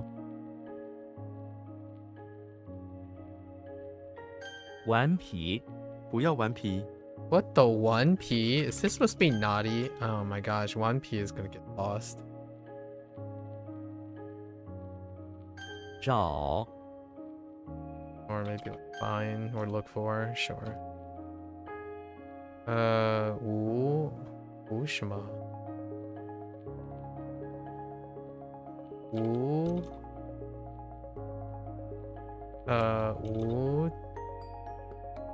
无言 Ooh. Yeah, what happened to the wugu part? 无缘无故，他的行为常常无缘无故，令 Just 人困 the 惑。 wugu. Sometimes being innocent is without reason as well. Is what I at least I think it's this one, without reason. Like you don't really know the reason, so but it's not like a without reason is also meaning like there was no intent behind it. So one is innocent when there's no like right. It's kind of interesting that it didn't come up yet. 排 Hi. Oh, we're gonna write hesitation. Ah, you're not gonna take hesitate from me? What? Oh, come on. That's totally valid. Okay. "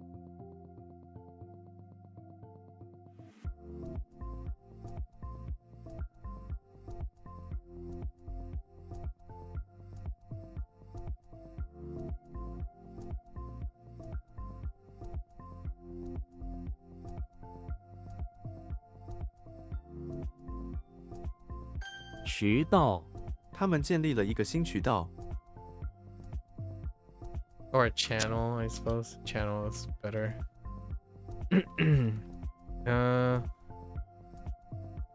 Oh. 灭 It kind of looks like way. 木丙 Uh-oh.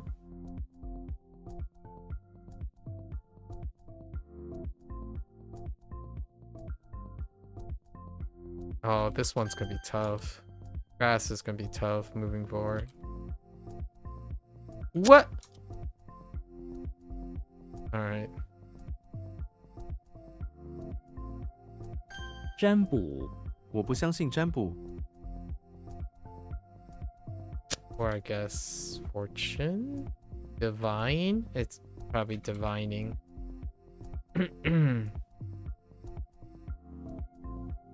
蛋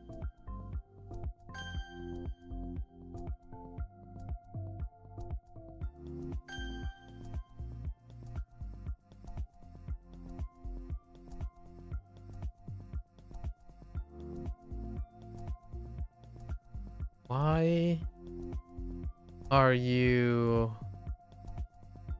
not linking up with me? Oh, 金 because it's saliva. Excuse me. Now, what is this without hesitation? Hesitated, okay. Okay. 图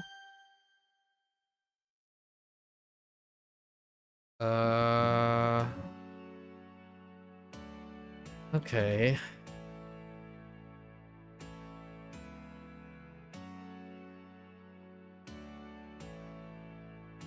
Hang on.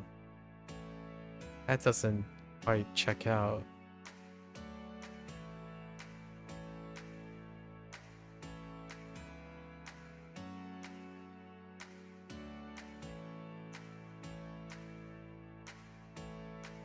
Leg and fingers? 我想 something 一双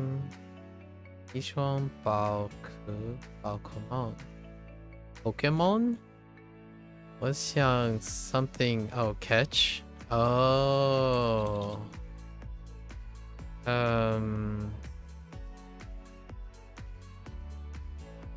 Oh no. Oh wait, that's fine. 捕捉我想捕捉一只宝可梦。 I mean, if it wasn't for Pokemon, that might have been a little sticky.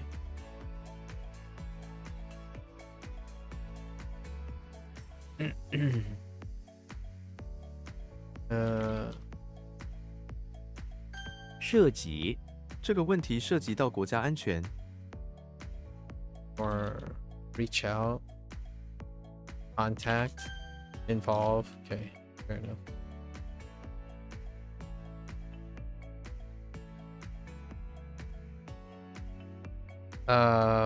What the? I'm gonna have to reevaluate that one.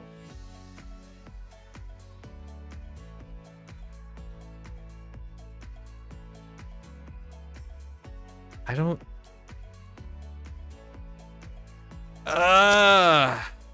Hold up. We gotta reevaluate that.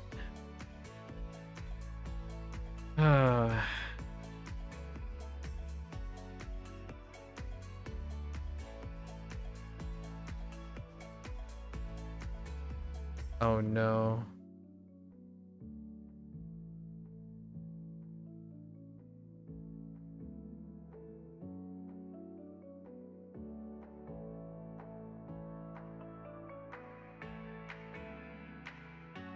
I don't know. That's a problem.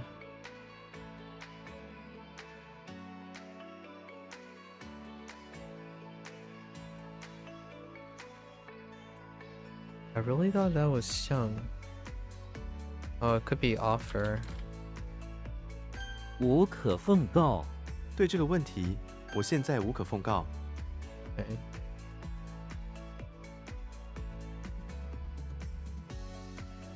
No dirt. So 验。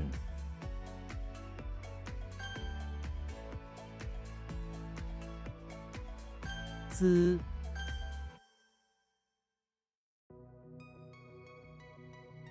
葱。 heck.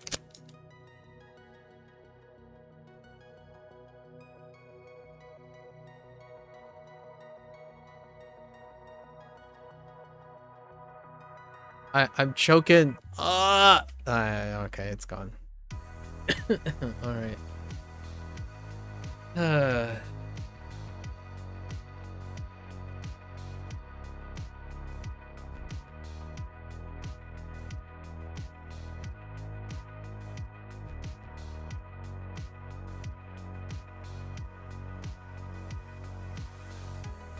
It's not that.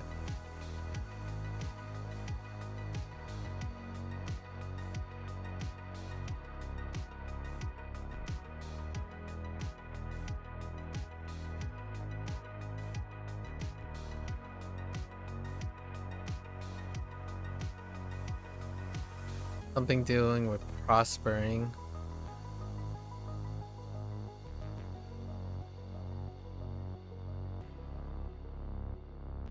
I can't quite remember the left character.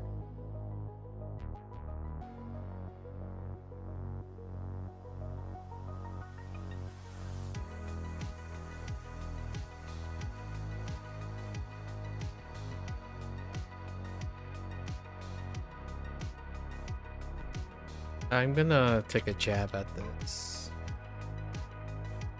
Dang it.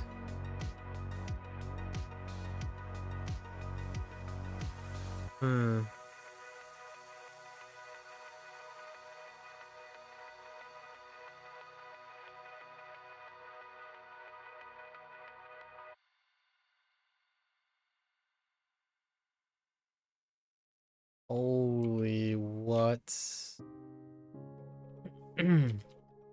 塞车。今天早上的塞车很严重。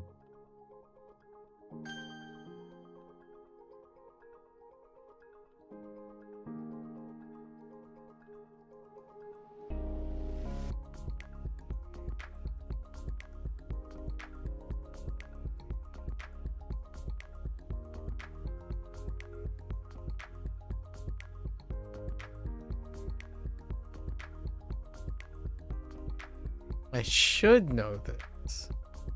The left one is supposed to be a common character. Dang it.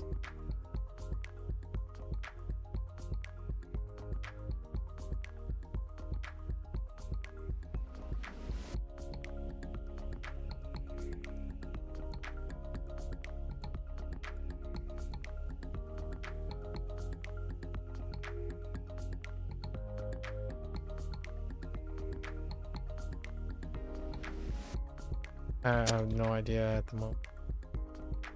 I got nothing. 和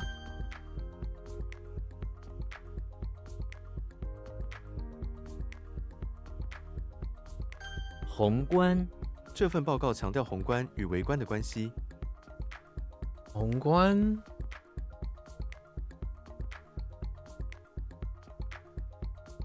like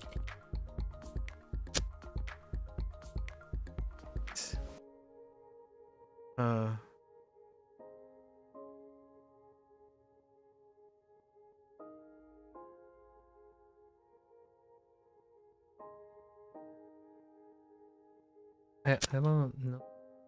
I'm looking. Doesn't come to me. Man.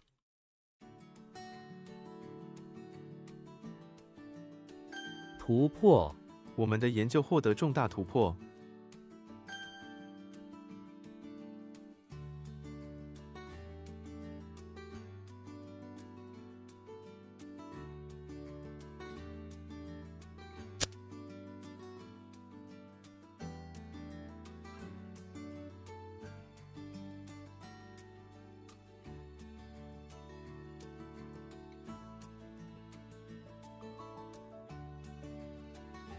水煮蛋早餐吃水煮蛋很好。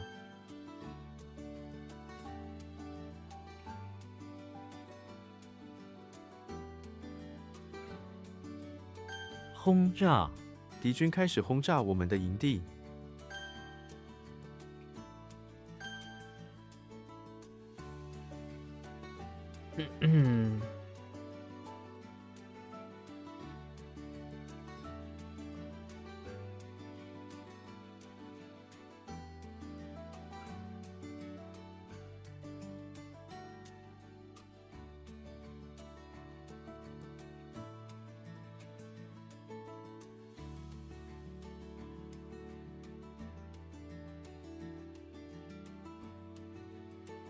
Heck, I don't know. And I lost this too.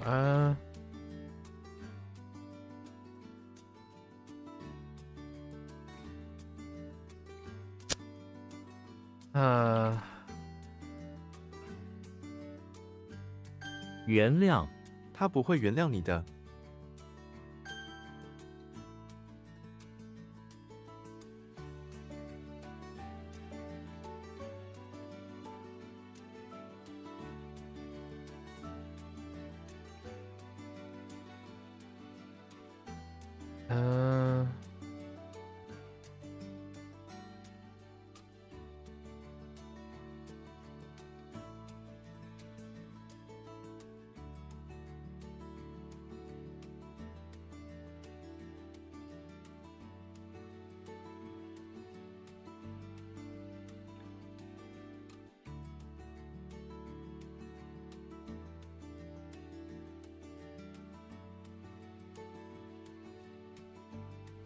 报告。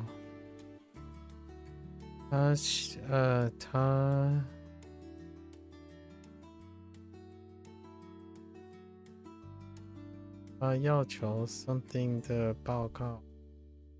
I really thought that was E.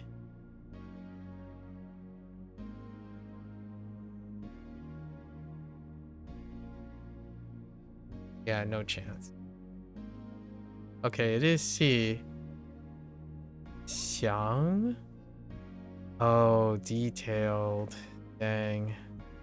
Yeah, that is a weak one. I knew it was detailed, but I couldn't think of another detail with the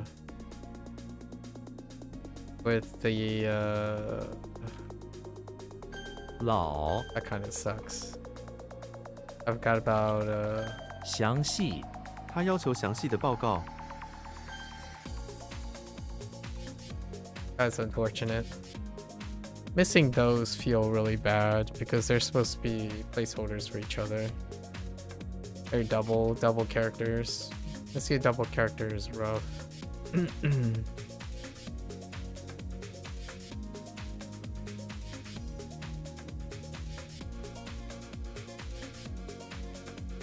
What incarnation? Oh. 赌注，他赢了所有的赌注。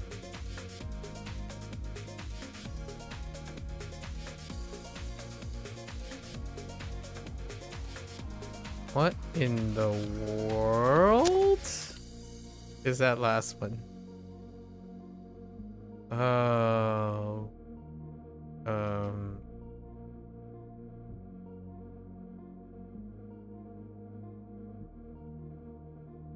蟹，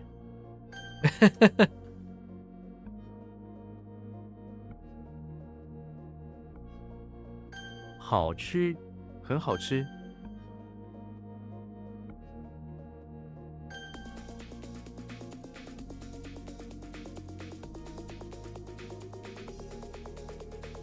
年纪，他看起来不像他的年纪。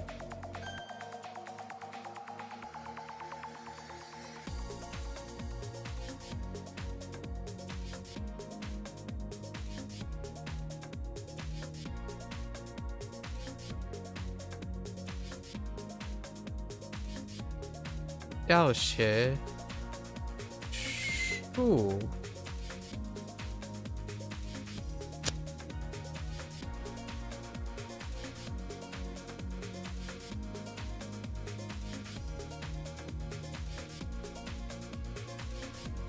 Oh, what's another way to like gain luck? No, there's no chance. Jie? Wait, that is Jie. Oh, never mind. We're just gonna skip this. That's fine. I overthought it. Oh, no, wait. I didn't.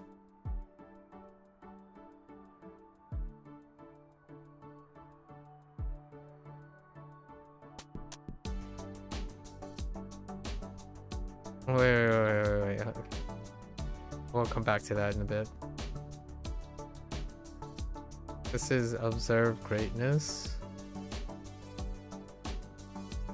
Like to be gratified, appreciate, enjoy, amend. I don't know.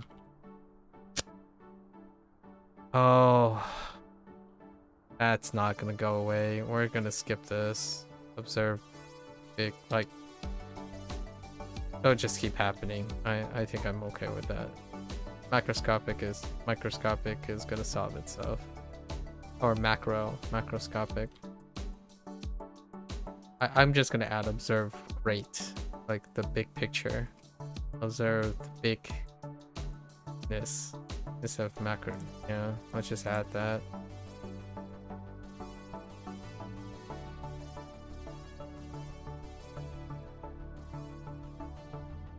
Like the observe big picture. It's how this is being used.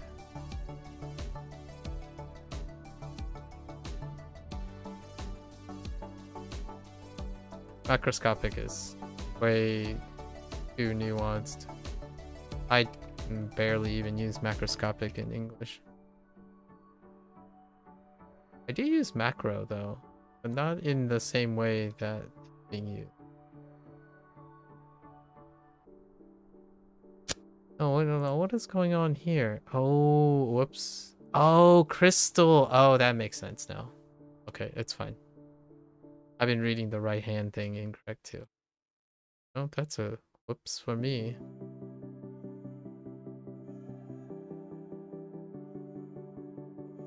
I don't understand this. That's an empress, right? Empress and the...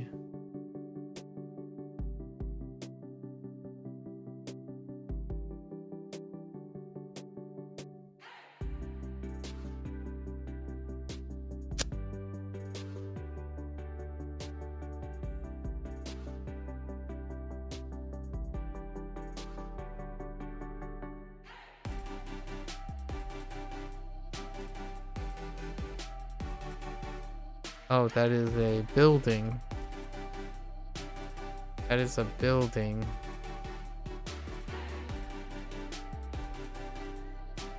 And what in the world am I looking at? I'm gonna just go with yellow. Okay. I don't know what this is. We have towel.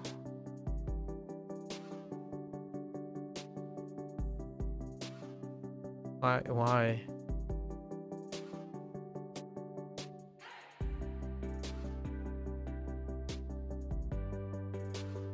It's so rough.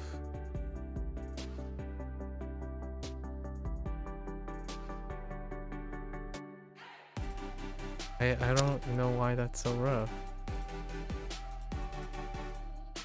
Oops.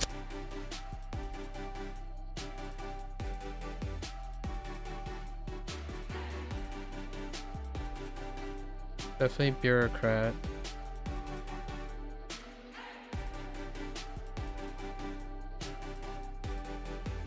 Nothing.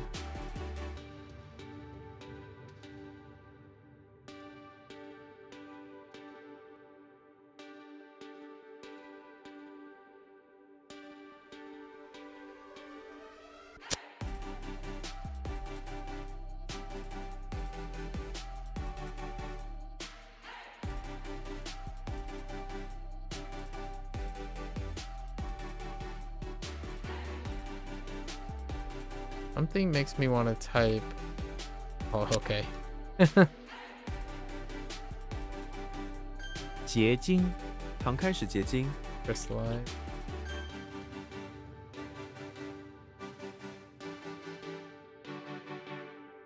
长途、长途旅行很累人，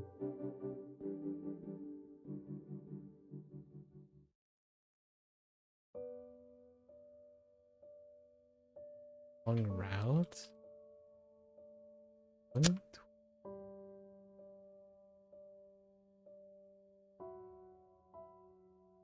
Long distance. Long term.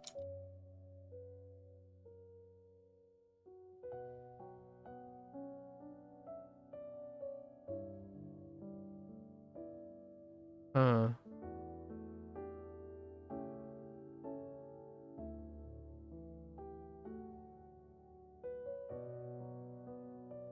Dang you.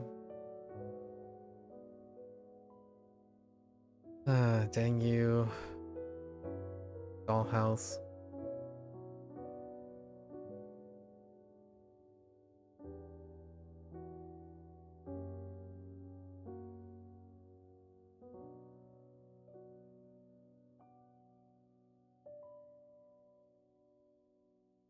"完全、我完全了解英文，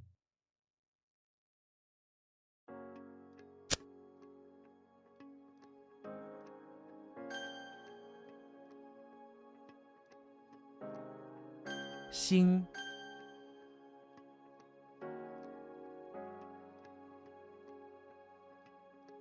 水沟、他在水沟里找到了一个东西，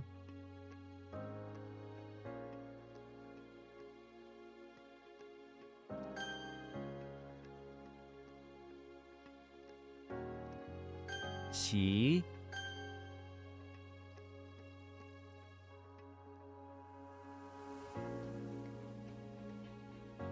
央求、他央求我原谅他的错误，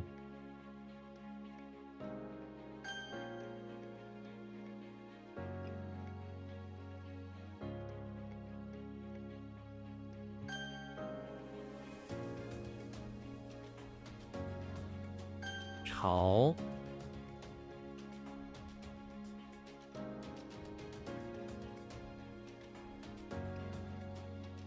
Oh, dang it.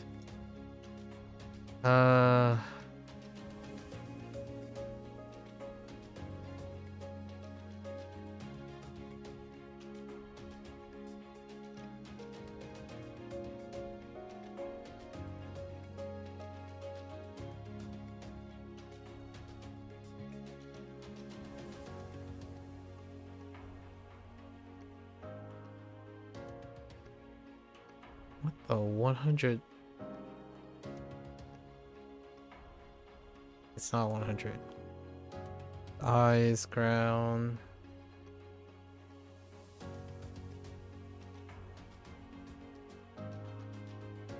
So much of me want to type like maybe like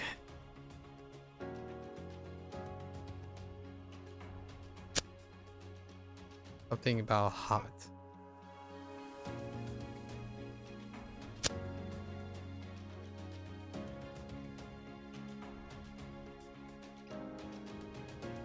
Man, this is so annoying.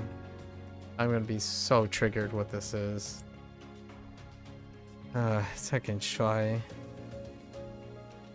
This is a command. Let's try needs work.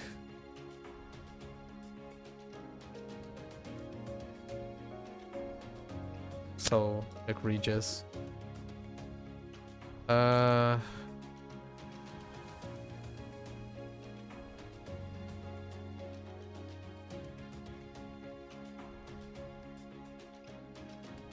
教学楼，新的教学楼很漂亮。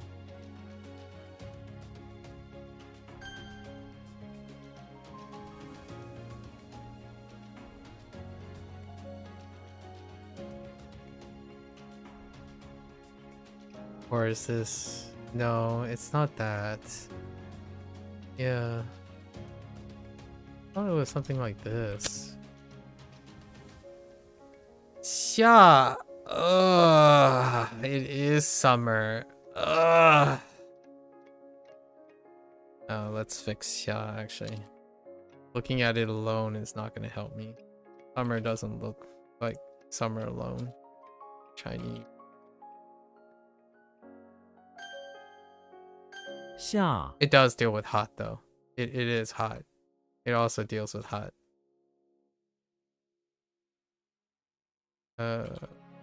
查询 你可以去邮局查询。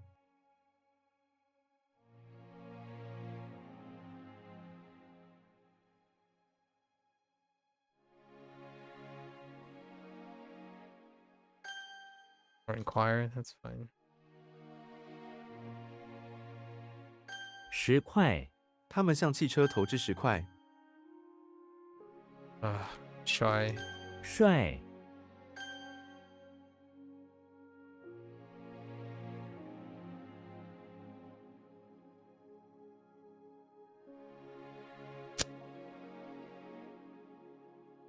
Oh, whoops, that's a typo.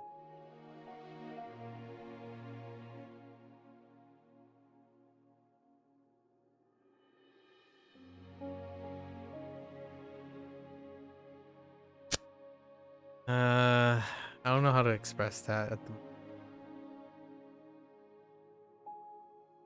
还原 还原原始状态。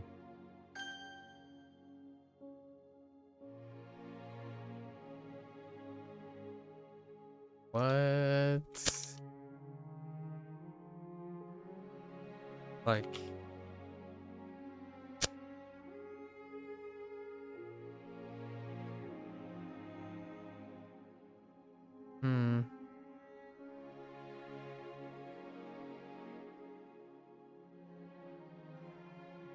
Uh-oh.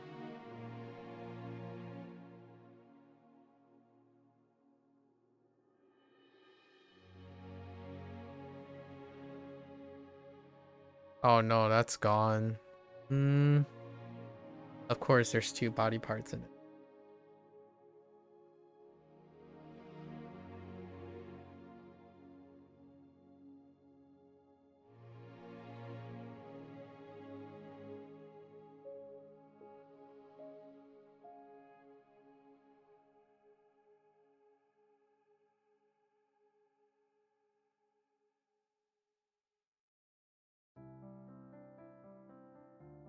Oh, wait.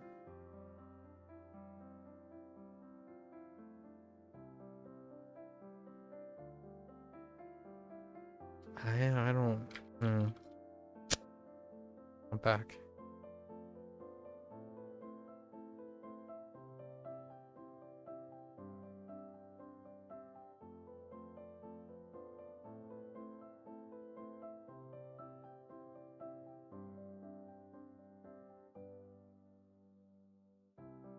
Something kind of makes me want to type.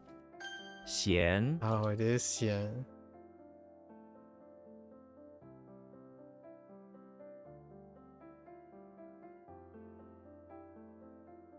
I don't actually know what it is, though.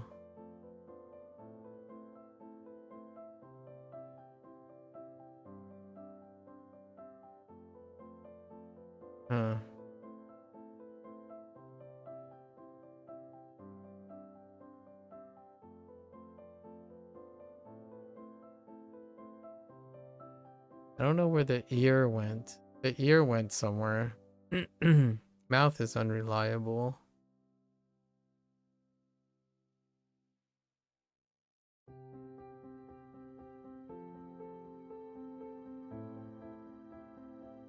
Stop.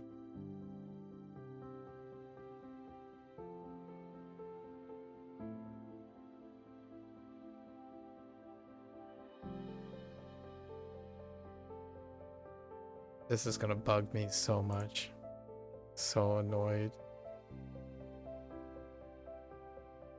It's holy. It's petition. It's a shift petition. I don't know if I'm gonna fix this one. This is what I was coupling it with Chang, but it was actually Misery of Jing.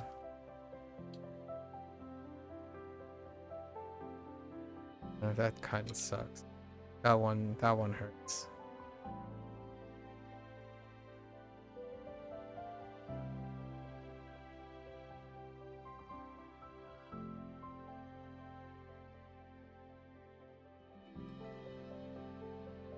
This one kind of sucks. Oh, it's not what I think it is either. Oh,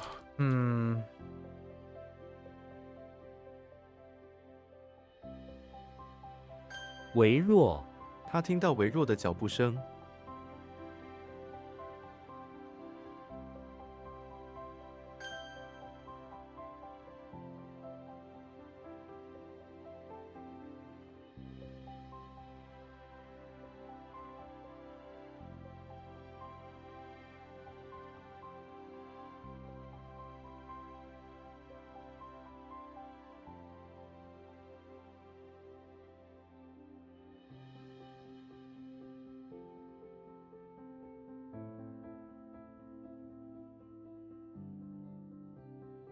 弱，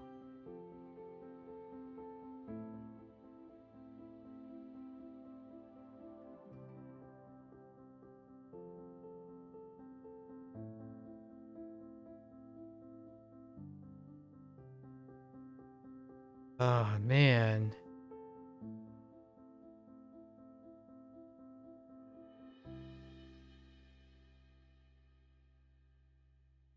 Oh, lunch? Or like lunchtime or something. As if. Oh yeah, as if it's lunch. That one just get a pass. It has to be attached to something. Shang. 胜， Shang is so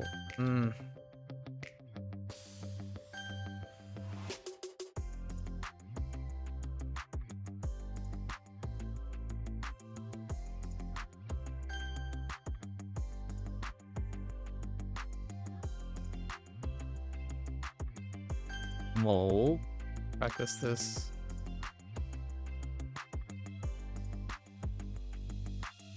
镇定，保持镇定是很重要的。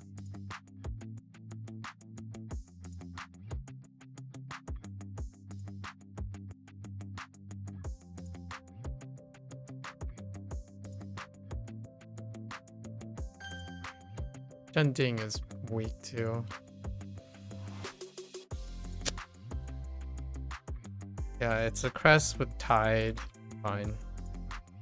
There's a reason why this is crest. And there's also a reason about the water thing. Not really tide. 后盾，这个计划没有后盾，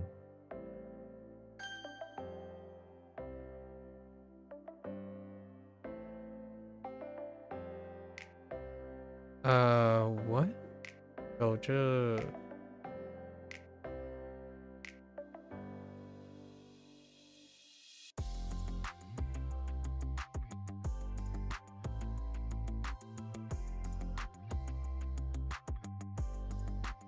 走着瞧，我是对的，你走着瞧。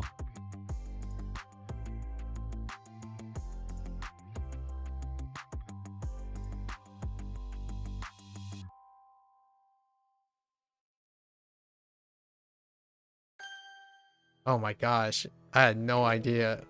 It kind of just sounded like it, I suppose. 气泡，气泡慢慢的上升了。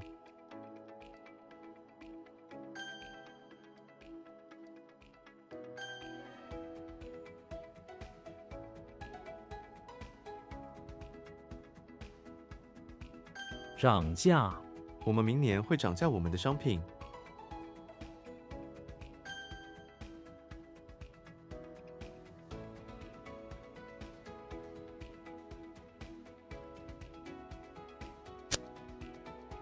Um.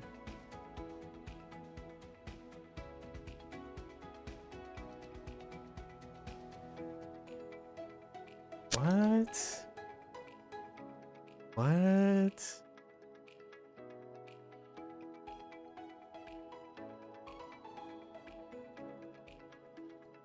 汉， That's quickly fading away.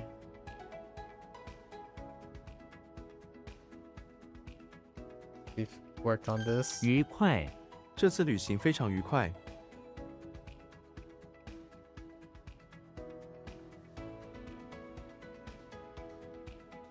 How do you like pleasant?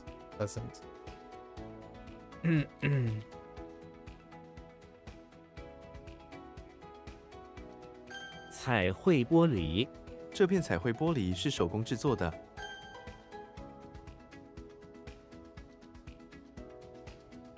馒头，他们有什么口味的馒头？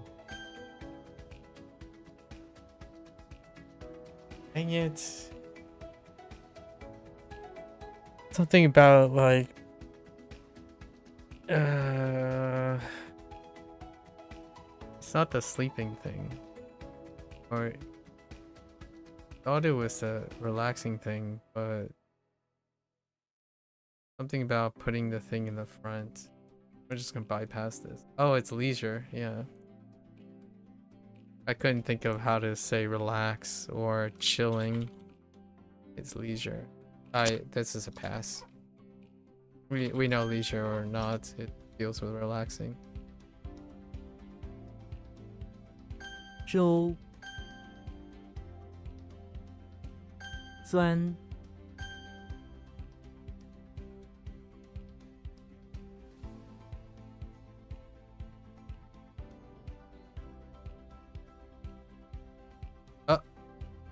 Oh, wait.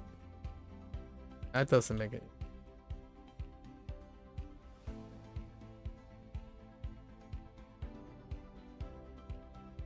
抱歉，我很抱歉，我迟到了。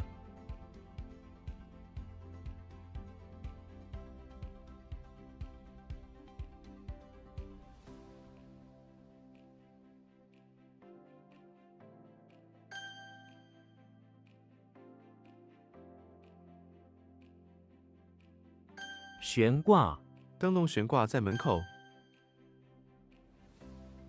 Oh, B, we practiced that too.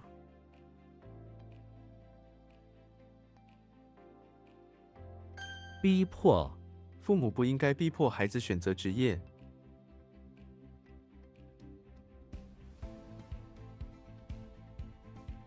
Suppress?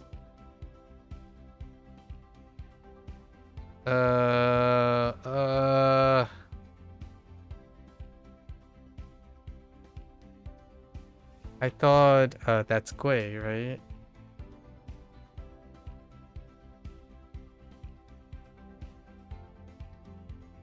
But like the Gui.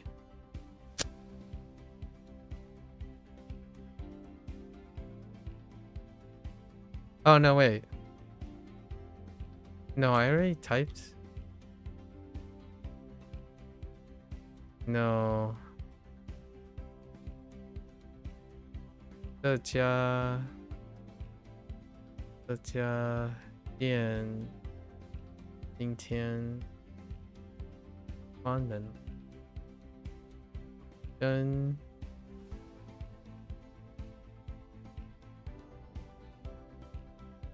a shame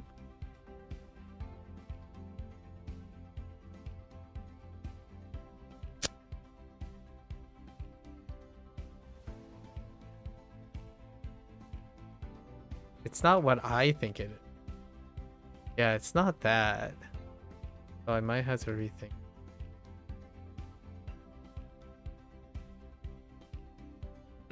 叠 Or tumble. Tumble is fine.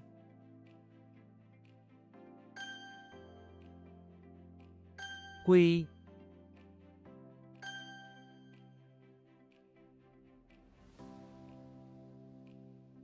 Why do I keep getting stuck on this? Why? Why?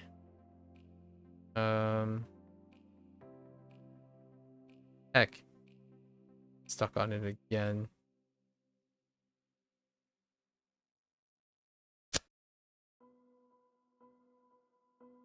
It's full.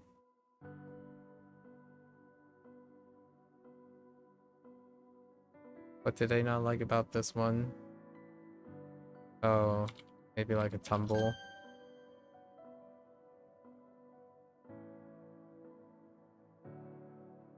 食宿食宿包括在内吗？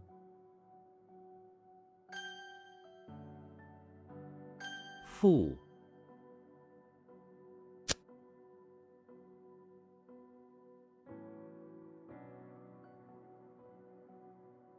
What?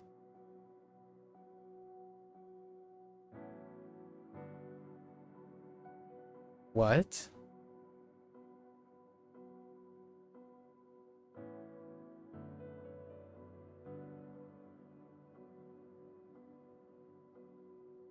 Hmm.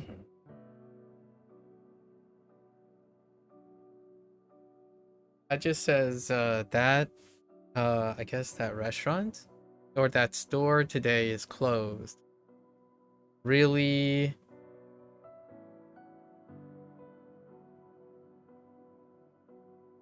The characteristic of that right character, which is, I thought it was weird.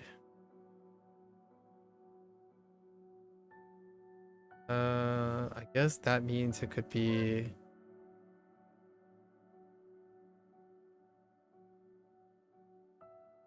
This is what I think it could be, but what is going on? Oh, I got the C incorrect. Cherish. Oh, I already knew it's a pity, but it's C. Oh man, I forgot. We worked on C. Yeah, I already know it's a pity, but cherish. Yeah. And get the cherish. And it also deals with a new character. It's a garden. I even made that into a garden. Or force. Force. It's good.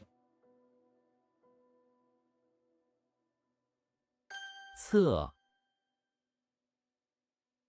Oops. It's toilet. "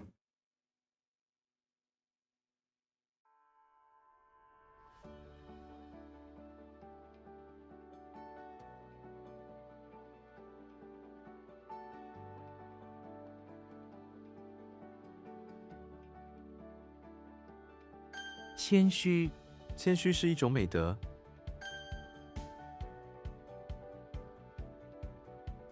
台湾 台湾的美食非常有名。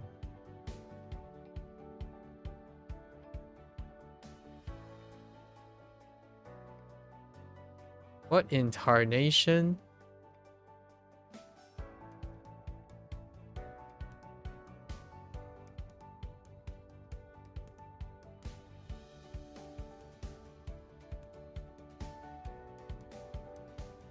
Oh, is this... 称 Oh my gosh, Chung is so gone. It is so gone.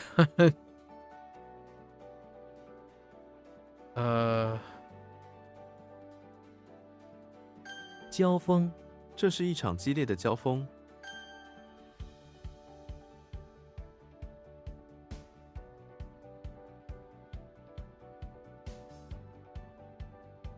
物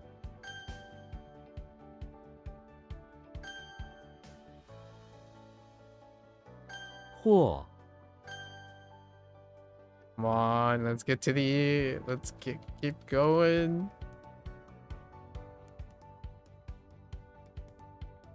Darn you.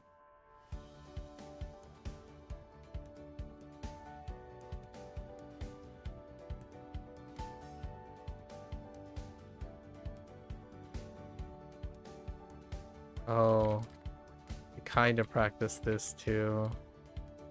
畅谈，他们整晚都在畅谈。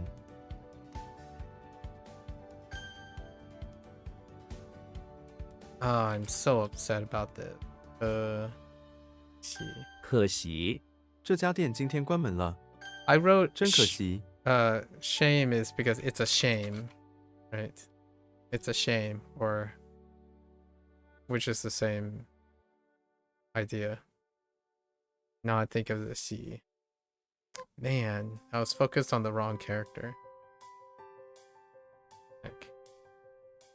Dang it.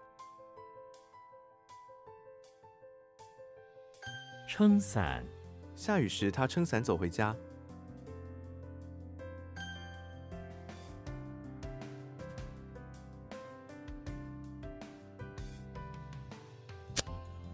Oh, wait. It's the season of the first season of the month or something. Yeah, we kind of worked on that too.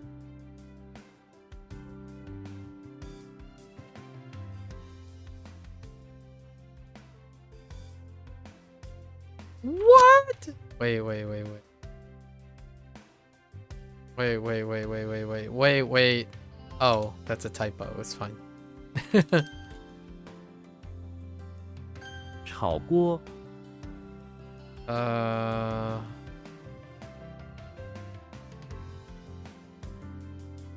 Oh no, the shake.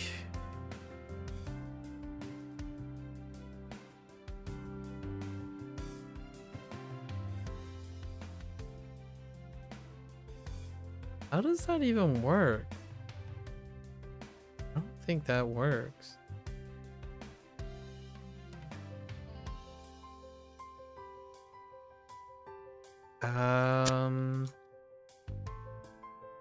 Huh.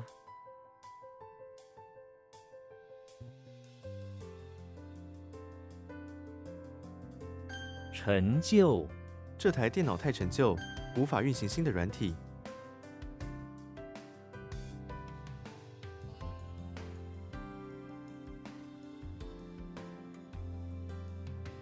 This is the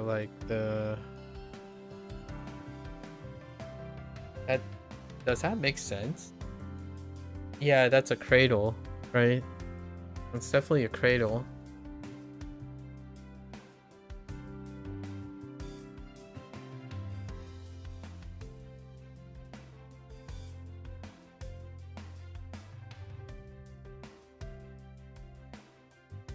I don't know. Who else could be?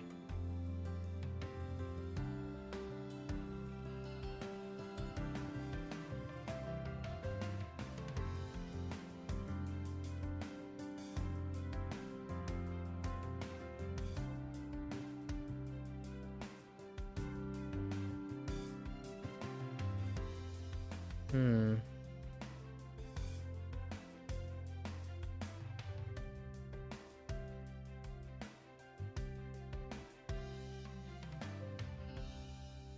“悲惨”，那是一段悲惨的回忆。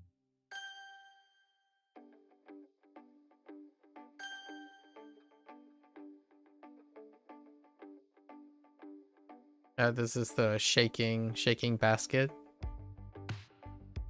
But shaking is notorious.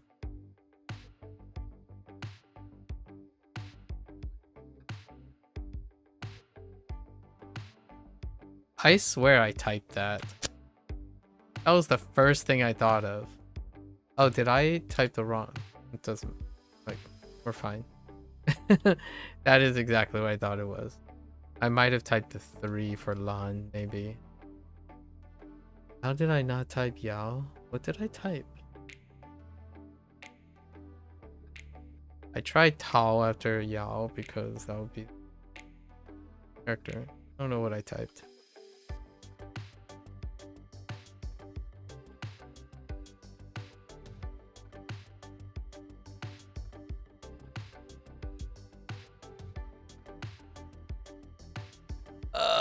Is it Qing? Oh, it's probably Qing. Oh, no, wait. Maybe it's not.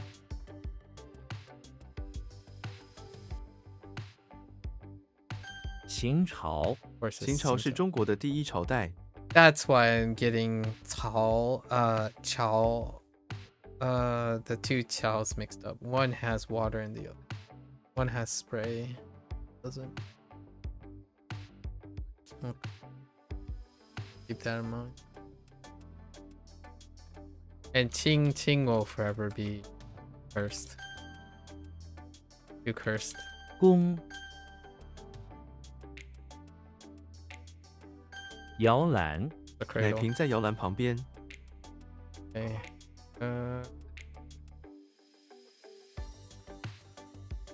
路障路障阻止了车辆的通行，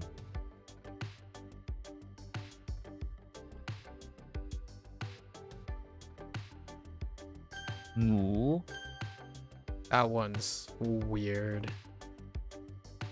This one is too.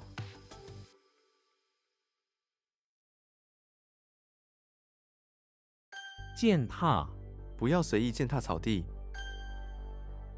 Those are some rough ones. Very, very rough. This one's kind of rough too. 是 It doesn't look like what it is. That's not. Oh, you know what? Kind of. I guess we can. Chai is kind of close.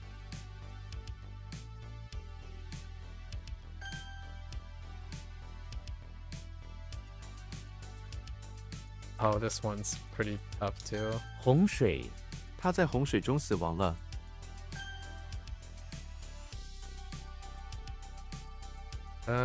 This one is coming around. 妥协我们需要找到妥协的方法。 It's quite unique at the moment.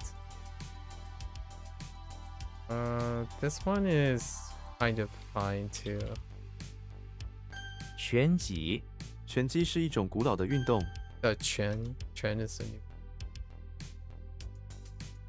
拳头小孩的拳头很小， This one, I refuse to accept not wife.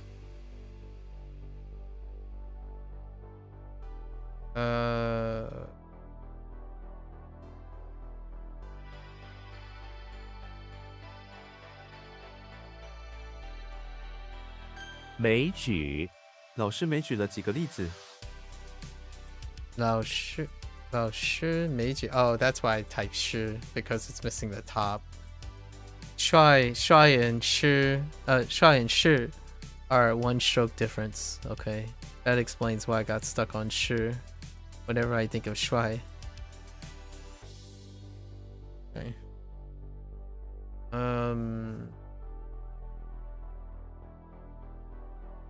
一个例子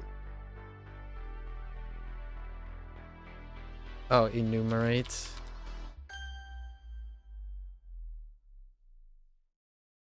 眼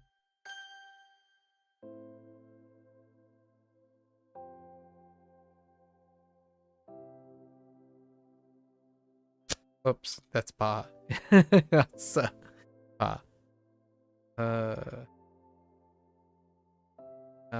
沙哑他因为感冒，声音变得沙哑。 And I really thought, oh, it's month. Whoops. 梦 First month of the season. Okay. 愁 Animosity, not animosity. Animosity. Oh man. 化妆我不太喜欢化妆，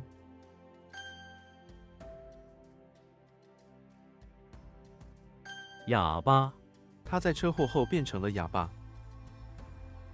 That's kind of funny. 妥善，我们必须妥善处理这个问题。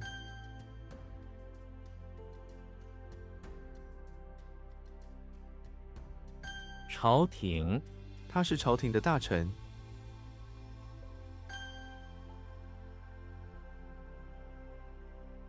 引弓，你知道怎么引弓吗？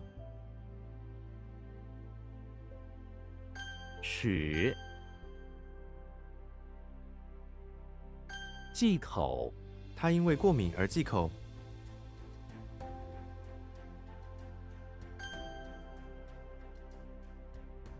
八，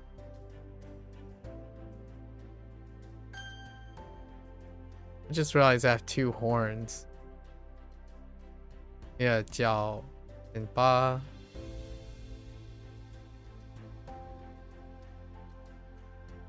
Heck you, 怪拐，怪. Heck you, 怪. Oh man, 怪 is always humbling every time it comes up.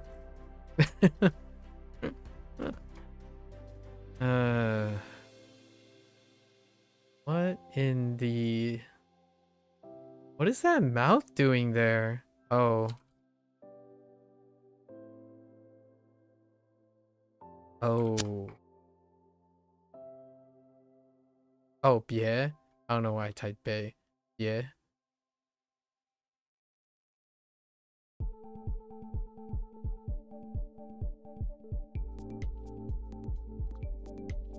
"牛棚，这个牛棚很大。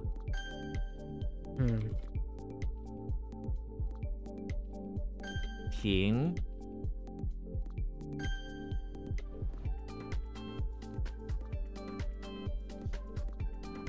半岛，这座城市坐落在一个半岛上。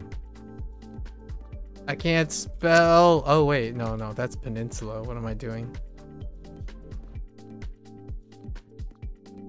吻别，孩子吻别了父母，上学去了。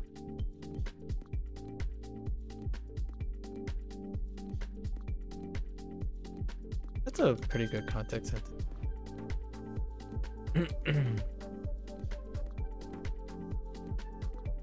独栋，这是一栋独栋别墅。 旅，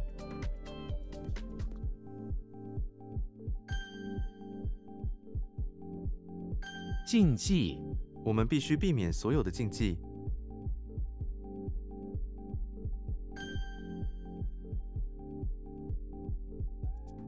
中旬，我们计划在中旬旅行。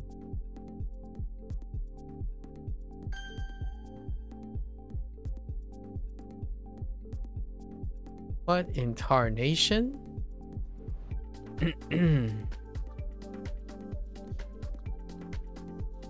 Oh, I got goobered by this. Dang it.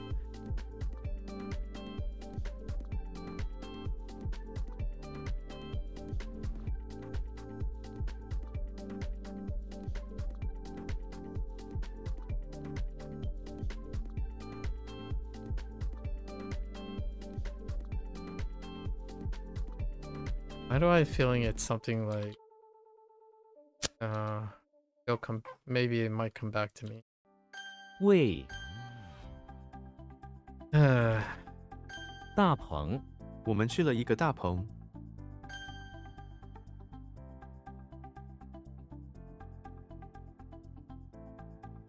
This one sucked. I remember having to write around this. And it's recent, so it's gonna get pushed. If I can't. Maybe I'll adjust it a little.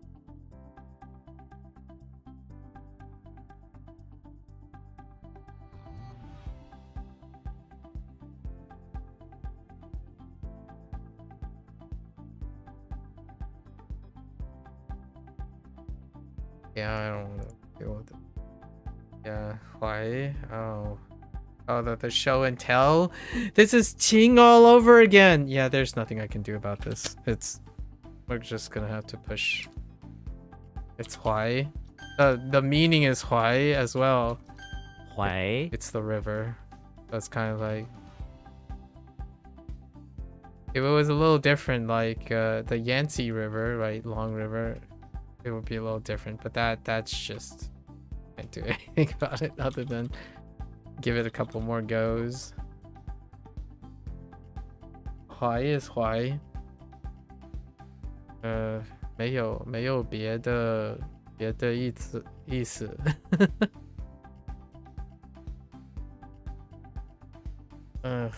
Man. 云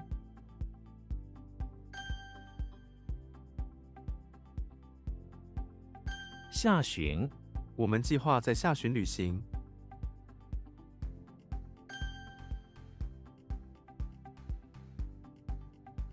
展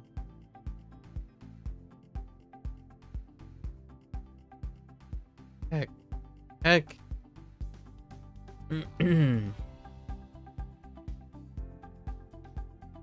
Oh, chop. 无畏无畏的人敢于挑战自己。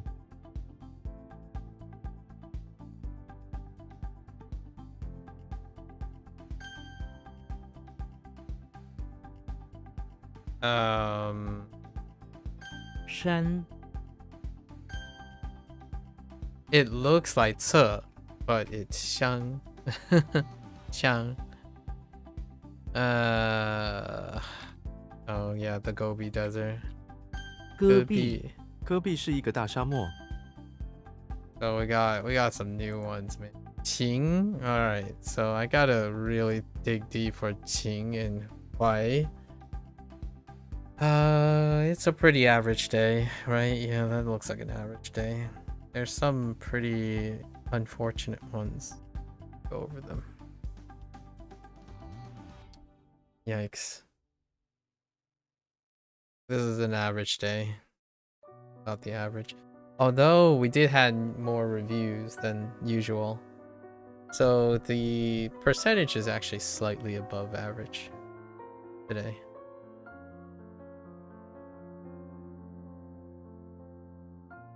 Ding.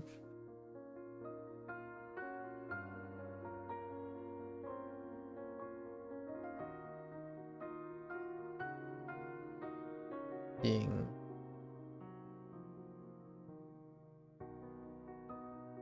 Ooh is a new shape combination for sure. I feel xie as well. That's a new shape combination. It doesn't feel like what they look like for the moment.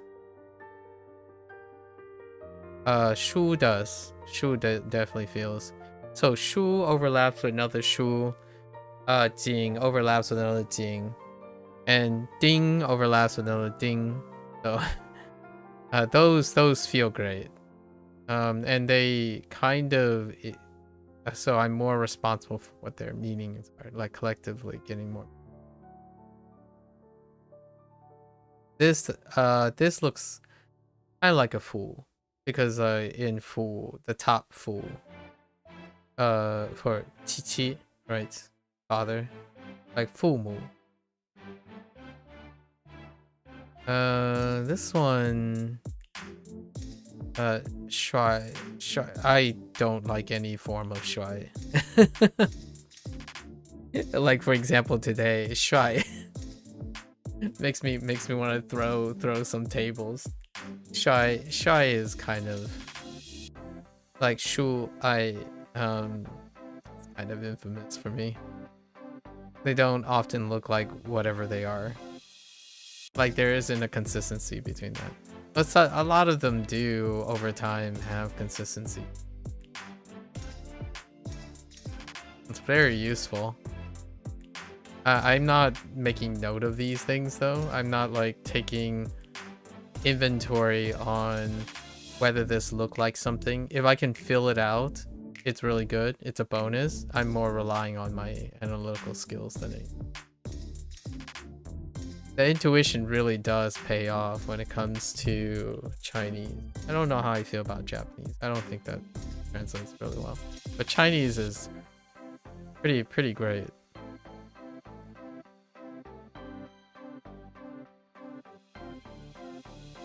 厄瓜多，厄瓜多。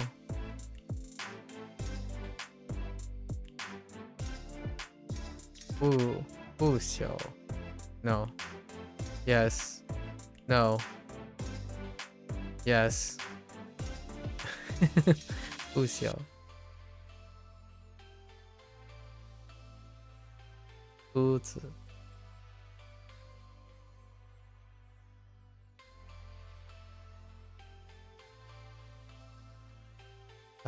乞丐。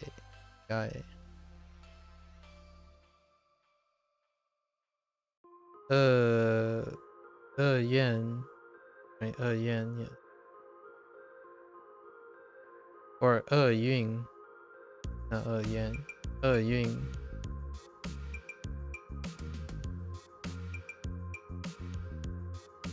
成电。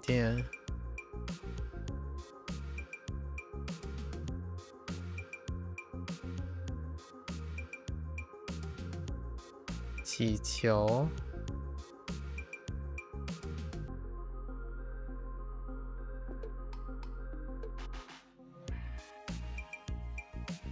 How does this even work? 丫头。How did the ya work? Oh no, it's ya. 丫头。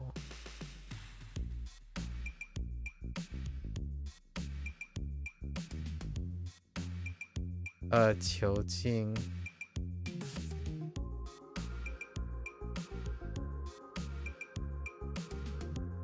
枉法。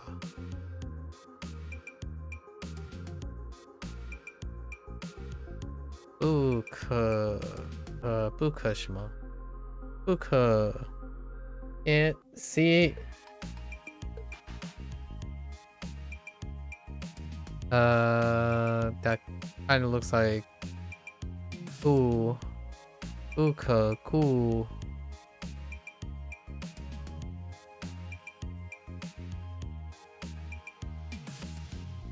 I can't read. Oh, 美主。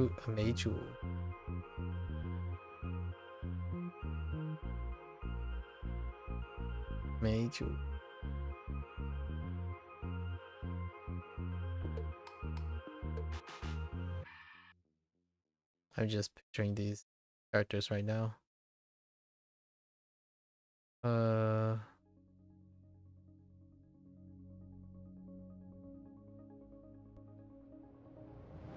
Live. Okay.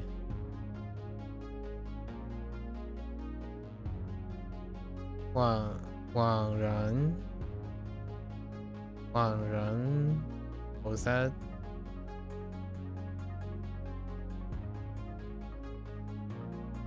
Button crooked.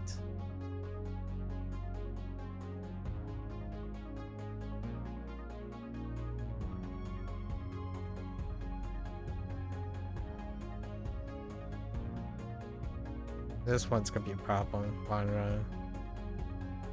In vain, yeah, that's gonna be a problem.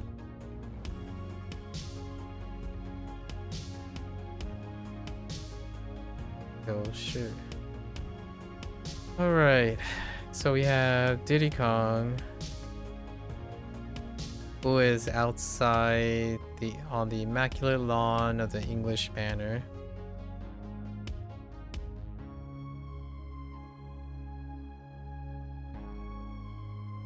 Monkeying around until he found a statue that kept staring at him, right?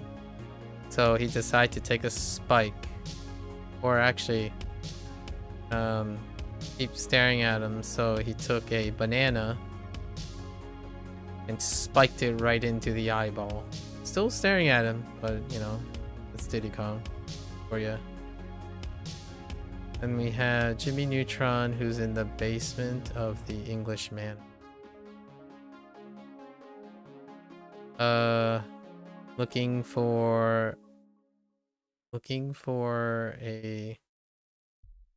Actually, probably rearrange it.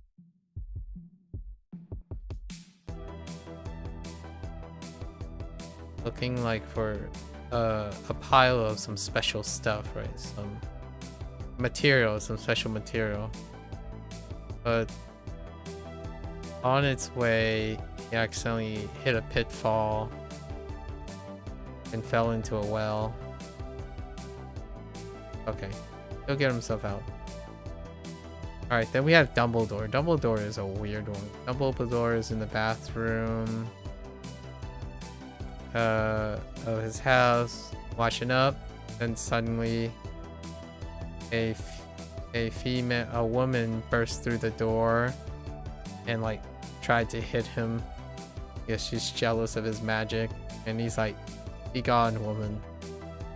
Just like whisked her away, not like slam her face with the door. That's kind of domestic. All right, then we have Xena, who's in the bathroom of the electricity plant, on guard duty, kind of like Master Chief.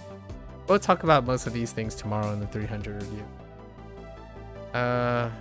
So she noticed that on her guard duty, you know, maybe in the evening, water was spraying around, and in order to prevent any accidental discharge, she placed what she think would help, which isn't really that helpful. She placed some leaves around. Throw up the water, I suppose. Alright, then we have Sherlock. Oh, Sherlock, you are a nemesis.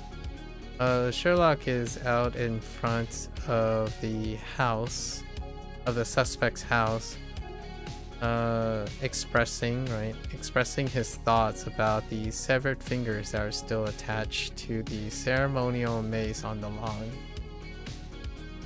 Alright, then we have Frankenstein, who's in the basement of the house with Papa Frankenstein. Right, Papa Frankenstein, who was handed an axe and is teaching him how to chop off, how to repair his limbs if it ever gets chopped off.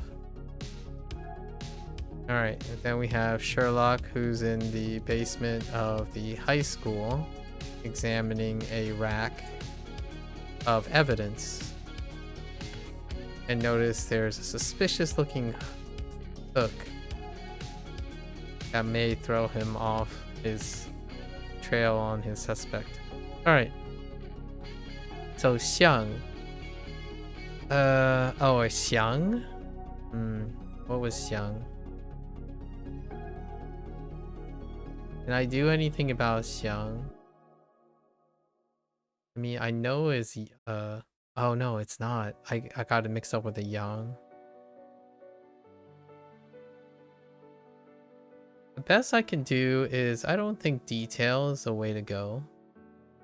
I am gonna link it with probably Xiang, the other Xiang,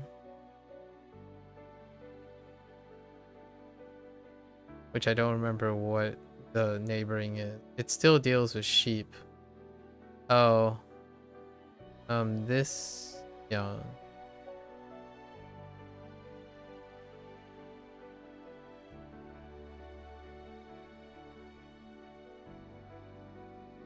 Yeah, I think, yeah.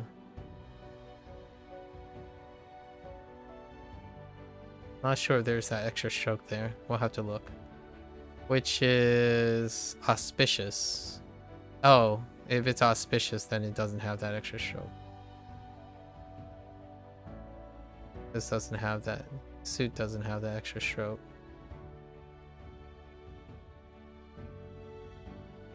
So that's probably the way we're gonna remember that one. Shuai. I don't know what to do about Shuai at the moment. I think I'm gonna embrace the mix-up, right? So Shuai is gonna be coupled. This is command, and a commander can also be a teacher. So we're just gonna combine shy and shi.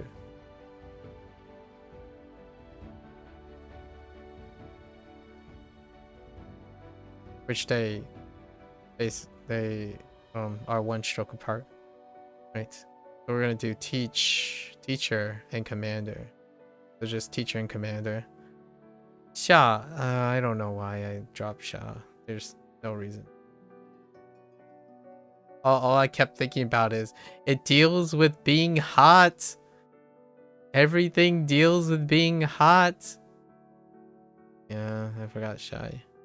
Xia.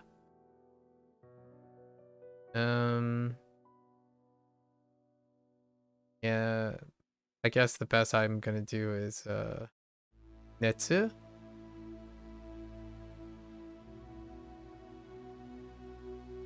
Probably it. This one's probably the most disappointing of the day. Shang is not as disappointing. Shang is a problem.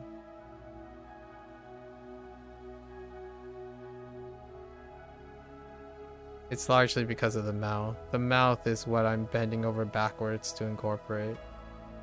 In this case, it's supposed to be like saying. Or sheng. Sheng, which is holy. I'm trying to think if there's another sheng. It does have elements of a sound.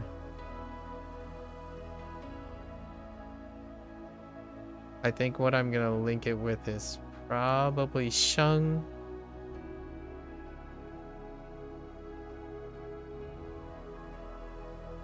I'll have to look at that. We'll look at that.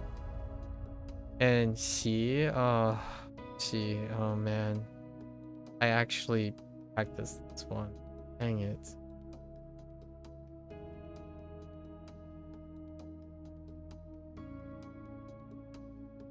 And what I'm getting it mixed with is, I guess we'll embrace it. C. So C is cherish. What I'm getting it mixed with was guai. So what is guai?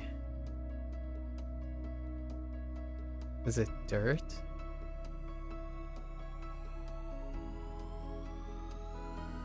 Alright, so let's look. We have... Let me look at sheng, which is voice. That's not the greatest, but the reason why I picked sheng is because it has ear in it. And holy, not quite good enough. Let's look at ear for a moment.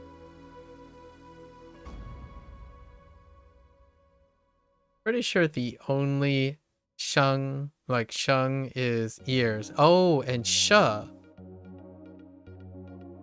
Interesting. Interesting. But sheng, we'll use sheng. We're gonna attach.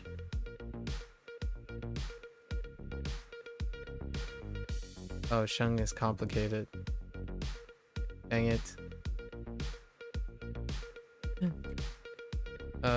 It wasn't it like what do you call it, a bazooka? Dang it, a bazooka.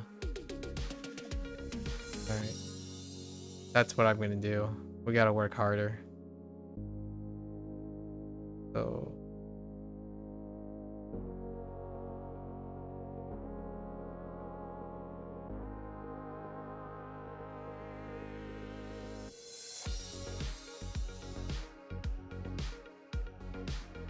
alright, sheng. So a holy voice is what we're gonna do. A holy voice. And xi, I'm not sure why is that close. Oh, it's not close. We could also link it to no. We're just gonna look at guai and then compare and contrast between guai and xi. It's because I'm reading from left to right, so it's a soul. And then All really is though. That's not a mole, is it? Is it a mole? No. Mole is, oh right, mole has elbow pads. Elbow and stuff. So guai. Which is strange. Can I attach strange to cherish?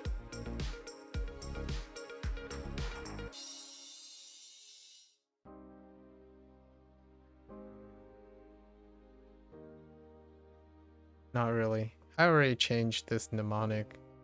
So this whole thing on the right is a garden. So she's like in her house, maintaining like a garden, like somewhat like an indoor garden thing to preserve her soul. There's a garden that she cherishes, which is a strange thing, I suppose. Maybe that's gonna be the way we go about it. You know, we're pairing up all the characters. There's only so much I can do with in the way. Yeah, so let's see. Xiang? Xiang, I just complete blank. Young. Young is the closest thing that I was thinking of. Let me look at it.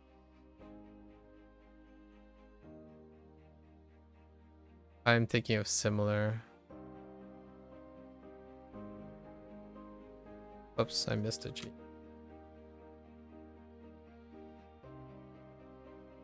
Or appearance, actually. Largely because there's sheep in it, but that's not good enough. Yeah, that's not good enough. There's so much with it. Actually, let's look at sheeps for a moment.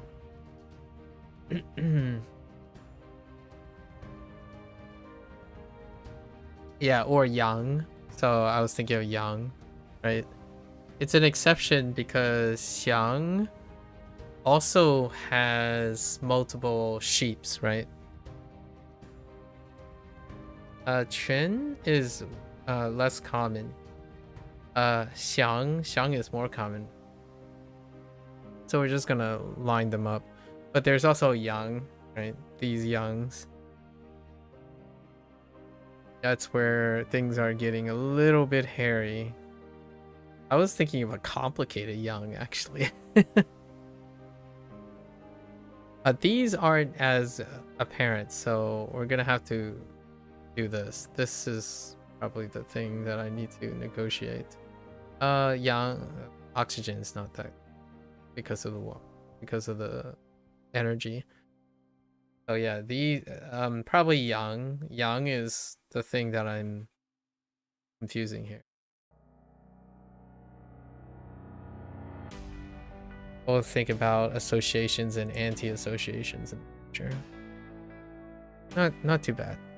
Today was an average day. It was there were two more, but I'm not gonna go over them. Huai. Huai is Huai. The turkey with spray. And then what was the other one? Chow. Chow.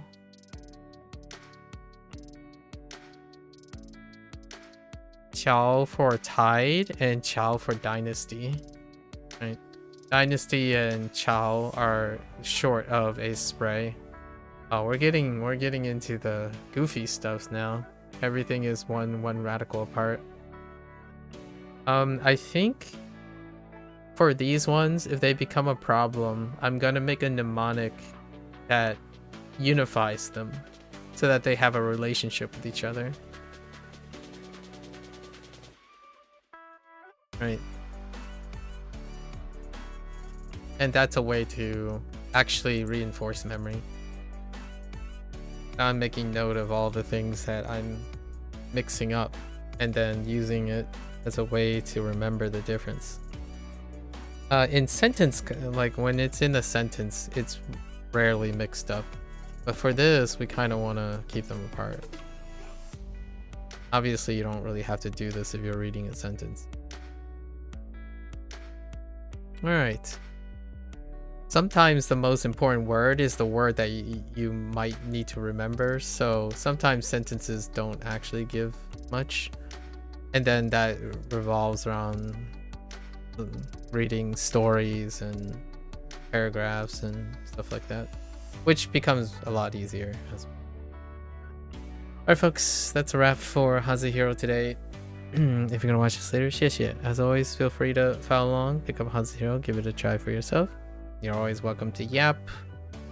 Come on by and share some stories, exchange some ideas, right? Keep each other motivated. As always, until next time. 大家下次见，感谢观看. Thank you for watching. I'll be back tomorrow. Tomorrow's a big day. We're gonna go over all these little things that I've been doing and maybe finish off a little bit of where I left off on WaniKani in the 300 days. So tomorrow's a big day. I'll be back. Thank you. Stay safe, stay healthy. I'll catch you guys on the next one. Bye bye.